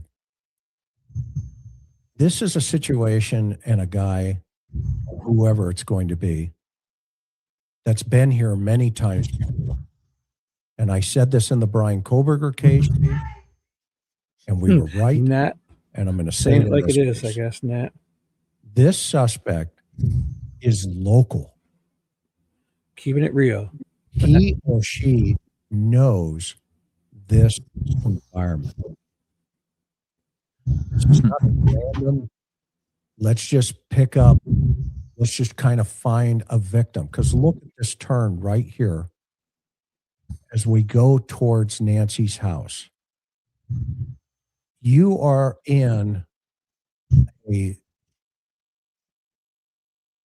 very elaborate street spaghetti bowl environment. This is a situation where this individual not only knows where they're going, but how do you know? How does this individual know it's Nancy's house? What? All you have is a mailbox like this one and an address on that mailbox. Even cops, I would submit to you, would get lost in an emergency situation if they didn't know exactly where to go or have an address to type into a GPS through their computer-aided dispatch. There is no way this guy randomly pulls up into this neighborhood and says, oh, this is where the 84-year-old woman lives. I'm going to go and do what I got to do now. There is no way that happened. There's even speed bumps that this individual has to be aware of. Flying out of this neighborhood at night with an 84-year-old woman in the home. If this was the escape route, there's only 2 ways in. One, and I just came in from the opposite way. But they're the same, essentially. They're about almost, they're not spike strips. How many miles in? Just under 2? Yeah, 1.7. Fly right over 1.7 miles in to get to Nancy's house. There is, you know, those type of speed bumps aren't even a big problem. Have you seen the newer ones where they put 2 in a row? So if you, these ones, if you hit them fast, they're okay.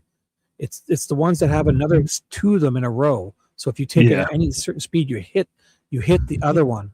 That's the problem. I'll show you later. Have you seen those? Here they started making them like it's a single speed bump, but it's like 8 feet long. Right. Wide? Crazy. I'll show you later. I'll show you after what I'm talking about. If you have 2 of them in a row, you can't unless you jump them at 150 miles an hour. Because if you do it, you don't just come down, you hit the going up of the other one. It's really bad. I'll show you later. no way this suspect did not know They put 2 where of them this in a person row. was going. So you see how there's 1 here? They put 2 of them. So if you were to go over them any other speed other than really slow, when you jump it, you hit the other one that's going up, and it's 10 times worse. Having 2, it's horrible. It's amazing. Kind of funny to watch on YouTube. Because as you're coming in here again, you can see this is not an easy place to find. It is a maze. And as you get up close to her house, and you're the suspect now, you're driving your car, and you're going to go kidnap, park your car wherever you're going to park it. That's another show. But you're driving the car with the intent to go kidnap an 84-year-old woman. You're dressed up. You got your Walmart clothing on. You got your Walmart backpack. You got your toy gun. You got your mask. Everything's in front of you. And you know for sure this is the house on the right with the yellow ribbon. And by the way, that ribbon wasn't there. So all you have is that mailbox with an address on it. Now, what's interesting about this, before I got there, I thought this was like a sprawling type of environment, property environment. Okay. I was shocked that it's compacted and compressed.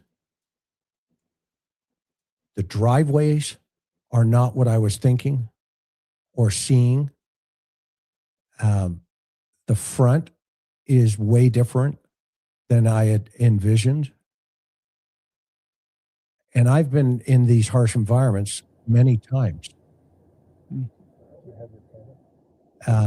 Many times.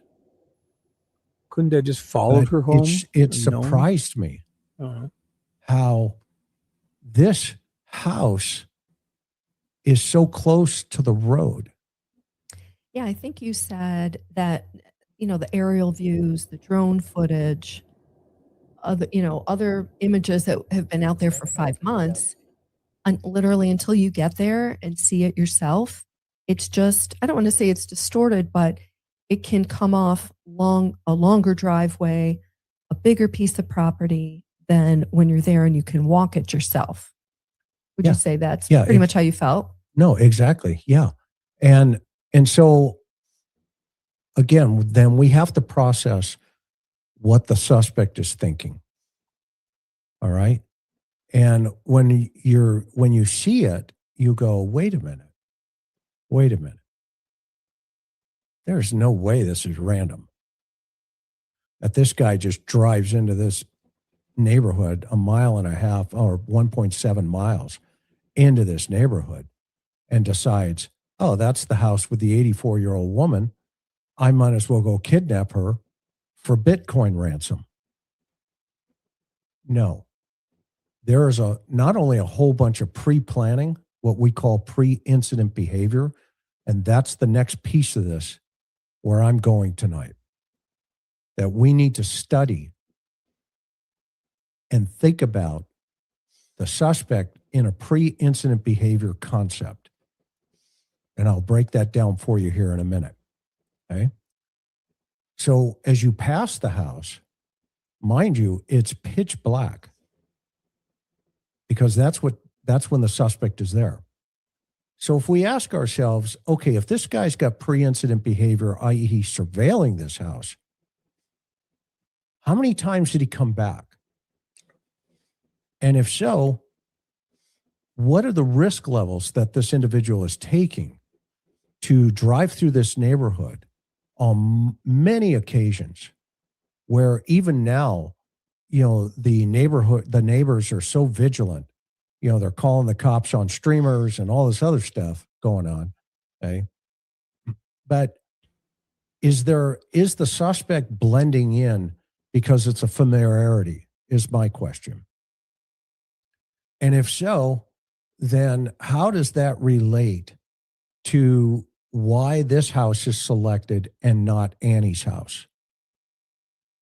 Because these are the two women that are connected to this family in this environment. They're 2.9 miles away from each other. So why was she passed and her mom was selected on a Saturday night? And I want to try to connect those dots tonight. And I have found some information that, quite frankly, I hope the investigators are going to chase it down. Because I wanted to know, one, in my mind, is this random? And the answer to me, I've clearly have come away with no way, shape, or form. The suspect knew where he was going. Okay? No question in my mind. He knew this house. He knew this environment. and he knew probably a lot more about the folks connected to it. And so for me, there were only 3 women connected to this home. The first, Nancy Guthrie and her husband. And then they had 2 daughters, Savannah Guthrie and Annie Guthrie. I would submit to you the suspect knew all about all 3 of them. Because if we take Savannah and put her in New York, where she lives, and then we say to ourselves, well, it must have been the Today Show presentation with her mom and her sister that drew the attention to the suspect. No. No way. Because just to study this neighborhood, study the entry, exit points, and lower your risk as a sophisticated kidnapper, you have got to know how you're going to pull this off. And you have got to think through this methodically. This is not a random situation where you spend 2 months and you decide to, So V says, please, to pause and comment, Shibby. So V is asking me to, oh my God, Photon 2, I bet you, right? They usually want me to mute and be quiet, but now they're begging me to speak. Thank you. No, good point. I think he's really playing into this. Is it all that complicated?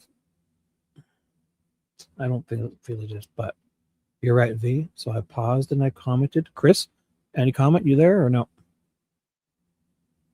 And he's gone. friendly kidnap an 84-year-old woman out of her bed and then ask for Bitcoin ransom in a note. Okay. And if we take that piece of the puzzle and say, okay, well, wait a minute, this is weird. Oh, how dare you. You start leaning towards the planning process even deeper and further into why Nancy Guthrie was selected. And as you can see, I was Look at only them. there. This guy's going head on with the cars coming. He's like, what are you doing, dude? This is a road here. You're in the wrong. This car coming? For a couple of minutes, and this van has come by here. I also saw some other things up there that I told Karen. There's some other things going on. I'm not going to mention it. It's a public. But now, as we leave this area, I thought to myself, okay. Yeah, people are doing things. I got to study this house. Community. And the more I looked at it, and I looked at how compact it is. Look how, when you see in a sense, though, it's kind of weird in a way. Like, it's like they're afraid to get out and look around now. So this is what we've come to in this point. People are afraid. Like, they're, is he by himself? Can somebody drop them off? And they walk, like, he's saying one thing. I mean, he's so afraid to even stop moving. He's backing up, and they're not even going to get out of the car. Like, when would you ever thought of that? Like, in the United States of America, especially in a public street, people are afraid to stop and get out and look at a home on a public easement. So from the it looks like it's a huge, long, crazy. Okay. Like by doing this, you're accepting them violating your rights in that sense. Yep. What? You too. Have her drop. I don't know if there's 2 of them in the car. I don't know if he's by himself or they got a third person. Like, drop them off. Stand there. You guys are reporters. You guys can stand there. It's not illegal.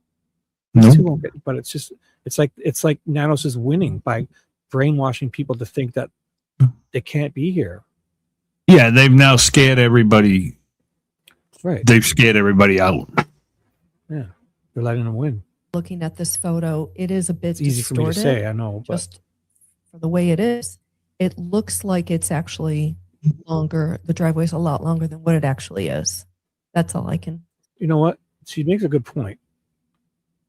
What camera is she using? Because it really does look like really far. Oh, It feels really long. She's using like a a very narrow lens, not like a wide one. So it feels, or this is probably Yeah, no. I don't know.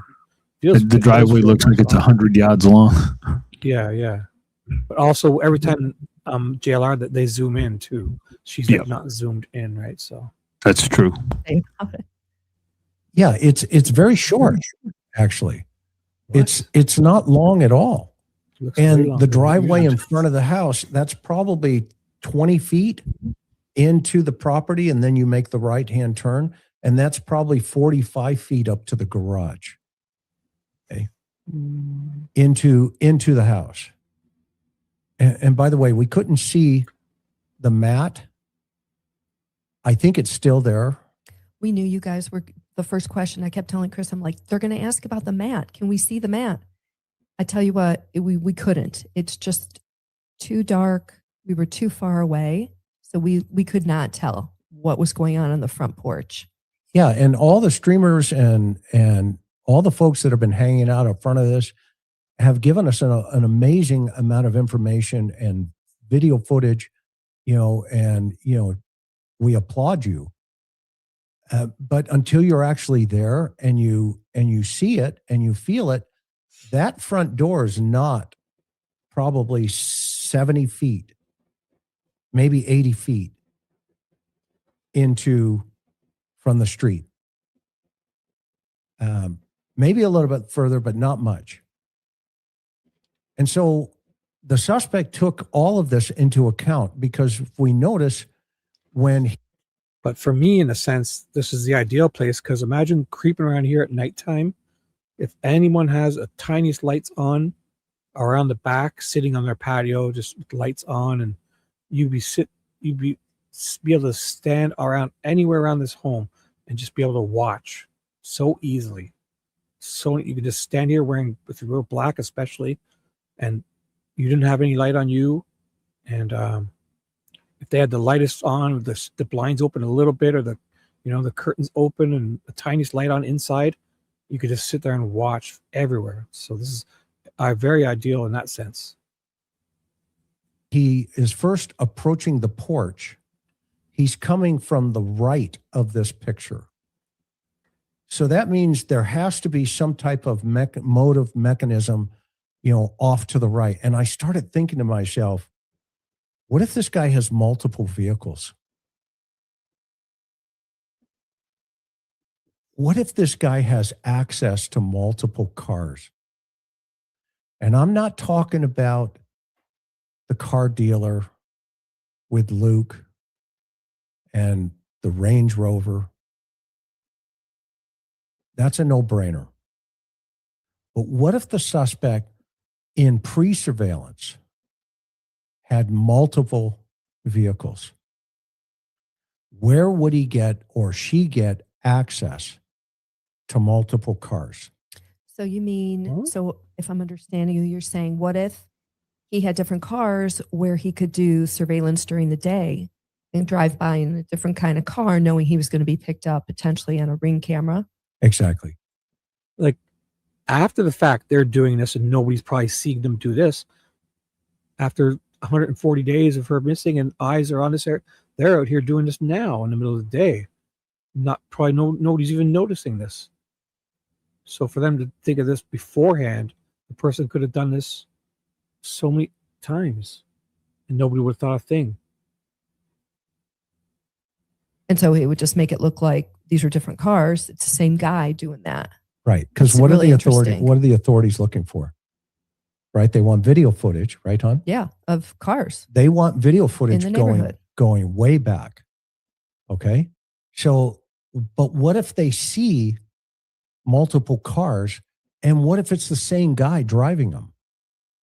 So I catalog that up there. And you're not going to see the person's face in all these homes. Their videos, even if there is videos of every car coming in and out, you're not going to get a look at their face. Not at night. Not anytime. Right. I got security cameras in the middle of the day. If a car drives by, I can see the license plate number. I can see the car. I can't see their face. I thought, right. This guy's got to be coming in and out of this neighborhood on many occasions to get a good look get a good feel. It wouldn't surprise me the individual walked up and around this house before 2:00 in the morning in the night. The individual hit it. I asked myself, how does he get in? And in terms of, around the side, around the back, over the patio, in the front door, is it the back door? The sheriff hasn't told us that. Okay. So I started looking a little bit deeper. And I wanted to answer some of these questions in my own mind. And as I started to go down that lane, I wanted to see what would have been a contact site for the family members who live in this area. What would have been a contact site for Annie? Is she on the plate as a potential target for the suspect? Is because we know Savannah is. Everybody, the world has gone and said, yes, Savannah is out there. She's worth whatever. Okay. But in this situation, we have to really ask ourselves, well, wait a minute. Let's put Savannah over here for a moment, and let's now. So wasn't there supposed to be? They're supposed to release something new, right? So Nancy Guthrie, why was? Who said that? Where did we hear that? 'Cause I don't think it's in their title, right? Let's see their title. Why was she selected detective? Latest updates. Yeah, no, they did say that. Where did they say that? In a tweet or something? I don't know if it was in a tweet or anything, but it was So something revealing new, right? So let me know if you see that anywhere. Let me know exactly what they said earlier. Okay. So far, nothing new, right? Concentrate for just a second. No. And think about, okay, where would be a contact site for Annie? And I discovered something. I discovered a park. Those of you who live in Tucson, remember throughout this investigation, as I started talking to our sources and I started digging, I started thinking about where in the world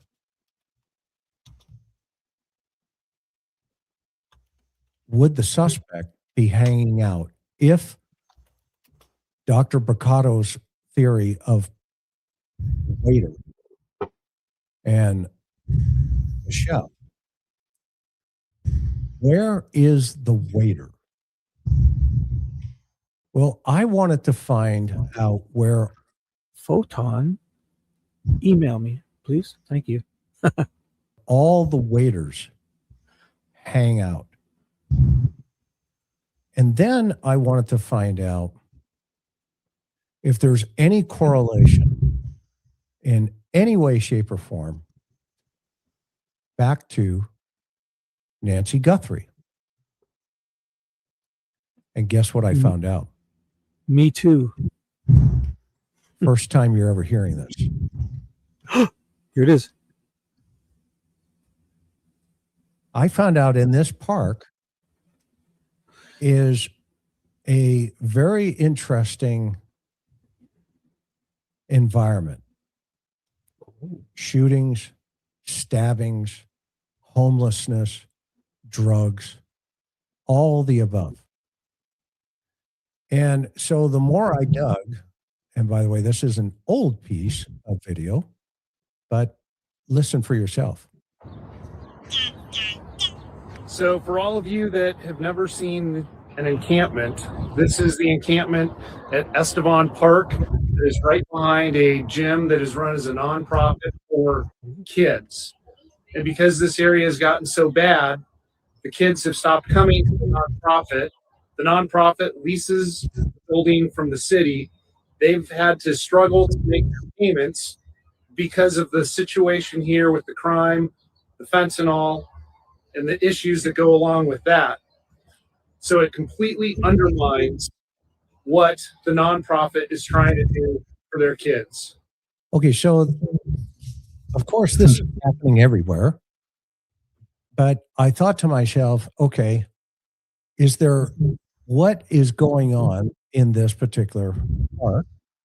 And of course, I came across that piece of the puzzle. Okay. And whoops. This particular park in of itself is just crazy. Crime ridden. Okay. And I thought, okay, well, this is the type of park or type of environment, type of area that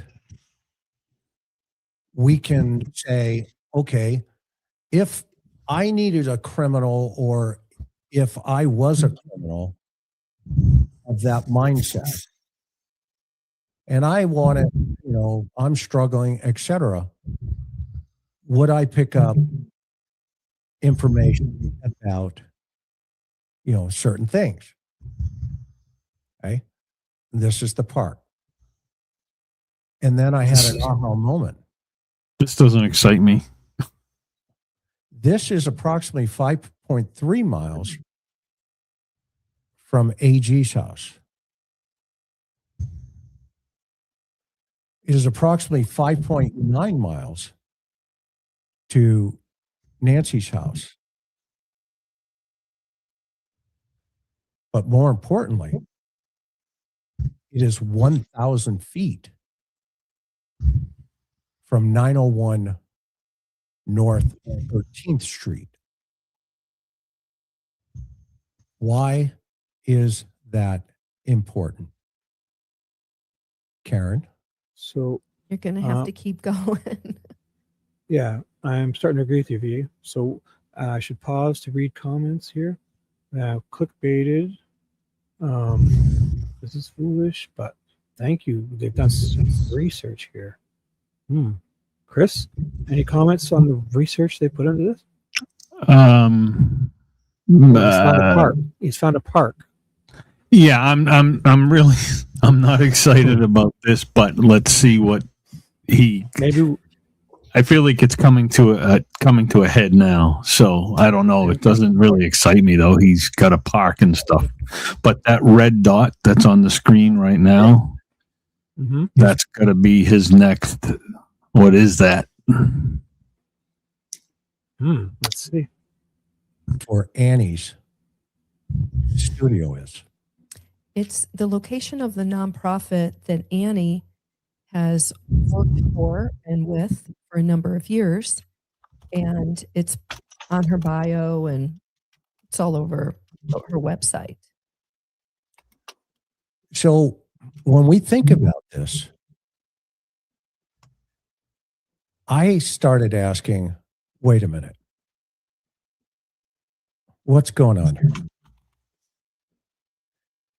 Did the suspect overhear a conversation about Annie and her mother and her sister? Are they hanging out? Oh, Chris, AJ wants you to read the comment on the screen. AJ, can you read, Chris? Oh, she made a mess. I got it. Are you able to read that? Of course. AJ, great comment. I'm going to highlight that. In this area? Is something going on here that nobody has looked into or investigated yet in terms of law enforcement? And so I started digging around even further and started asking the street. And the next thing I discover is this is where AG, her shop is. And look at the bottom pin on the right. That is her shop, and the park is within 1,000 feet. But here's what's really, really interesting. Between that shop and that park, guess what? Is an auto dealer. Check this out. Are a tragedy and they shouldn't have to exist, but they are the better alternative than continuously pushing people around. Dozens of people are out on city streets after being removed from their encampment in Midtown. It's the latest development as Tucson leaders work to clean up homeless camps, and that effort is coming with pushback. The city says 80 people were living near Estevan Park near Speedway and I-10. The city says they worked to give them options before clearing out the area, but now there's concerns of another camp growing just down the street. 13 News reporter Shelby Slaughter is at the new encampment that just popped up. Here off of 13th Avenue, you can't miss the dozens of tents lining the street. Residents tell me that this encampment popped up right after Estevan Park was cleared out last week. And on Thursday morning, the 27th at 5 a.m., the city came in and swept the encampment. So pushed everybody out and bulldozed the wash. Natalie Wynn, owner of the Splinter Art and Community Fund, says the city forced the people out of the park, leaving them with nowhere to go. So they ended up here on her doorstep. She says forcing people to move doesn't solve the problem, but rather just pushes it on someone else. Now, here's an interesting piece of this puzzle. I'm not saying that the homeless, are the issue.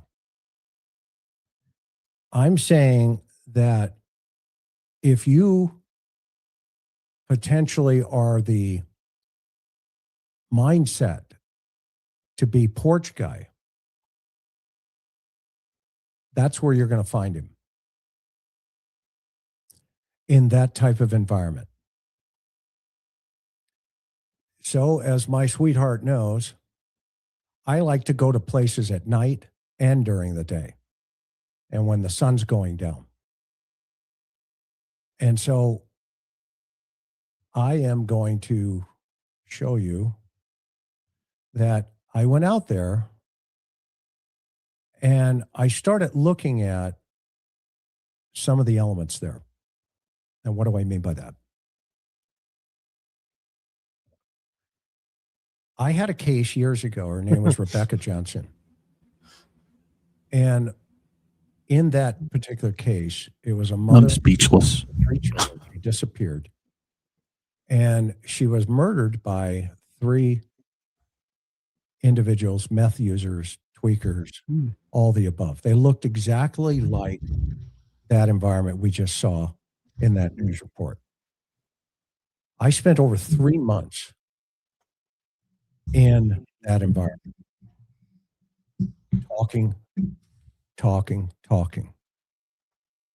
And I thought to myself, okay, has the sheriff, has Tucson PD, has anybody been flushing this neighborhood? If I was a streamer in Tucson, rather than hang out at Nancy's house, take the pictures of Porch Guy. And I know Monks just did a thing where you can screenshot his drawing and start poking the bear in that area. And so I talked to some of my folks and learned that Tucson has what they call Bravo teams. What did Nanos do to the Pima County Bravo teams? Well, we heard that he dismantled them, just like we also heard that he dismantled his very experienced homicide unit and reassigned those folks to different places. We've heard that he's done a lot of dismantling of very valuable Sheriff's Department assets as far as investigations go. Yeah. So basically, he has, eliminated all the teams that would have been going out and talking to these types of individuals. And I went out and started talking to some individuals, and I started asking questions. Tell me about the neighborhood. Tell me about this, yada, yada, yada. Okay. And it's amazing what a cold bottle of water will do when you have what they call jonesing, or somebody's chasing the needle or they're chasing the pipe. Okay. And you understand that they're in need. Well, these are the kind of people that would fit the type of personality as porch guy. They may not necessarily always be sophisticated, but they are criminally minded. And that guy who came on that front porch had no sense of feeling for Nancy Guthrie. Absolutely zero. And so I wanted to know where those zeros hang out. And how do those zeros connect in any way, shape, or form close to the three women in this investigation? Because for me, Nancy is the main target, but is it possible that Annie was also in the conversation, or Savannah, or is it possible you need an area where somebody could be brought in as porch guy? And there's more to this story that we don't know yet. Okay. So I hit the streets in the last week in Tucson. And I thought, how do we go from this house in terms of the suspect understanding she was going to be in this house at a certain time, a certain date, and a certain place? Somebody knows. And it's not standing in front of this house where we're going to get that information. It's going to be going to parks like I just showed you, that park actually, and telling people there's $1.2 million on the fence here. And that park is 5.9 miles from Nancy's house. It is 5.6 miles from Annie's house. It is 1,000 feet from Annie's workshop. And you will be surprised when you do that, what you will find out about perceptions, about maybe the cops are looking in the wrong direction. Maybe they're waiting for the Easter Bunny. And maybe there's more to this than just the electronic footprint. This is a situation where there are a lot of answers, in my opinion, in that geographic region. Karen, thoughts? Let's show the video so they can take a look and see what we found. Okay. So we went from this house right back down to the park. Let me show that here in a second. In my mind to, let's try to find the waiter. Now, if you'll notice that sign behind me, okay, that is an auto dealer. They sell cars. They probably let you borrow them too. Oh yeah, borrow a car. Yeah, take a car. And it's on the same property. Take a penny. Leave a penny. Yeah. Of the workshop. And at the end of the street here, it's in the same area of it's the park. The park is right next door. And so I thought I'd go talk to some of the folks. For lack of a better term. Somebody finds out. And this is the kind of area where you would actually find that waiter. Let's say hypothetically, this is a situation that, involves more than one person. And, when you come out here and you see stuff like this, it does make you think about, the type of people that potentially could have access to Nancy Guthrie. Now, believe it or not, this area here is the actual nonprofit that one of the family members supports. As you can see, this is a pretty interesting area as a whole. There's a park behind me over here that has a lot of homelessness, a lot of drugs. There are needles. There's all kinds of stuff open, here in this environment. Now, one of the things, remember, we talked about in the victim risk continuum is what they call the, situation, environment, circumstance, low, medium, high risk. We talked about, remember, a contact point. There has to be a contact point. And I come from the old school where we solved homicides long before DNA, long before cell phone towers and all this other stuff. Those are great tools. Don't misunderstand me.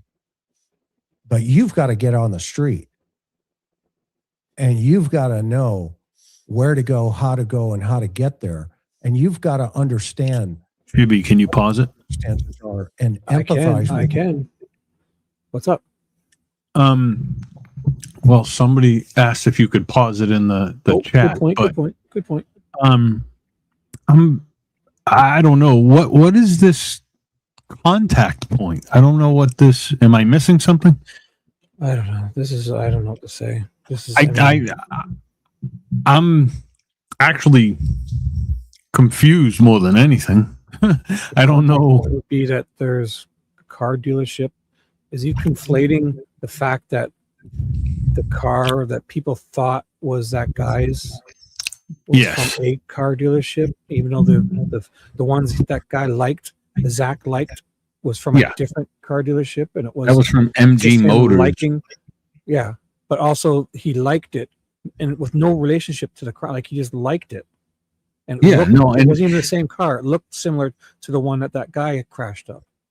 Yeah, and I understand the point about the park, but I'm not too sure that the homeless people that live there are going to go to Walmart and buy new clothes, a backpack, and a mask to go do that. It just doesn't make sense to me. Yeah, that guy wasn't homeless when it came there. I'm kind of stunned from this first show because it doesn't fit his way for some reason. I don't know. I don't know. He's got a good point. Yeah, because so they could have that car, so they can go there and not be seen by showing up in a different car each time. Yeah, I'm lost. On the street. Wow. You just can't drive by them and say thank you very much, or sit at a desk with your computer screen on and expect leads to come flooding into your office or watch YouTube and go, yeah, I think this is a wrench attack. I'm going to tell my investigators to go out there. Okay. When stuff like this is sitting under your nose, where you have the daughter of a kidnap victim in an environment that's loaded with criminals, just loaded. And I'm not talking a few. I'm talking the other night, just recently, they had a shooting in the park that I'm at. The guy's dead. And when I started doing the research on this particular area, I said to myself, bingo, we're into something here. Is it possible this guy is associated with the nonprofit group, i.e. not that they work or connected them, but that they go there because it's open for events. There's all kinds of stuff that would open up the possibility of somebody going, overhearing, knowing, learning about Annie's life that could connect it to Savannah's life, that could connect it to her mother's life. Everybody see where I'm going here? And in between this, you just happen to have a car dealership that sells cars, okay? Kind of like, off the side kind of thing. So my question was, can you borrow a car? Can you take a car on a test drive? And if so, nobody would know better. And what kind of car are they looking for on the video? How many cars are in that area there inside of, this particular car dealership? And so it makes you think. It does make you think. This is the type of environment that if there was a waiter in this case, if I was investigating this case, these are the kind of things that I would really want to break down and get into. And so, that said,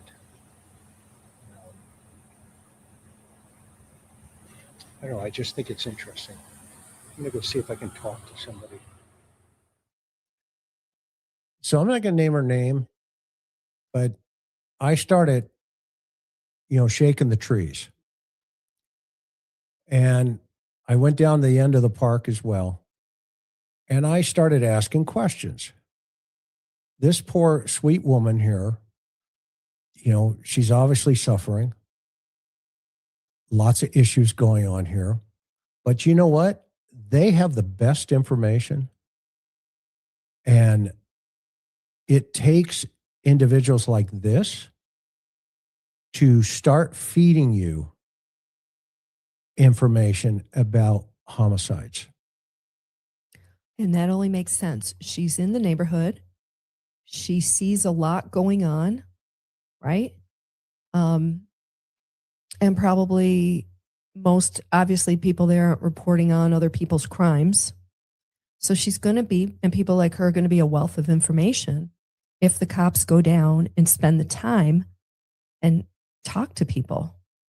It's old school. Yeah, the Bravo teams are what we would call. Right. But these people don't want to speak to cops. That's why when JLR and them went to that Gutierrez's son's pizza handout thing and handed out flyers, him and 857 and I think Righteous Monkey, they went to remember Daniel Gutierrez, the guy from the Recall Nanos sign thing?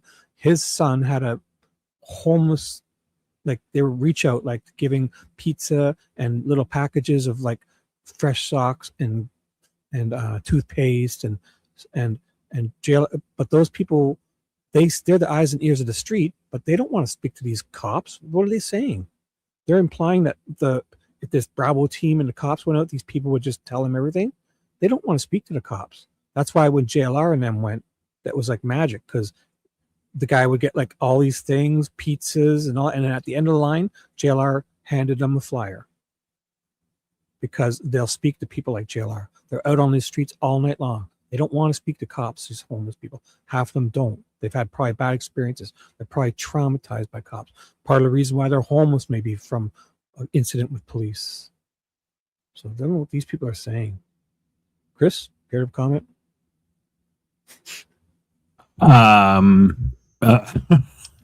She's acting like this. Yeah, I don't.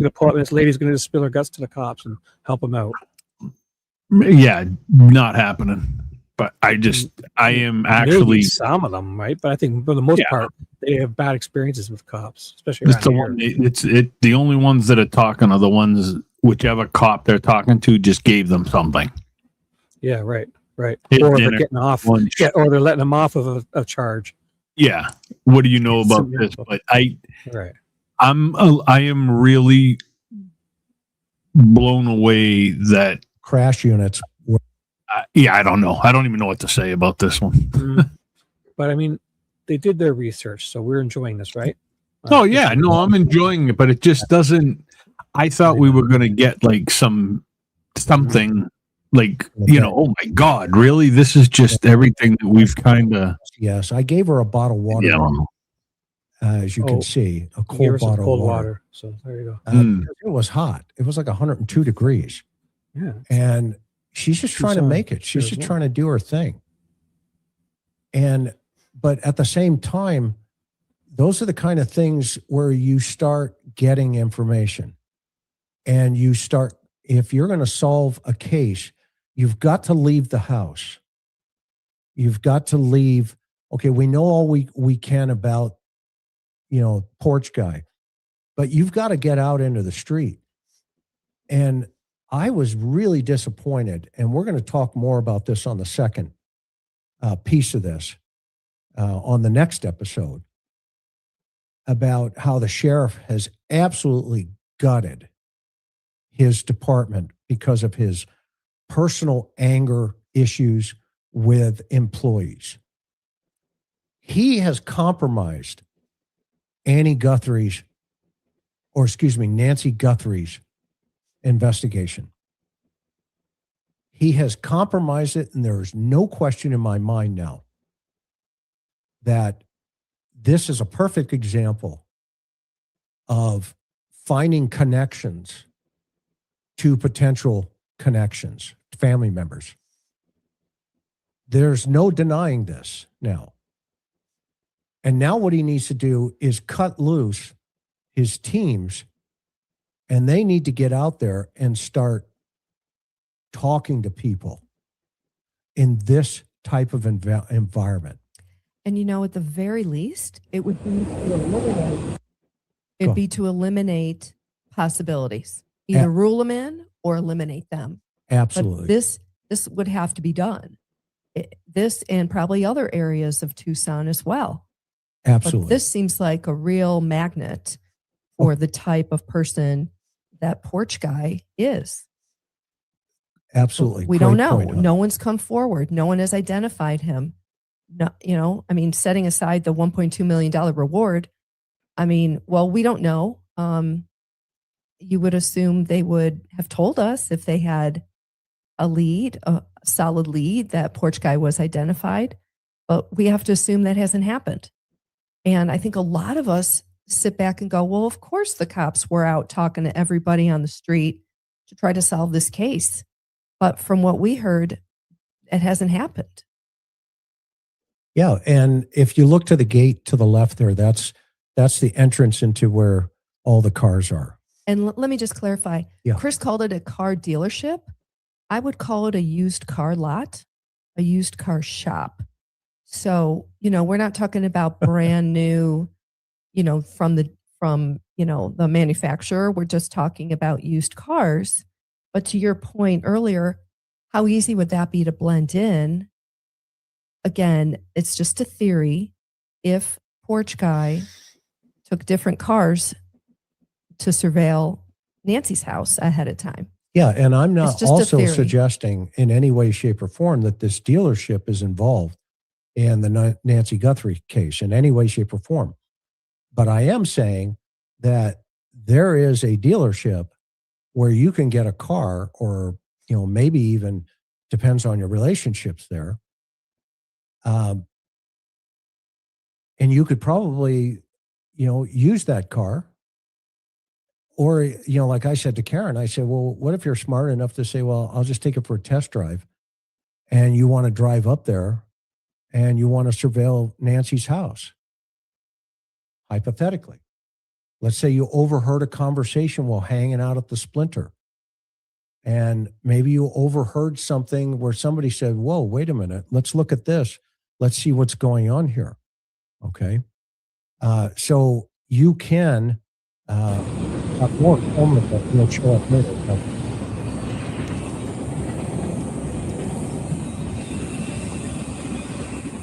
If you look Wowza. So,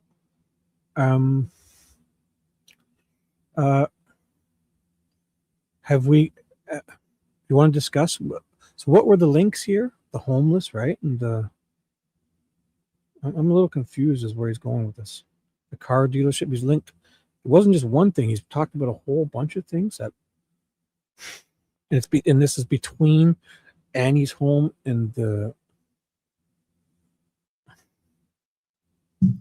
car dealership is between the homeless camp that was and Annie's home, and it's also where, or between where she worked or something, or had her business. Yeah, I didn't even know she had a workshop. That was new to me, but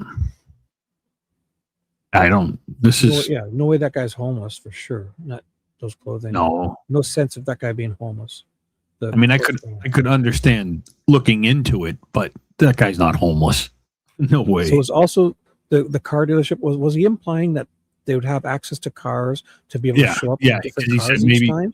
Yeah, because he said, "Do you think you could borrow a car?" Yeah, no.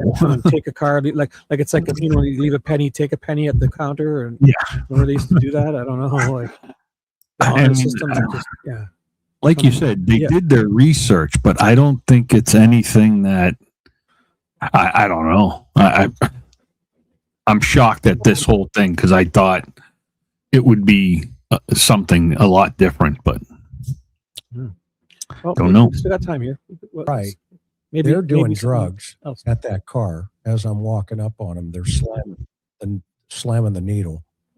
This guy over here on the left, I was really worried about him because you could tell he looked dehydrated. And I started walking up there, but I cut the film and I turned around and went back, got some water, and I'm going up to hand him his water.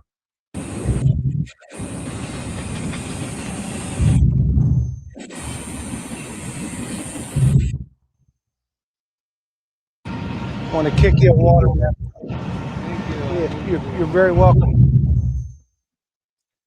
You know, this guy here probably has more information about this park and this environment than Nanos could get in a month.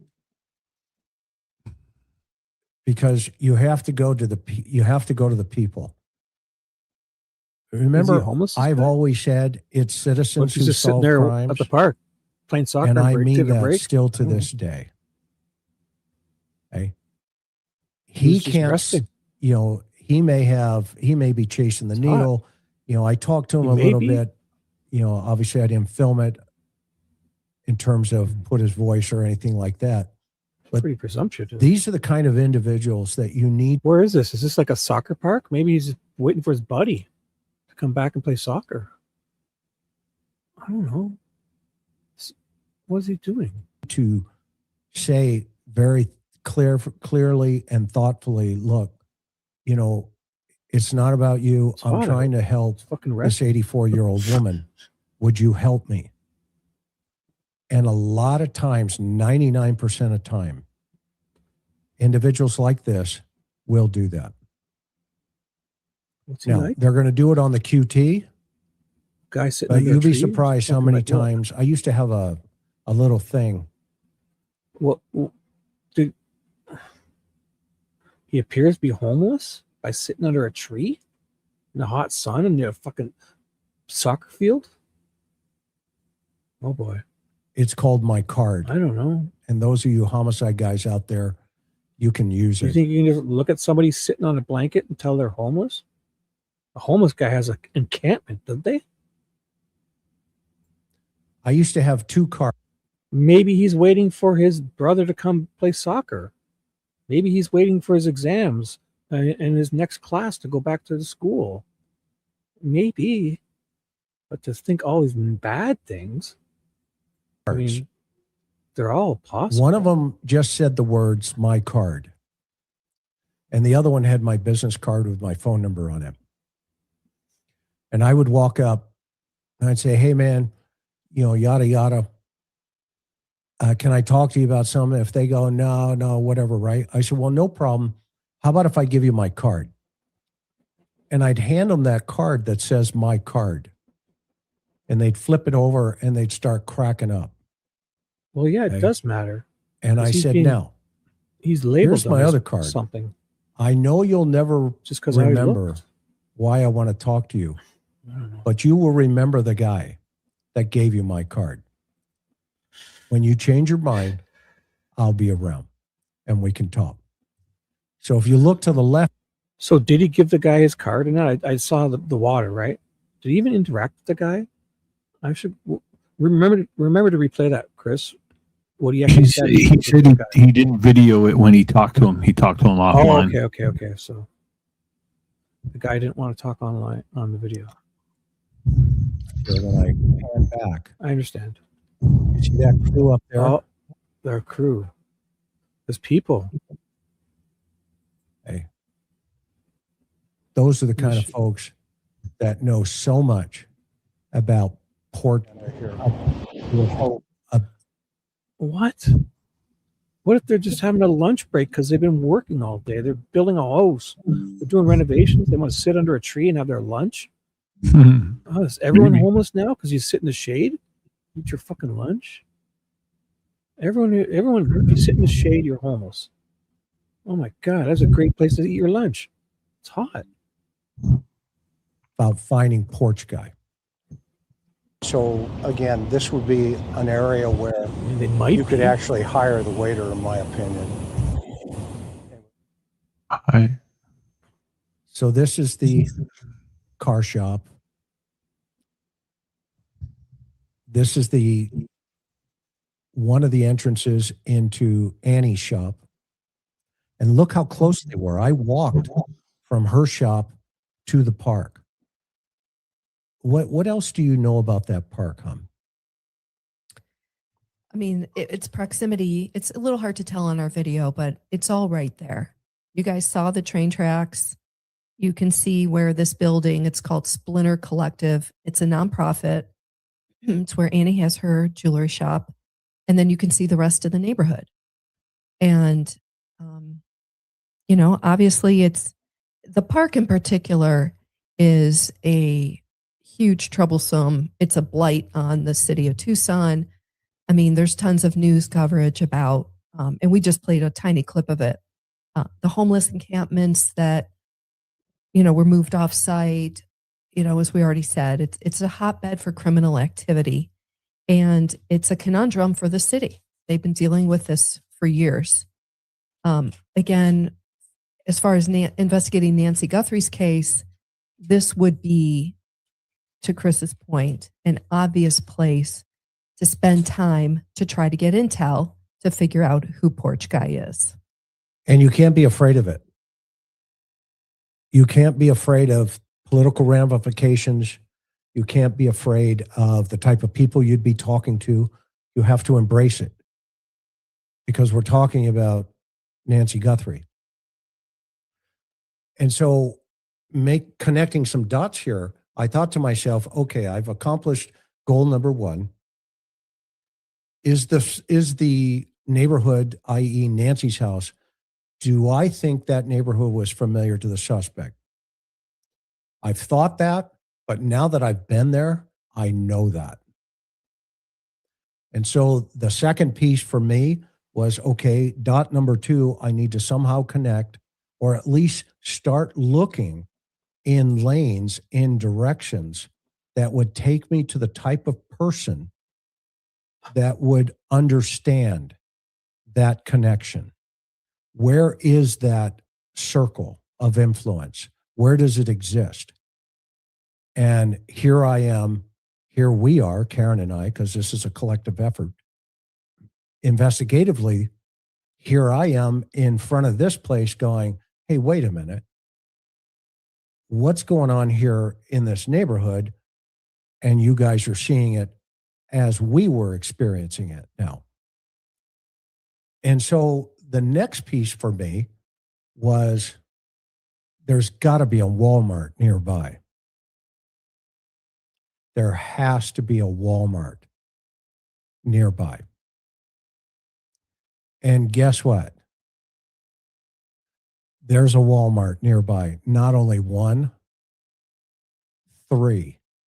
So your theory is Porch Guy would, if he's from this area, or familiar with it or been down here, he would have then gone to one of the Walmarts to purchase the backpack and the other things that he wore on the video the night of.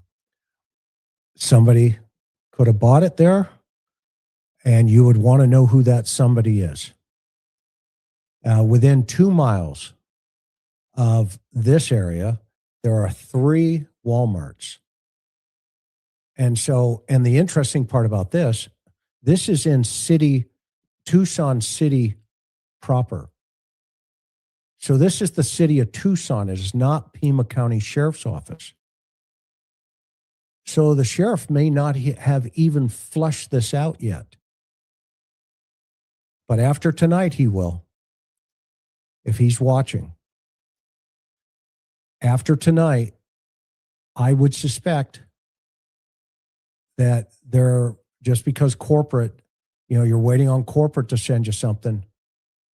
You went to a Home Depot once, Karen. I did. Yep. It was a case many years ago that I covered as a crime reporter. His name was Josh Jenkins. It was a very horrific crime. He killed 5 members of his family. And we learned that, and by the way, he was 15 years old, obviously extraordinarily troubled young man. He went to a nearby Home Depot and purchased a tool that he then used on his last victim back at the home where he was staying. So anyway, after hearing all that, I went to the Home Depot and I actually talked to the clerk who sold the killer the tool, which, was kind of a piece of the story at the time. And, it's a really horrible case, but it's what you have to do, for my lane as an investigative reporter, and clearly the cops as the investigators. So also around this area, like I said, within 2 miles, whoops. Yeah.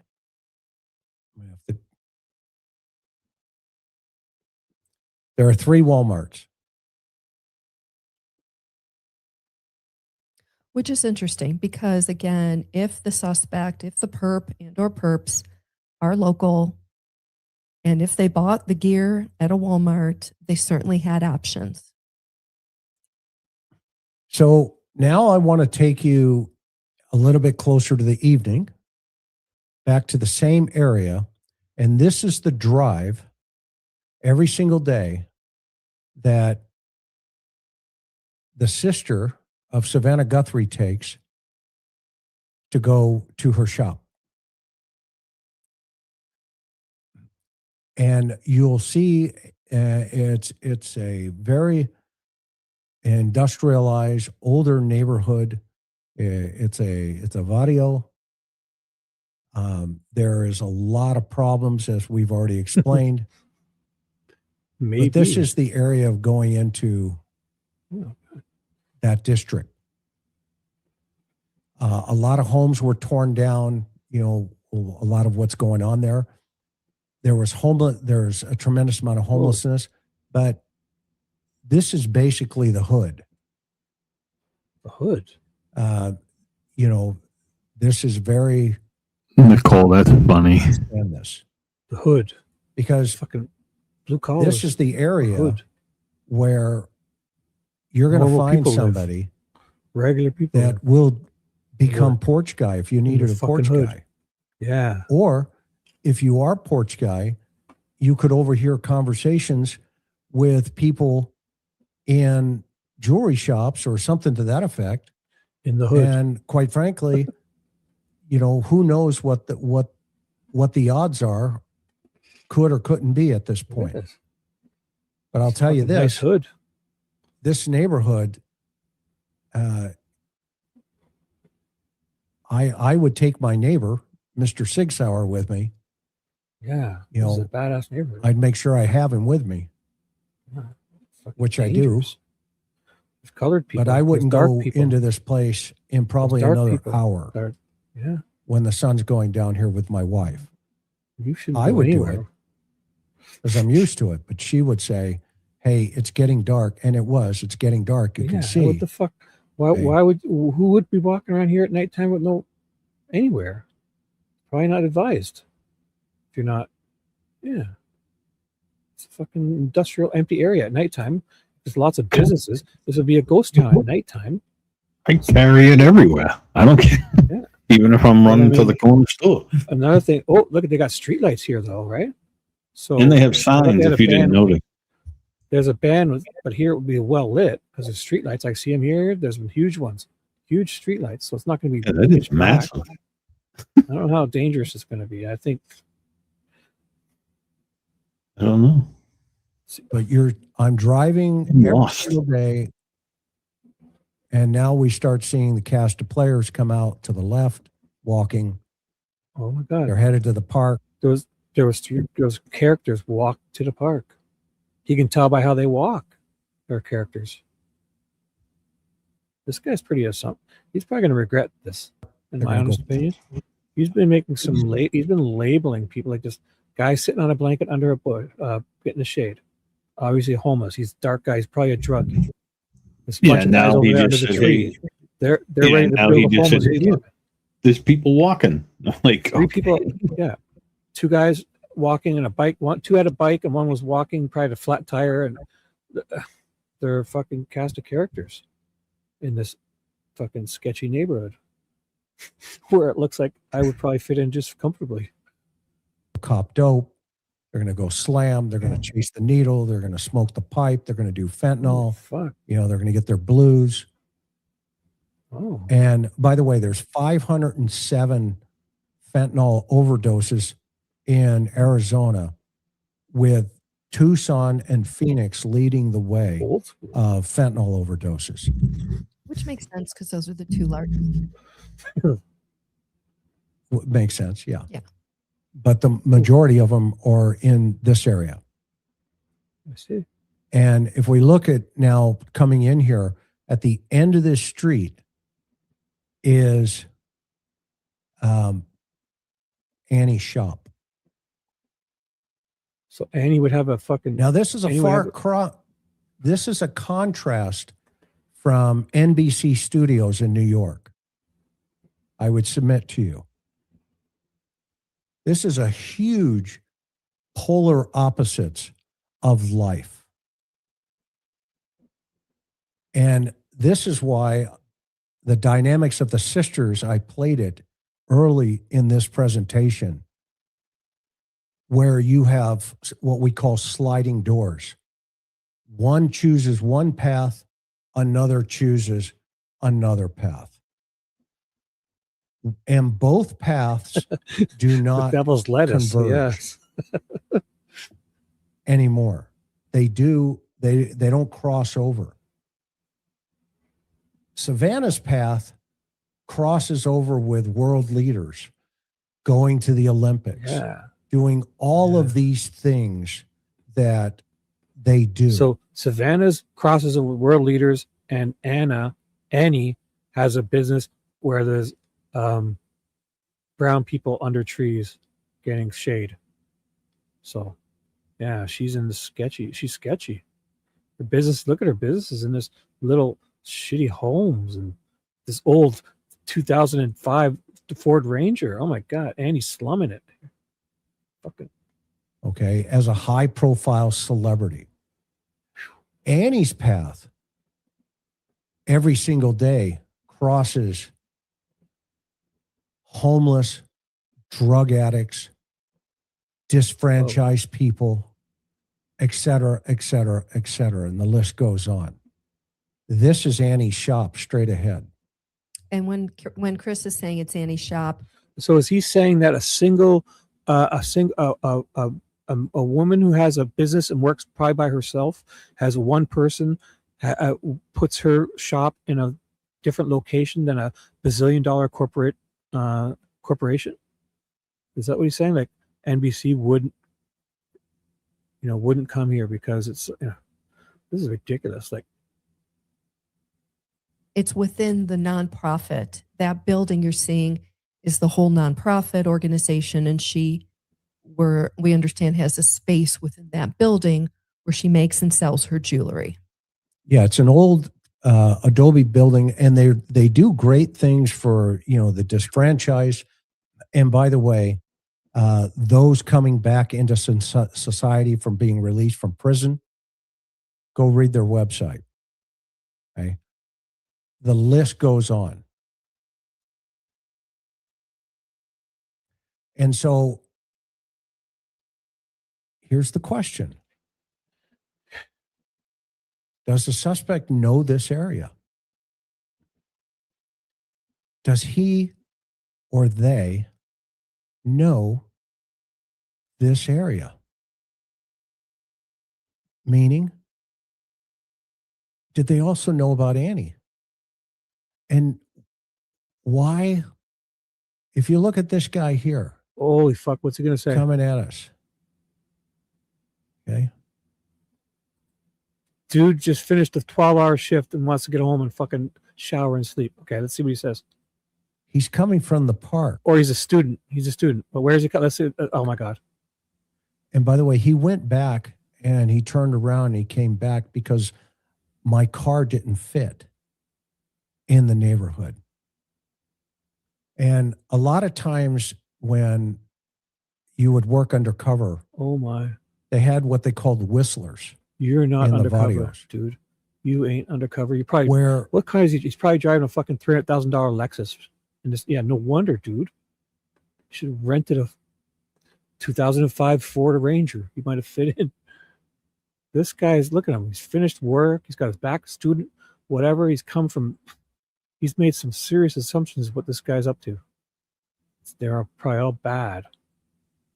You would come in to the neighborhood. Even like imagine you went and forgot something. You had to go back to your buddy's house because you forgot something. He thinks he's got going. This is in a amazing. cop car. And you would hear all the whistling going off in the neighborhood. This guy's fucking wild. And that was kind of a warning to everybody around that the cops were in the neighborhood. Okay. Oh my God. So this guy is going by and checking us out. He's giving me what we call a hard mad dog as we're going, as he's going by me. Wow. How the fuck did you come to that conclusion? Is he for real? Come on, guys. He's insinuating that since he parked, like this guy's rushing out to check and he's going to go out and hoo hoo, and they're just like hoo hoo hoo hoo, you know, like everyone's going to, like in Wizard of Oz, Munchkin Land, they're all going to disappear behind trees and bushes. Is this fucking guy for real? And so I'm just playing. Yeah, exactly. They would have had cameras and cell phones. They would have seen this guy coming. What is? Oh my God, this is unreal. Like I'm, Clark Griswold lost going to Wally World. Holy remember shit. when in that scene in the movie where he pulls up in Chicago and they take his, take his wheels off. Holy fuck! Is this there?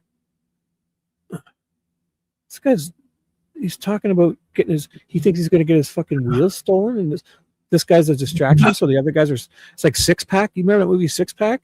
He's gonna fucking go to the store, come back out, and his car's gonna be stripped of all the parts. What the fuck is this guy saying? I don't understand. This is weird. Did you hear what he said? Remember in Clark Griswold when he drove through downtown like Chicago with that new station wagon, and he parked it, and it ended up like they took the wheels and spray painted. Yeah.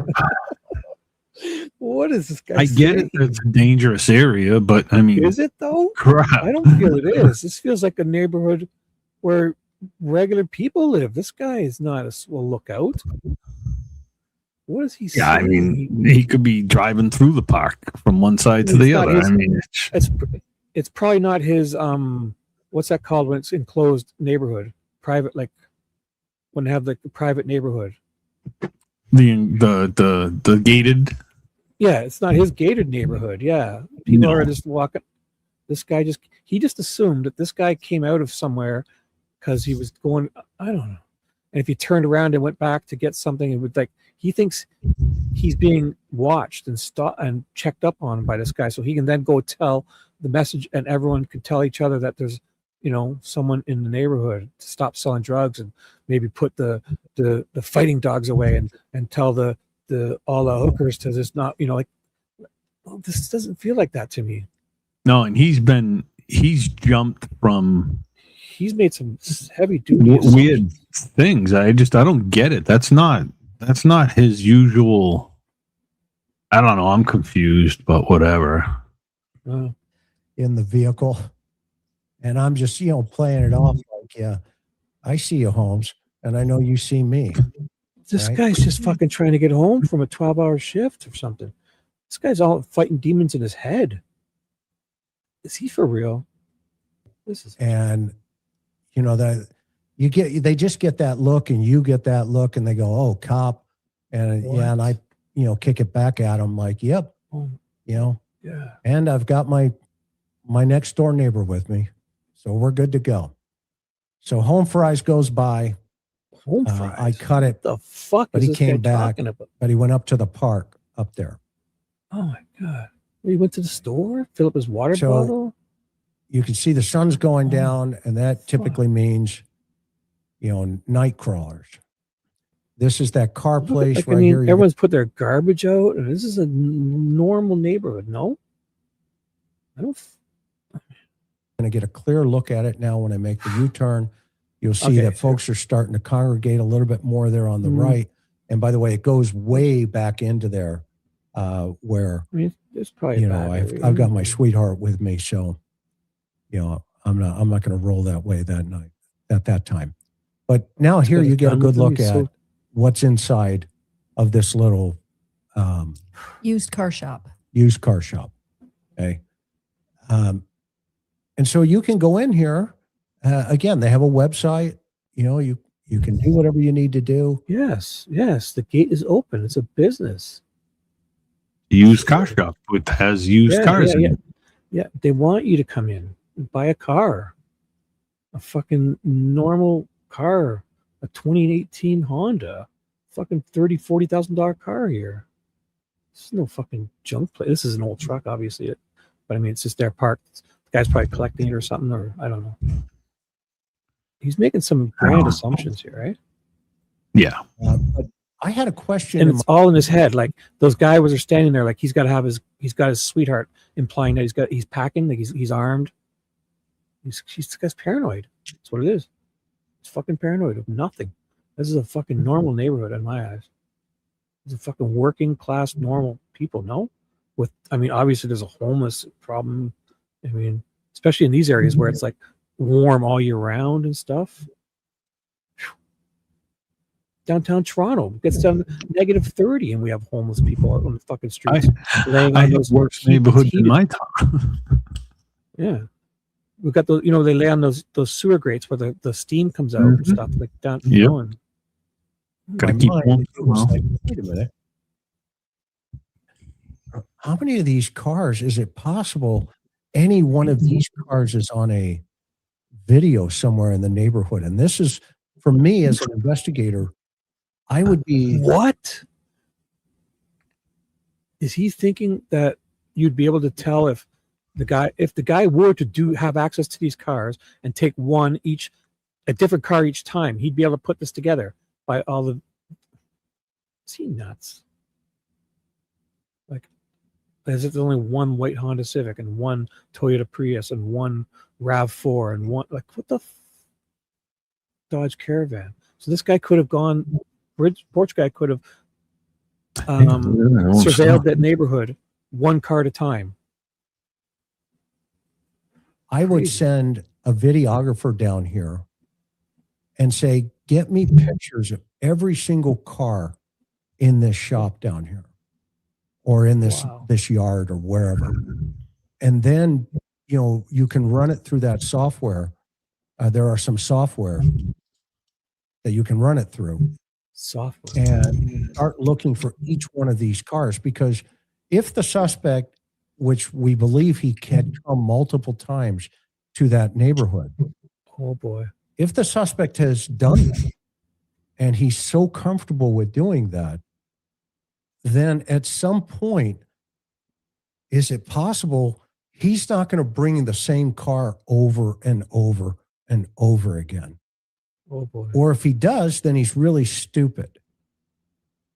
But I don't see that piece of the puzzle. I see him being not sophisticated, but I don't see him, not thinking through the whole process here, evident of the fact that so far we haven't captured him, or they haven't captured him.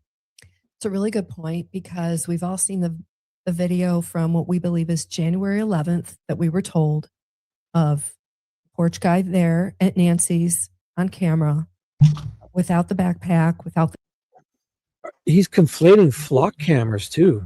Like as if he can tell this white car is the white car that drives by, or this white, because there's, I think, probably 10,000 of each of these models in this area, or thousands.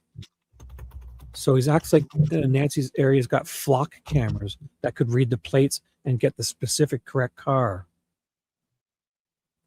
The gun, well, anyway, and nobody's asking the question, well, how did he get there if it was January 11th? You're right. Yeah, great point. Had to come in on a car at somehow, some way.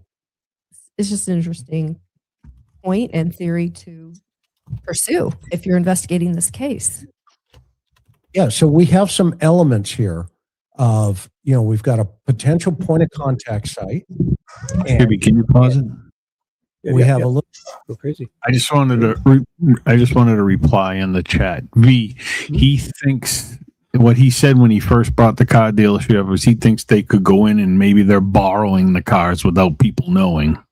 Yes. Well, So I saw that. Yeah, or he thinks they're stealing them and bringing them back and stuff. But that just that they have access to them, like they can just come take a different one each. Like they're just sitting here for people to use.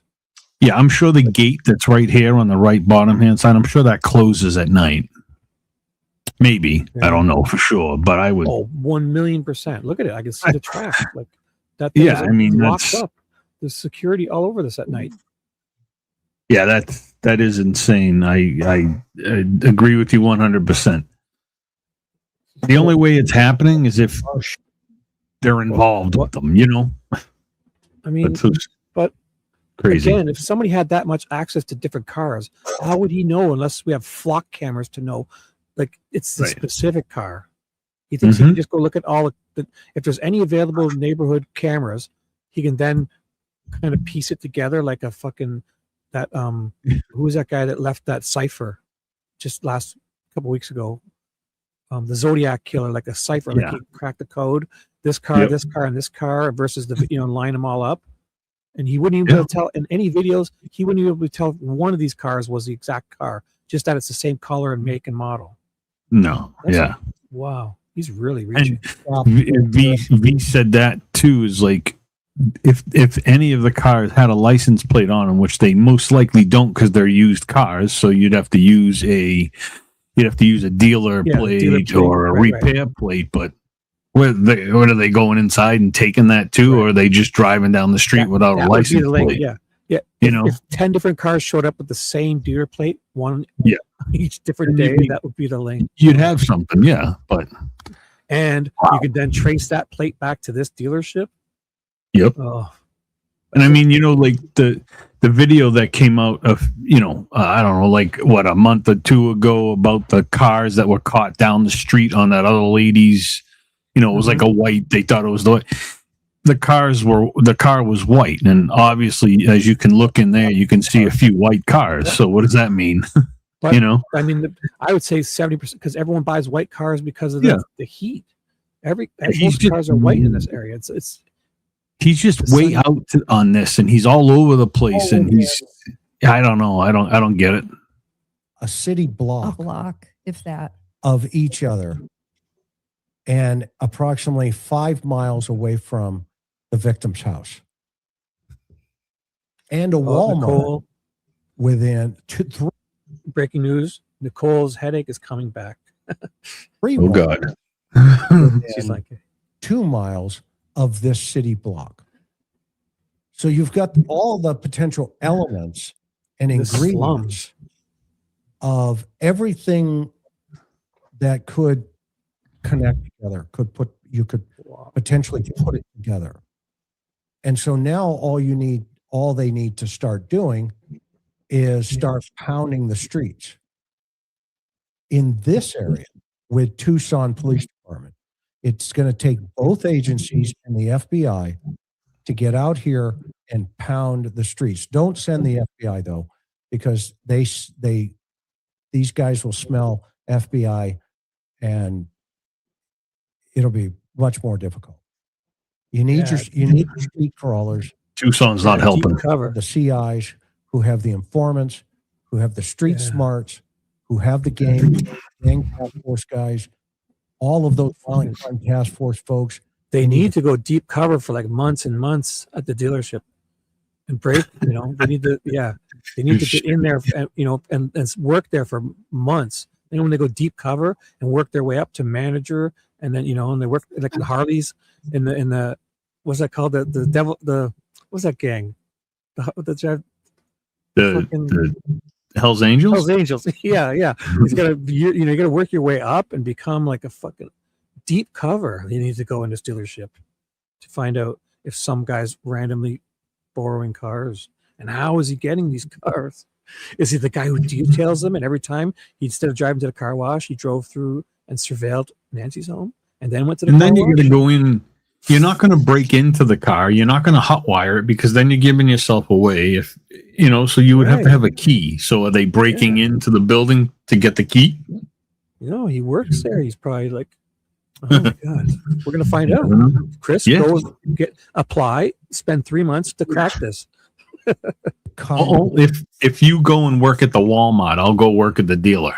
Okay. And we'll meet back up in 3 months. And we can't talk to each other because we'll have to meet at specific locations, really. We have to have a meeting spot. You know what I'm saying? We'll wear disguises. Yeah. I'll go as, you can go as, I don't know.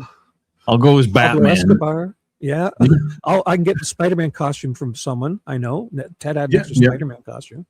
Fuck him. Yeah. We'll blend in. We'll blend in. And whoever just put that in your chat, I would love to see what JLR is saying right now. No doubt. Oh my God. Oh, well, we'll check it out later. Trees. This is fascinating. This park and in areas slummy like area, so close. Blue collar people are working, live shop, sitting under trees, and you need to start projecting. I'm looking for this guy. Blanket. Don't show a picture of Nancy. Oh my God! Don't show a picture of Nancy. Show a picture of the bad guy, porch guy. Show a picture of the backpack. Have you seen this backpack on anybody out here? Oh yeah, man, it looks like, Popeyes, or it looks like Casper's, or, whatever. Okay. Where's Casper? Who is he? What is he? What's his shoe size? And you start digging. And while you're waiting for the DNA to come back, you dig. And you get out there and do what I just did in 5-7 days. Okay. And at the very least, rule it out. Cut it out. Exactly. After they've done thorough investigation and thorough shaking of the trees, as you call it. Yep.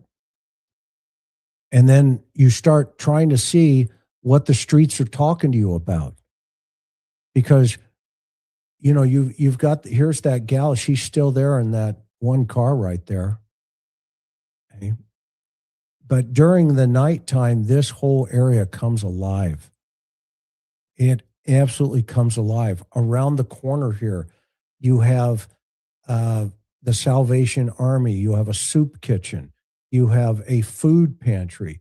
You have a transient area. These are the areas. It's like 6th Avenue in LA in Skid Row, or an area that we had, which was called Brother Benno's. And you have all of these food pantries that are feeding people that are struggling. Okay.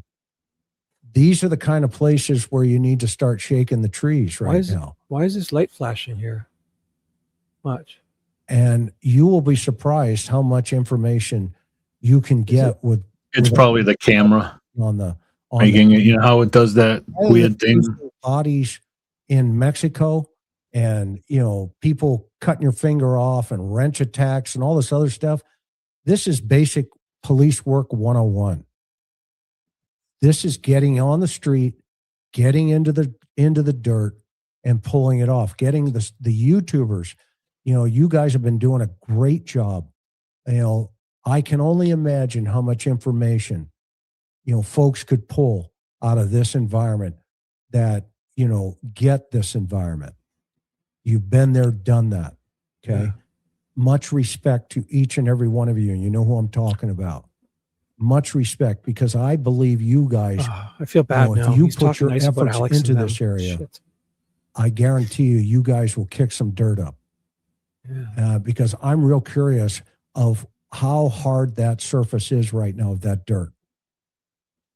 And that's a metaphor for information sitting there. I think he's trying to sound like an everyday Joe. You can get $1 million. And he's just not. I hope you get $1 million. And when they award you that check, I want to be right there with you, watching you get it. But right to the right is the Salvation Army and a soup kitchen and a soup pantry. Right on this particular corner. So now if we look at this, okay, we are 2.5 miles from the flag on the right. That is Mom's house. We are 5.9 miles to the one on the left. That is AG's house, Annie's house. The blue dot is the park. It is a straight shot from Annie's house to that park. It's a couple of turns, and then it's a straight drive. And then the Walmart is within that blue dot within 2 miles. There are 3 Walmarts within that area. That is the kind of area I would hope you would continue to focus into. So if there's more than one Walmart, you're in a sketchy area. You're in a lowbrow. More than one Walmart, you're in the slums for sure. Wow. My favorite store. Love it. I'll let this run for a second.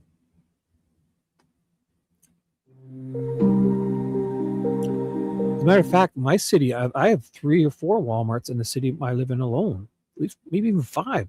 Super like huge Walmarts. I got one that's like 2 blocks from me. I'm in the slums here.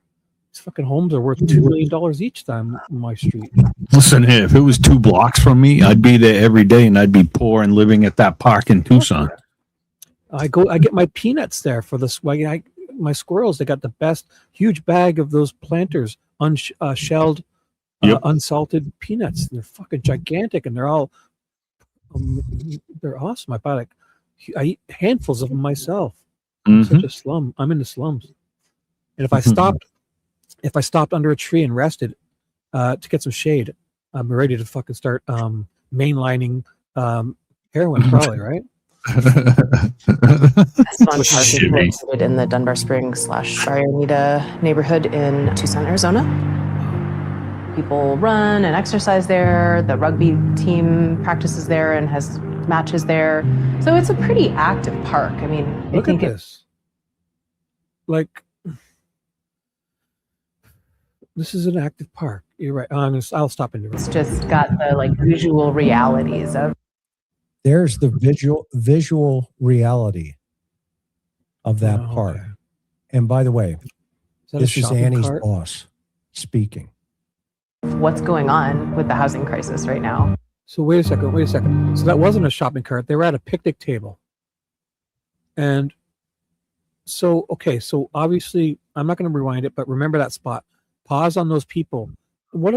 Could they not have been just people there playing soccer at the park too, and there happened to be a cop car in the background, and I don't know, it just looks so bad. But I mean, he's making some really, like, here, okay, there's a tent, I get it, but that first one could have just been regular people too. Like, it could have been anything. So, with a cop car behind them. Is Porch Guy in this environment? Is my question tonight. Is Porch Guy in this environment? My name is Natalie Brewster Wynn. I'm not saying he's homeless. I'm talking about criminal element, because that's the kind of guy we want to be looking for. There is no way you leave this environment and show up at Nancy's front door at 2:00 in the morning without knowing why you're going there. Is this the chef or the waiter's environment? I would submit to you, this is the kind of place you will find the waiter. Most people call me Nat, and I What? am The the founder waiter is and one a- of the co-executive. A person that works as a waiter? Is that what he meant? I don't know, man. I'm so far lost. Like I don't waiter, even as in know. the waiter at a restaurant. I'm Like that I'm guy that- unfortunately I'm not even like paying attention. I'm watching clips from Lethal Weapon 5. So I Our official nonprofit name is the Splinter Art and Community Fund. Splinter Collective is a number of things, but it is a physical space. So it's an art studio, warehouse, and event space. And we primarily work on events and artistic endeavors that amplify marginalized voices and experiences. And we're in an industrial area. It's kind of this little triangle right on the. You can see her. Actually, I figured it out just in that one last statement.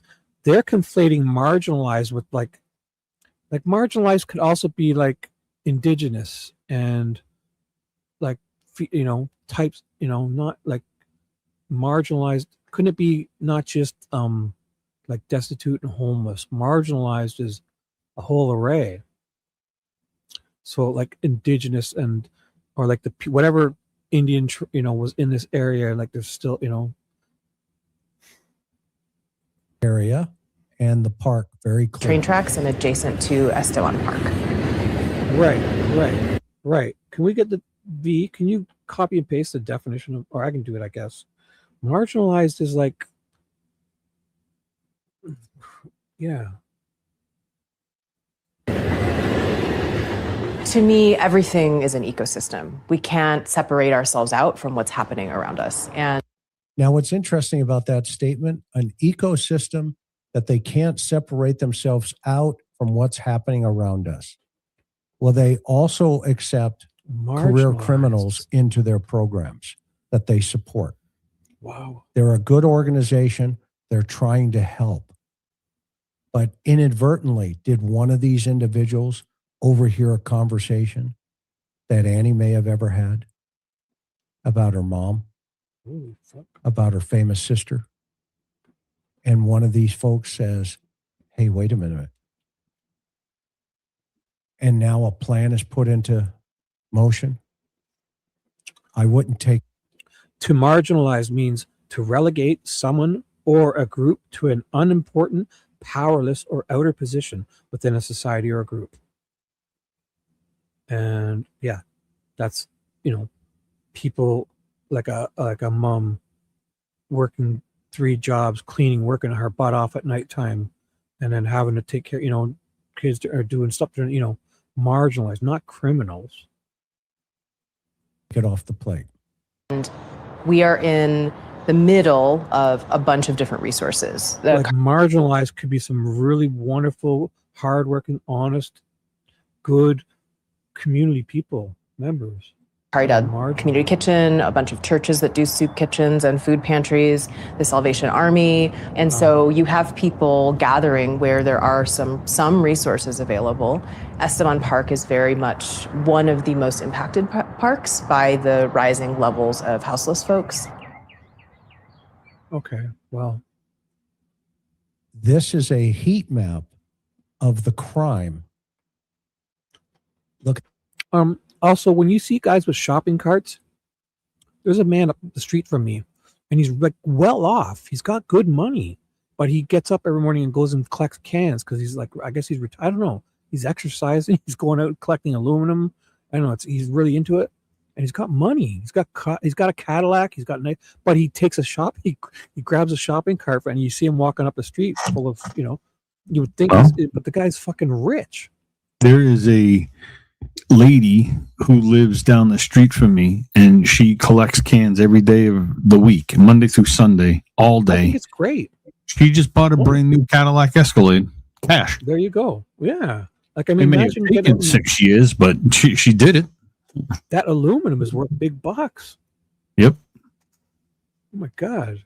So if you see somebody collecting cans, they're pretty well off. They could be very well off. And it's not a scam. They're getting exercise. I don't know. It's not for everyone, but I mean, it's not if they're retired and at home or between shifts. It's not like it's an unhonorable thing to do. It's a good. I mean, aluminum is very expensive now. It's a good. Wow. At the very top, like when this guy walked up the street, every day he walks up mine. He's got a Walmart. He like has a shopping cart or something, and he has to go back and return. Like you would think this guy's fucking rich. The guy that walks his Walmart shopping cart around. the Star, that's the area where Nancy lives. All the guns is the area where Annie goes towards her shop. All of that area down on the bottom. Well, V, what you do is you collect thousands of them and you return them to the place that will give you money for them, the recycling depot, or where they melt them down. You can make a fucking aluminum bar. If you can find silver and all those old silverware, if you find the good stuff, you could do it yourself and melt it down and make silver bars that are worth thousands of dollars. Silver's a lot now. Silver and gold is a lot now. I watch YouTube videos. I could do it. My dad's got the equipment. He left me, but I could melt that shit down. Yeah, you know what else? I saw YouTube videos. Yep, I know another guy that lives in my city. He goes and buys old cell phones. You know why? He takes inside the cell phones there's gold. Right. Right. Yep. I've seen that. He takes them all apart and he melts it all down. Mm-hmm. I mean, he's got computer stuff. Yeah, because gold is such a good conductor of electricity. They used gold. Right. That's what he does all day. He just takes them apart, smashes them, and then he gets all the flakes out of it, and then he melts it all down, and then he goes and sells it. In microwaves, the old microwaves had some copper in those heavy-duty copper wiring. So some of them could make it'd take them 10 minutes to break down a microwave, but they can get $5 of copper. And if they had 20 of them an hour, like right. Is FinFam still in here? $200 worth of copper. It's like, Is this a contact site? It's something we have to think about. We have to think about this. This is a shooting on February 25th, right after V riding around on her BMX bike, collecting cans and doing popping wheelies, jumping curves, doing those endos, and when you used to do the pogo, you jump on the back wheel and bounce up and down on your BMX.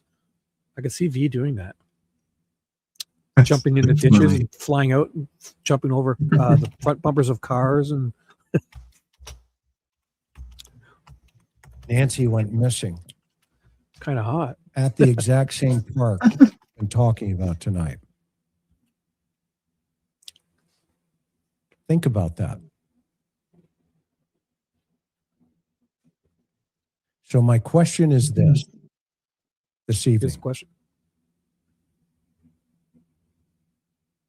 What is it? And the question is, hurry up. No. Bring this out. Should I put him on speed up? He's talking slow. I might just bend it. No, you want to shut it down? I don't know. It just seems weird, this whole thing. No, Annie. How about I speed it up? And where are the Bravo teams? 1.25 to help the street. They don't have a Bravo team anymore. Thanos stripped from his department. That could be working with the Tucson Bravo teams. Meaning, that's right. Go in and to talk to all the CIs, to talk to all of their contacts and ask them. I can read both chats. So I think Can Chris you can ask? too. Yeah, I can too. Can you ask FinFan if he was looking for my email or another Chris's email? I don't know.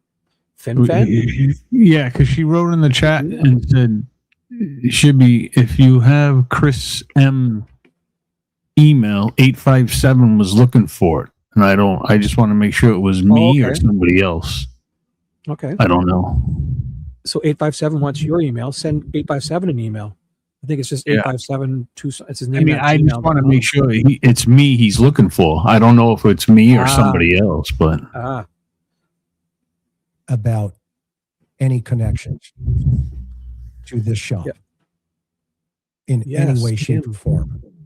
Kim, you're so And right. if so, will it bring leads into bringing Nancy Guthrie home? I think she's, or at least finding her. Thinking this is at this point, since I have been on the ground now. If I was the case, I would seriously take this information very seriously. Really? And very carefully.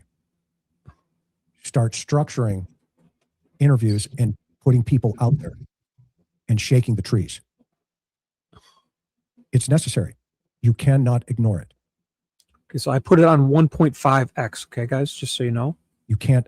1.5. You cannot ignore it. Karen, thoughts, takeaway? And along with that, I would say local media in Tucson needs to be asking the Pima County Sheriff, why? Well, have you done this? And if you haven't, why not? And continue to press them and ask questions about, have you looked at this park? What are you doing in terms of trying to find the suspect? To really, again, keep it focused and obviously understanding that this is a theory. Of course, nobody knows where exactly Porch Guy is or who he is. But until we find out, this has to be one of the things that the police investigate, the sheriff's department investigate, and that local media needs to be putting pressure on the Pima County Sheriff and asking him why or why not this area has been part of the investigation. KVOA, you need to do your job as journalist. You need to ask Nanos the hard questions, and you need to put Nancy Guthrie a priority, not your own political agenda for the next story. We went by your spot, and we saw the banner and everything going there, and we know there are notes in front of Nancy's house telling everybody to deliver the information to your place. We also know you had a heads up that YouTubers were going to be arrested before they were arrested. Shame on you for not doing your job. When I'm back in town, by the way, I will be, but you won't know when, and I ring your doorbell, I'm going to ask you the hard questions on camera. The ones you... Okay, so I like this part of him. So he's a good guy. He's a good guy. But yeah. He needs some reach. He was reaching there a bit. But this part I admire. This is admirable, his stance on this with the YouTubers and calling out the KVOA. So he's made up for it already in my books. But he did some reaching with people on blankets under trees and stereotyping, I guess. Because of your own political game. Definitely nice because you're local, and Nancy Guthrie in probably a month or two will be old news, i.e. the story doesn't have legs. Well, guess what? We've been there, done that. And you owe it to your community to do the right thing on behalf of Nancy Guthrie, not on behalf of a sheriff who's stonewalling the community, hoping this goes away. I mean, this is a good So we're going to thing shift say. the goalpost and take it to Tuesday. Are you going to do this there? You should be ashamed of calling yourself journalist. Mm-hmm. It's not right. So you have a family who suffers. it is good with a guy with this amount of reach. I don't know how many followers he's got to say this about the mainstream media. He's calling them out, and he's going to put as it's hard for him to do this. I'm sure because he'll lose reach from nanos and all them, but he's doing the right thing. So this is admirable. Well, they're not going to like having him down there in their face if he does that, because he does have a lot of reach, like all over. This is good. Just in the people he has on his show. Yeah, he's like the mainstream media used to be Yep. in that influential sense. So it's a good thing for him. Oh, he was a homicide detective forever, so. Right. But just his stance on the whole First Amendment and how the calling out them, how they had their prior knowledge and went there and basically did the same thing to call out the YouTubers who stood there on the road and did what they were just doing. Yeah. In that actual, so This was the best part of the show. Like, Sheriff, the best. Stalling and dismantling a police department or a sheriff's department who can go out and get things done. When they find her, I believe they will, or they find the suspect. Shame on you for not doing the right thing. That's nice. You took an oath of ethics as a journalist, and you know who I'm talking about because you had a heads up, and I know that for a fact. KVOA. That they were going to go out and start arresting people in front of Nancy's house, and you did nothing about it, but come out and do a story right after the arrest. And when the civil attorneys call me, I'll give them my sources. Okay. Right on, bro. Fucking right. Excuse me. Right on. That was cool. And then you guys can get your own attorneys.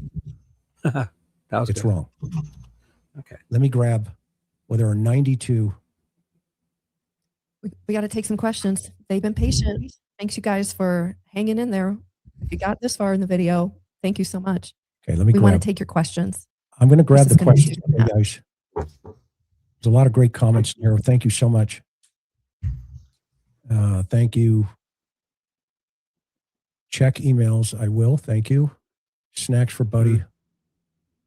Let me just say for all the super chats, thank you guys so much. We really appreciate it. We want to let you know that we appreciate it. Okay.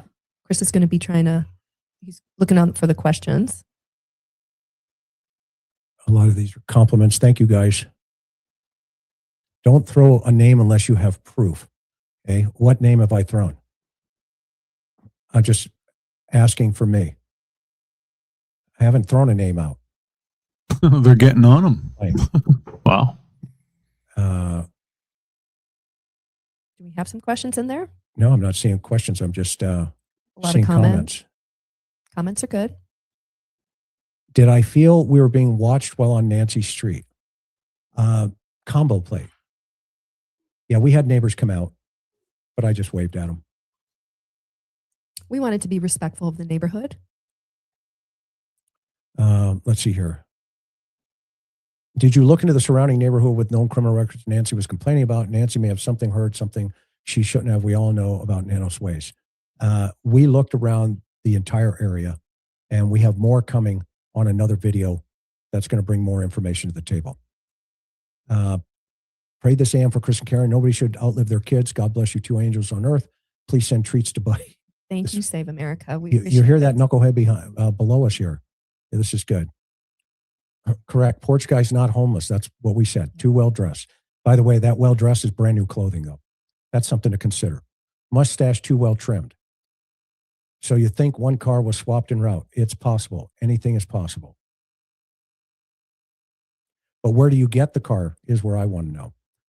I find it interesting of what we just reported. Say that again, Karen. Hi Cheekbone says, I think you're right about the car dealership using different cars.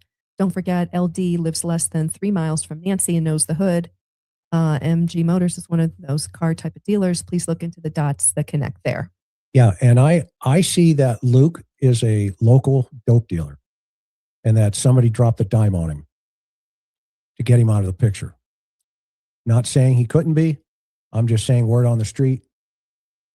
Somebody dimed him off. Misty says, this is amazing work. Thank you to you and your beautiful wife. I hope you guys will find the common denominator. You are both so appreciated. Thank you, Misty. You're very sweet, very kind. Dang, this is great stuff. You guys really put yourself in your work. Excellent new info for us.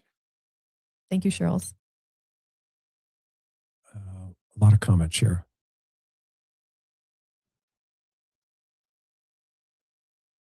Lots of comments. You got my attention. Thank you. Thank you, Shirley. You We got- appreciate you. We do. And I'll run a lot of these chats here. Do you feel like it's more about A now, not saying she's involved, of course, but could it be someone that was infatuated? It's possible that the circle of influence, i.e. the contact site here that we're potentially talking about, the elements are there. They could be there. And as an investigator, you can't ignore it. And that's why the expert panel that we'll put together to weigh in as well. I think anybody who's ever worked major crimes would go, what? It's something you can't ignore. It seems fairly obvious right there. Am I wrong? Yep. Barrio BMX trails near the school district office, and where a tip said a man believed to be Porch Guy could be found there, Broadway and Park. Transmission specialist needs to try the vehicles to repair. There you go. That's the kind of stuff you chase. No, we didn't go onto the property. We stayed on the public street.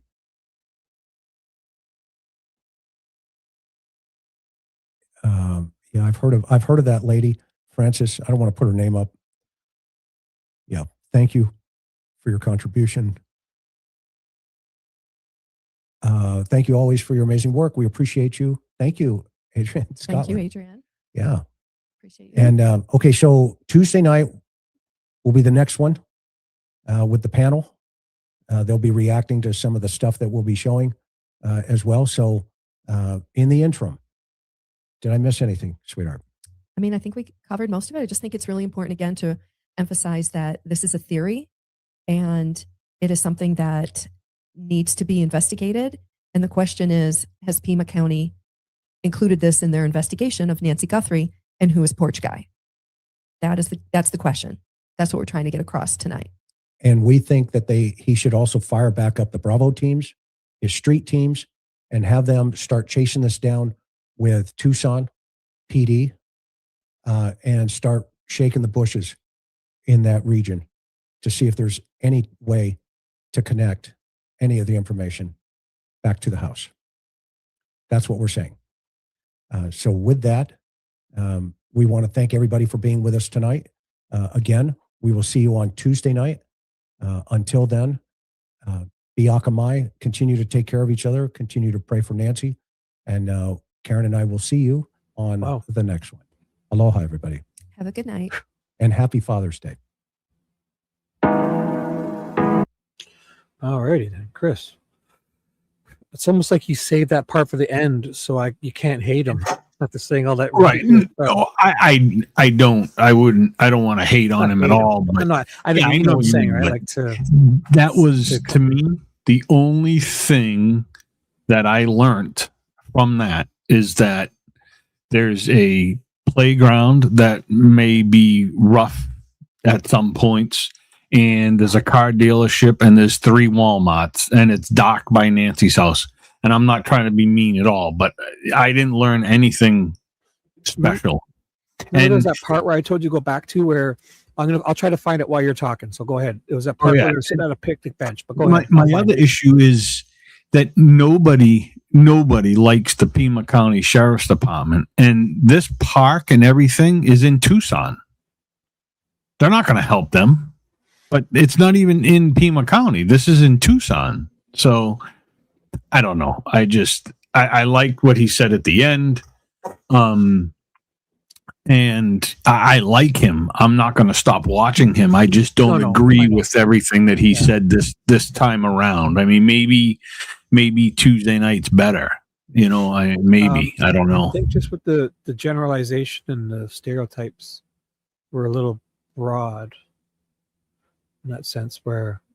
And I think what he was trying to say about, the information that we got, I think that was, hey, this could be another theory, right? And look, it could be, right? But it's way out there. I don't think I'll ever speak of it again. But I think that was it. He's like, maybe did anybody ever not think of this, that it could have been a car dealership down by where Annie works and the park, and they know who she is, and but it's just it's in my eyes, it's just way out there.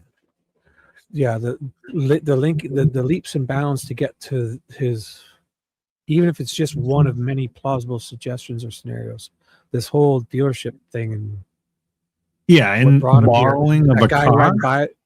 The guy going by on the bicycle, like this guy here. This and kid, look at watch.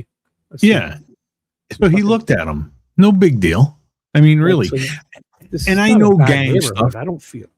Yeah, no, I mean, gang stuff. Yeah, they do have the whistle people, and there's a guy standing on the corner when a cop car comes, he makes a noise.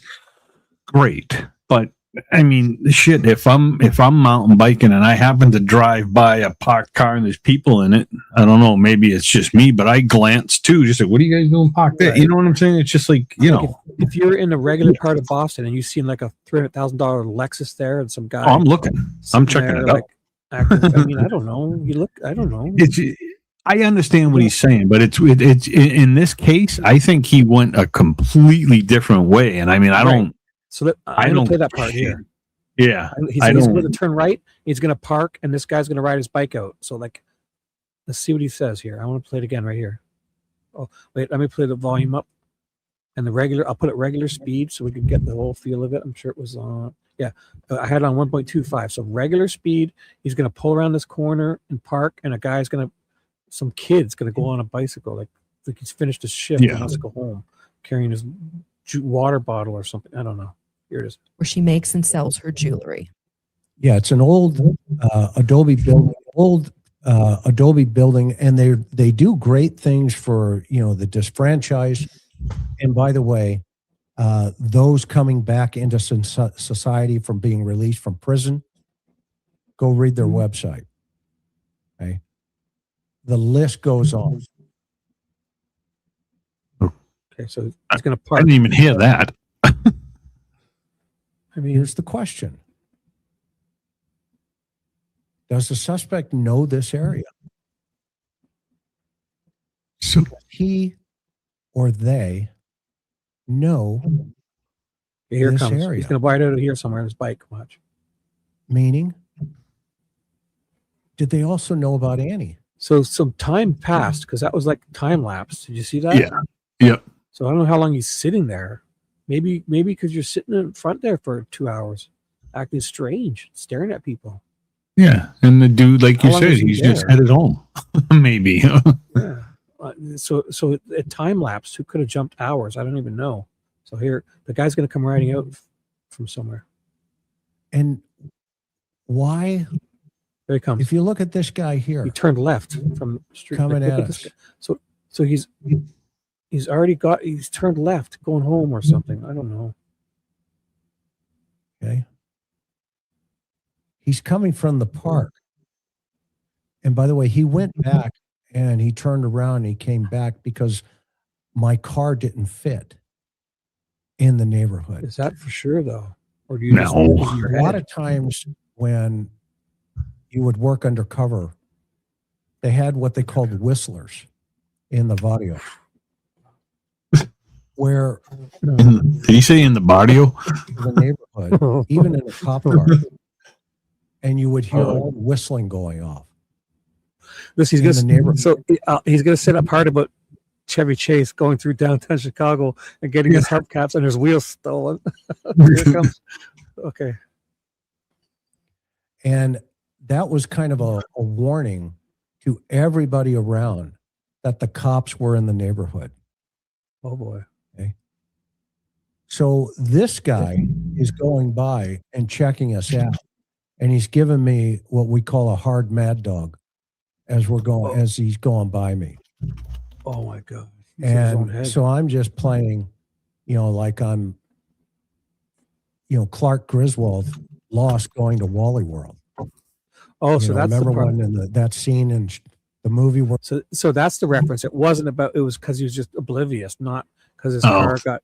I thought it was when he talked about. Maybe he does still. I thought it was when he implied when he was downtown Chicago. He cut through the wrong city in that brand new weird station wagon, and he got all the parts stolen from it, like the wheels and hubcaps and all that. Like at the light, he stopped at the light or something, and bumpers and stuff.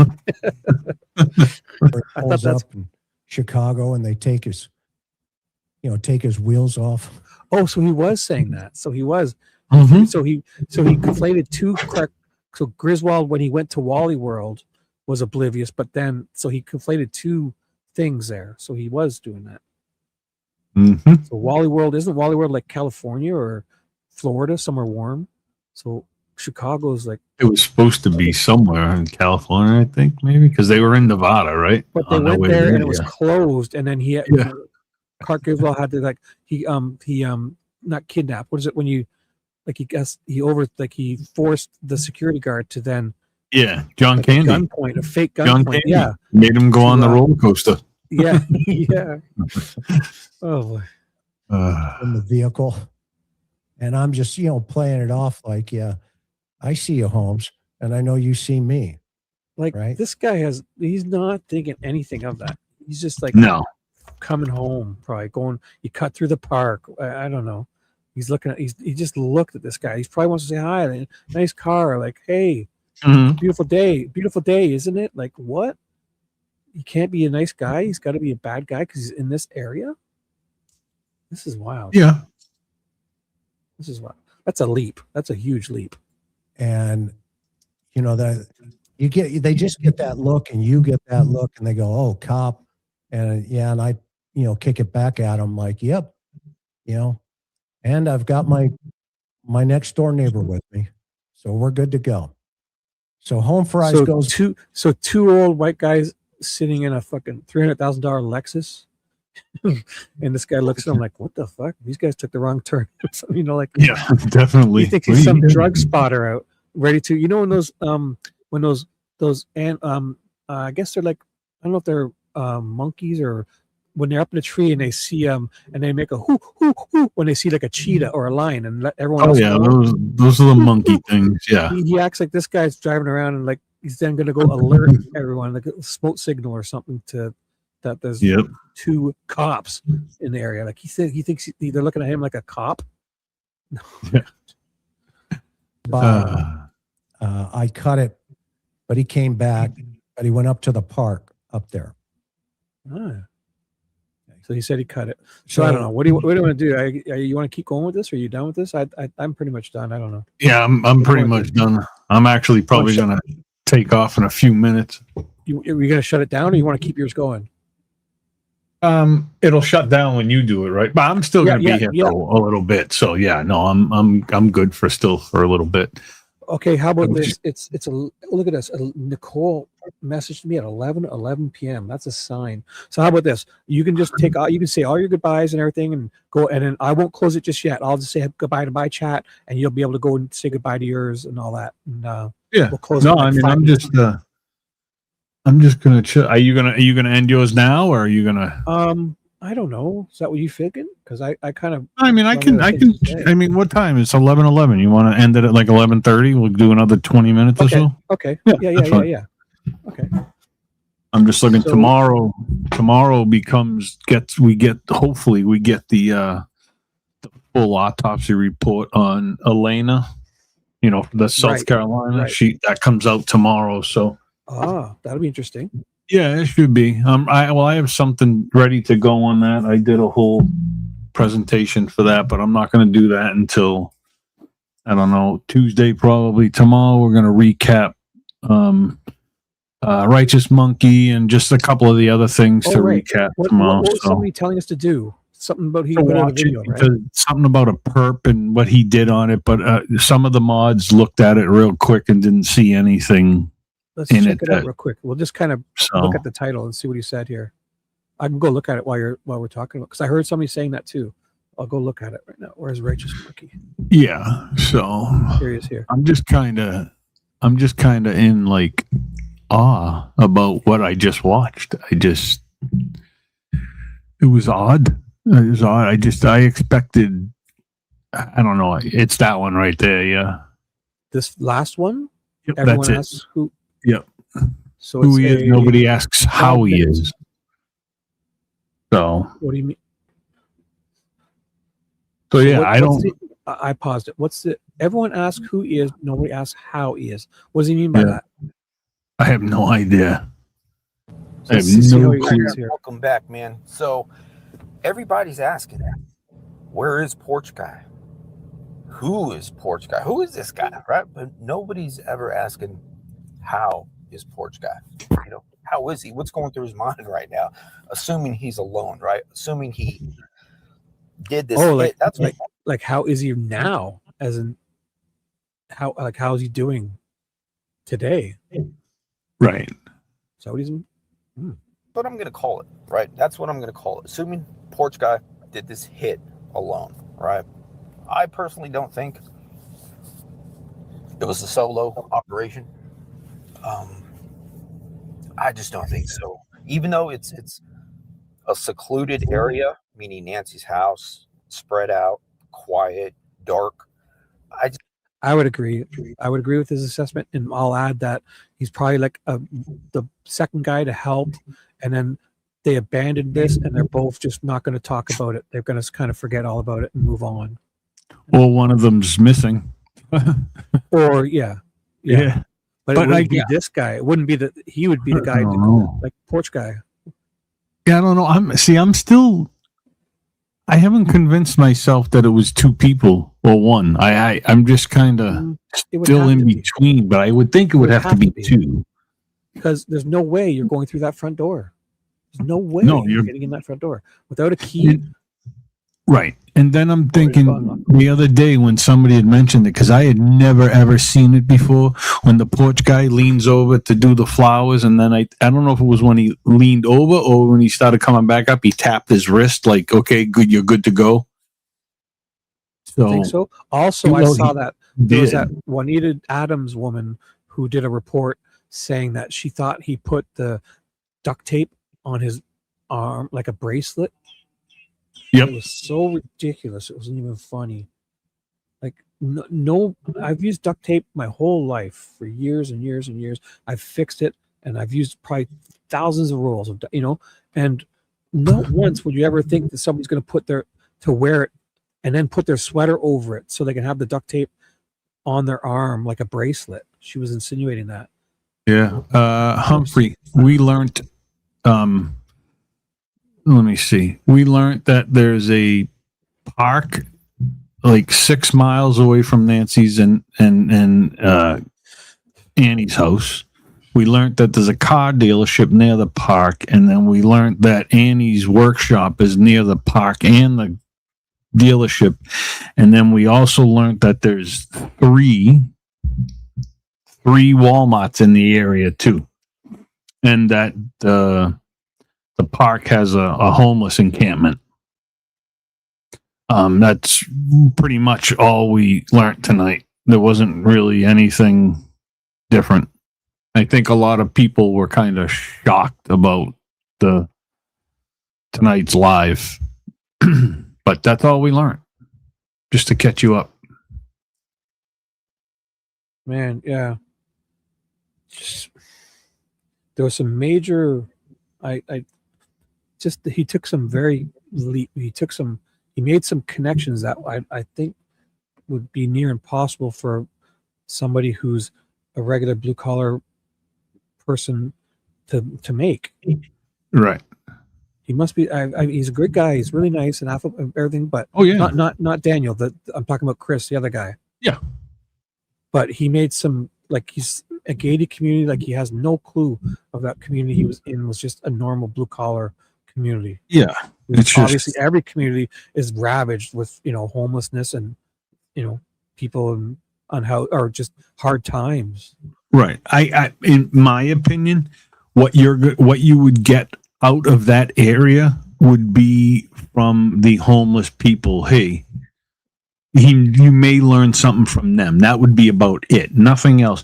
They didn't borrow cars from the used dealership. Whoa, come on now. Like, they just borrowed it like 6 days out of you know what I mean? Back and forth, drop it off, pick it. That didn't happen. So plus they're not talking to him. They're talking to JLR. They're talking to Ted. They're talking to Righteous Monkey, Daniel, Jacob. All of them. They're not talking to this guy, especially in his not at all. Shirt in a Lexus and sitting there in a, Yeah, if I would be more into it if JLR was the guy down at the park going, "Hey, let me talk to you for a second." You know what I mean? Like, Right. But yeah, so we didn't learn much. Hopefully Tuesday night, maybe we can learn something else. But I mean, I guess in Go over this the again? long run, I'm sorry. Go ahead, Chris's Shu. video? Are you going to go over Chris's video again? Me? Yeah, his live stream. I don't know. I don't. Probably not. No way I can manage sitting through that again. Yeah, I really don't think I'll do that. But I mean, I guess in the long run, I mean, looking at the area, I mean, yeah, that's fine. But what he was getting into and stuff was just like, whoa. I mean, because then, basically what he was saying is that if it was a homeless person that was doing this, or they were, whatever, that, like I said earlier, they went to Walmart and they bought the mask, which I heard you couldn't even get in the store. I didn't think they sold that style mask in the store. I think it had to be ordered. And so they went and bought all brand new clothes and sneakers and backpacks and jackets. The homeless person? Doesn't make sense. Doesn't. Right. Yeah, no. Yeah, you're not going to buy. You would use stuff. You would go get free stuff from the shelter or wherever. And, Yeah, you're not going to spending the money that you don't have to begin with. Yeah. So. Yeah. But unless they stole it from Walmart, right? But, I mean, well, that's probably what he would there think, you go. And and he had said, they should start looking into all this stuff in the area. But if I'm not mistaken, I thought they covered all the Walmarts in the area. I thought they went through a lot of those receipts and stuff at the beginning of this when they noticed it was the Ozark Trail backpack. I thought they got involved with these Walmarts and tried to find something and came up with nothing. So, right, because you could easily go and put 3 pieces together and they could round it down. If you knew the exact model, the sweater, the backpack, and the mask, if they were all bought at the same time, they would find that person instantly.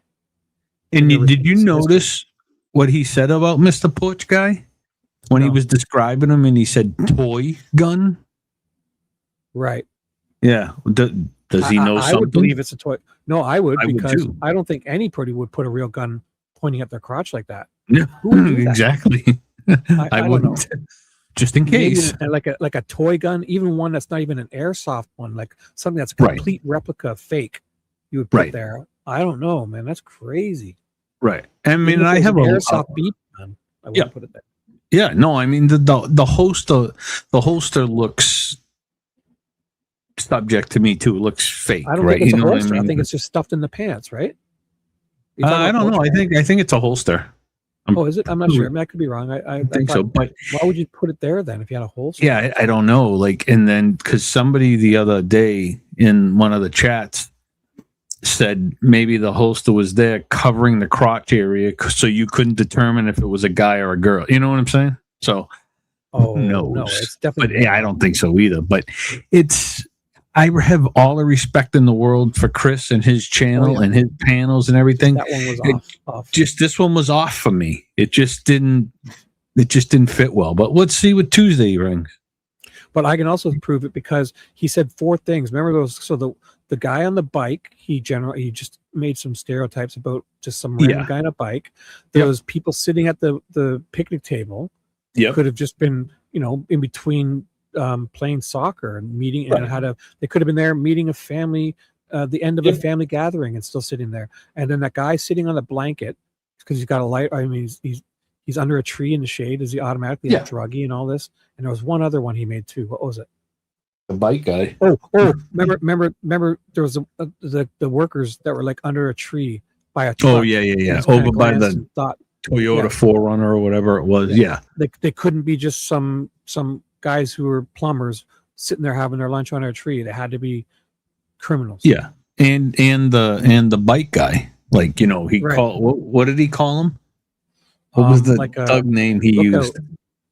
No, he called him like the bro or the gang. What did he call him? I forget what he called him. But anyways, I forget. It was off tonight. So, but anyways.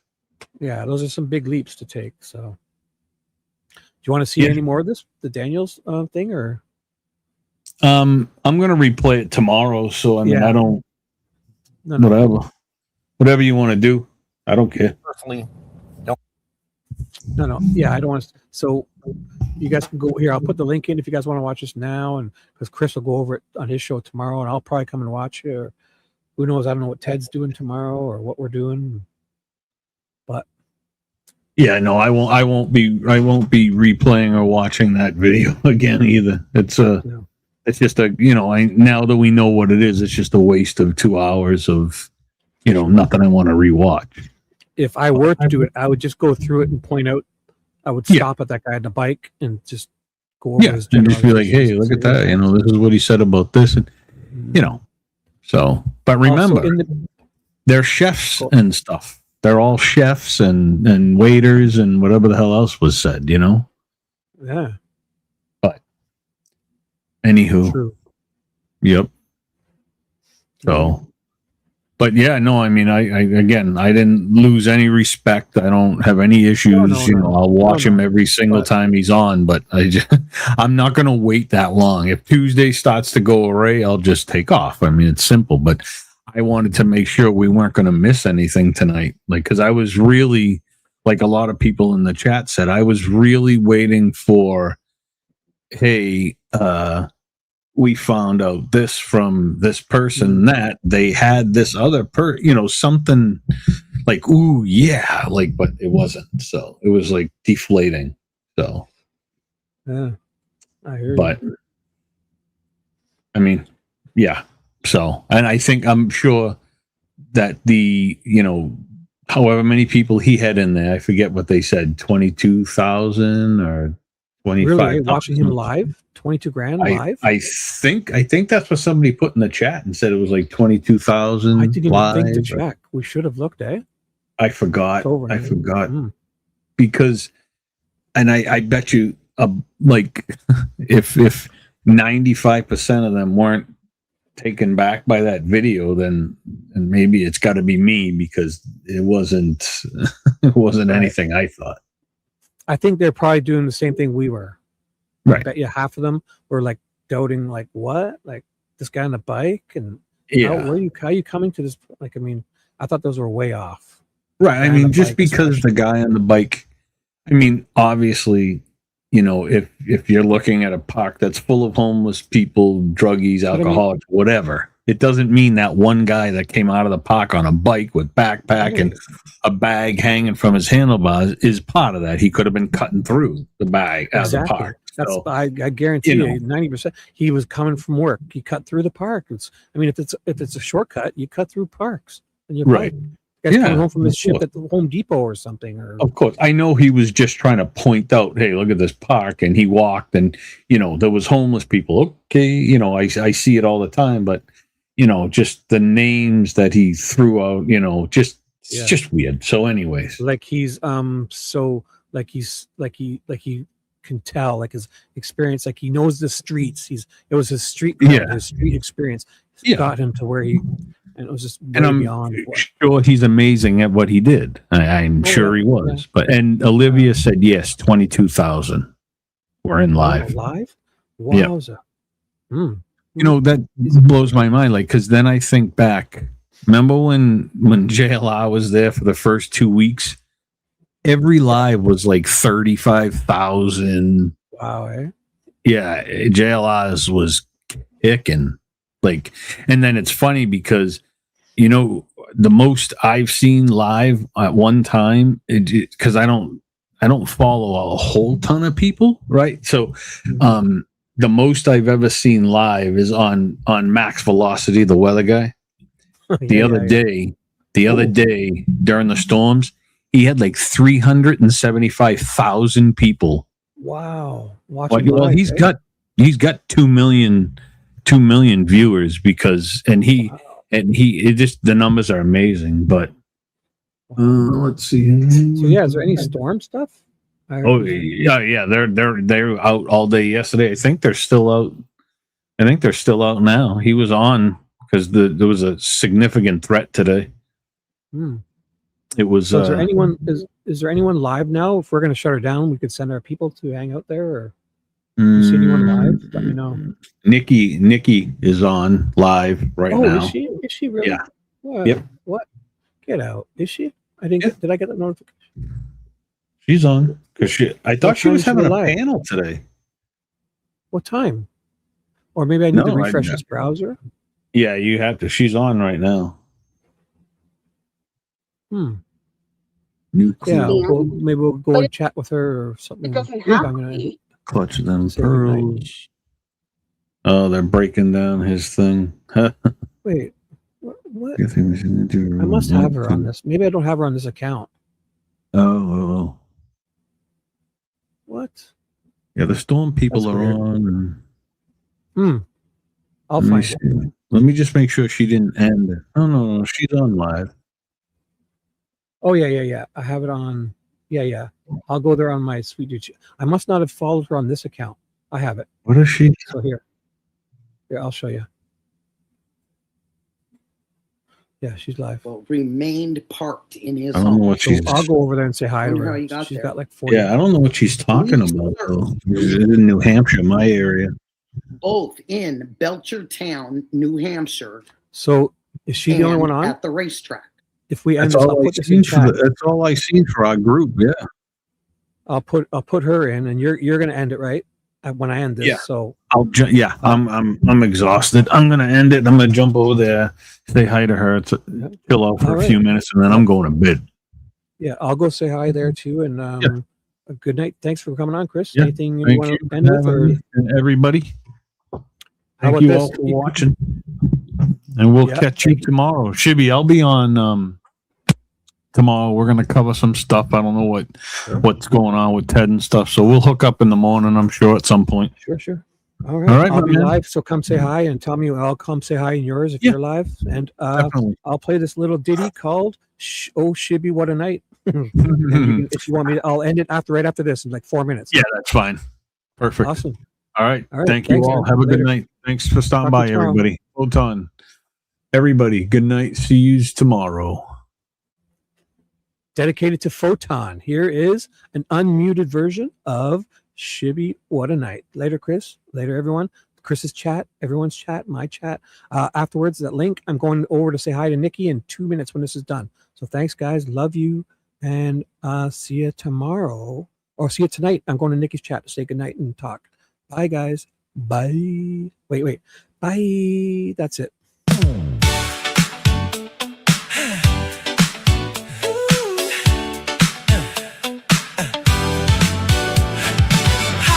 My name is what? My name is who? My name is Chicka Chicka, Sweet Dude Shibby. Hi, my name is my name is what? My name is Chicka Chicka, Sweet Dude Shibby. Will the real Shibby please stand up? Dude, where's Ted? Will the real Shibby please stand up? Dude, where's Ted? All right, listen up, Chad. If you're calling in or jumping on the panel tonight, no chewing on food, no barking dogs, nobody screaming in the background. Hit that mute button. Oh, what a stream. Never saw a court file quite like this before. Shibby's reading motions while we're keeping score. Oh, what a stream. Seems like every page reveals a little more. Ted's chasing leads. Shibby's got the docs, breaking down testimony, connecting all the dots. Oh, what a night. Everybody's watching, everybody's tuning tight, following the evidence and bringing facts to light. Oh, what a night. Ted investigates us live, and we're ready for tonight with Sweet Dude Shibby, running things behind the scene. Now, if you're calling in or jumping on the panel tonight, make sure your microphone is right. No crunching chips or munching on ice. No TV too loud or the stream playing in the background. And lastly, no random annoying sounds. We're digging through the paperwork, looking for the truth. Every filing tells a story, every page a clue. Oh, what a night. Shelby's got the documents and Ted is asking why. Following the evidence wherever it may lie. Oh, what a night. Everybody's watching as the truth comes to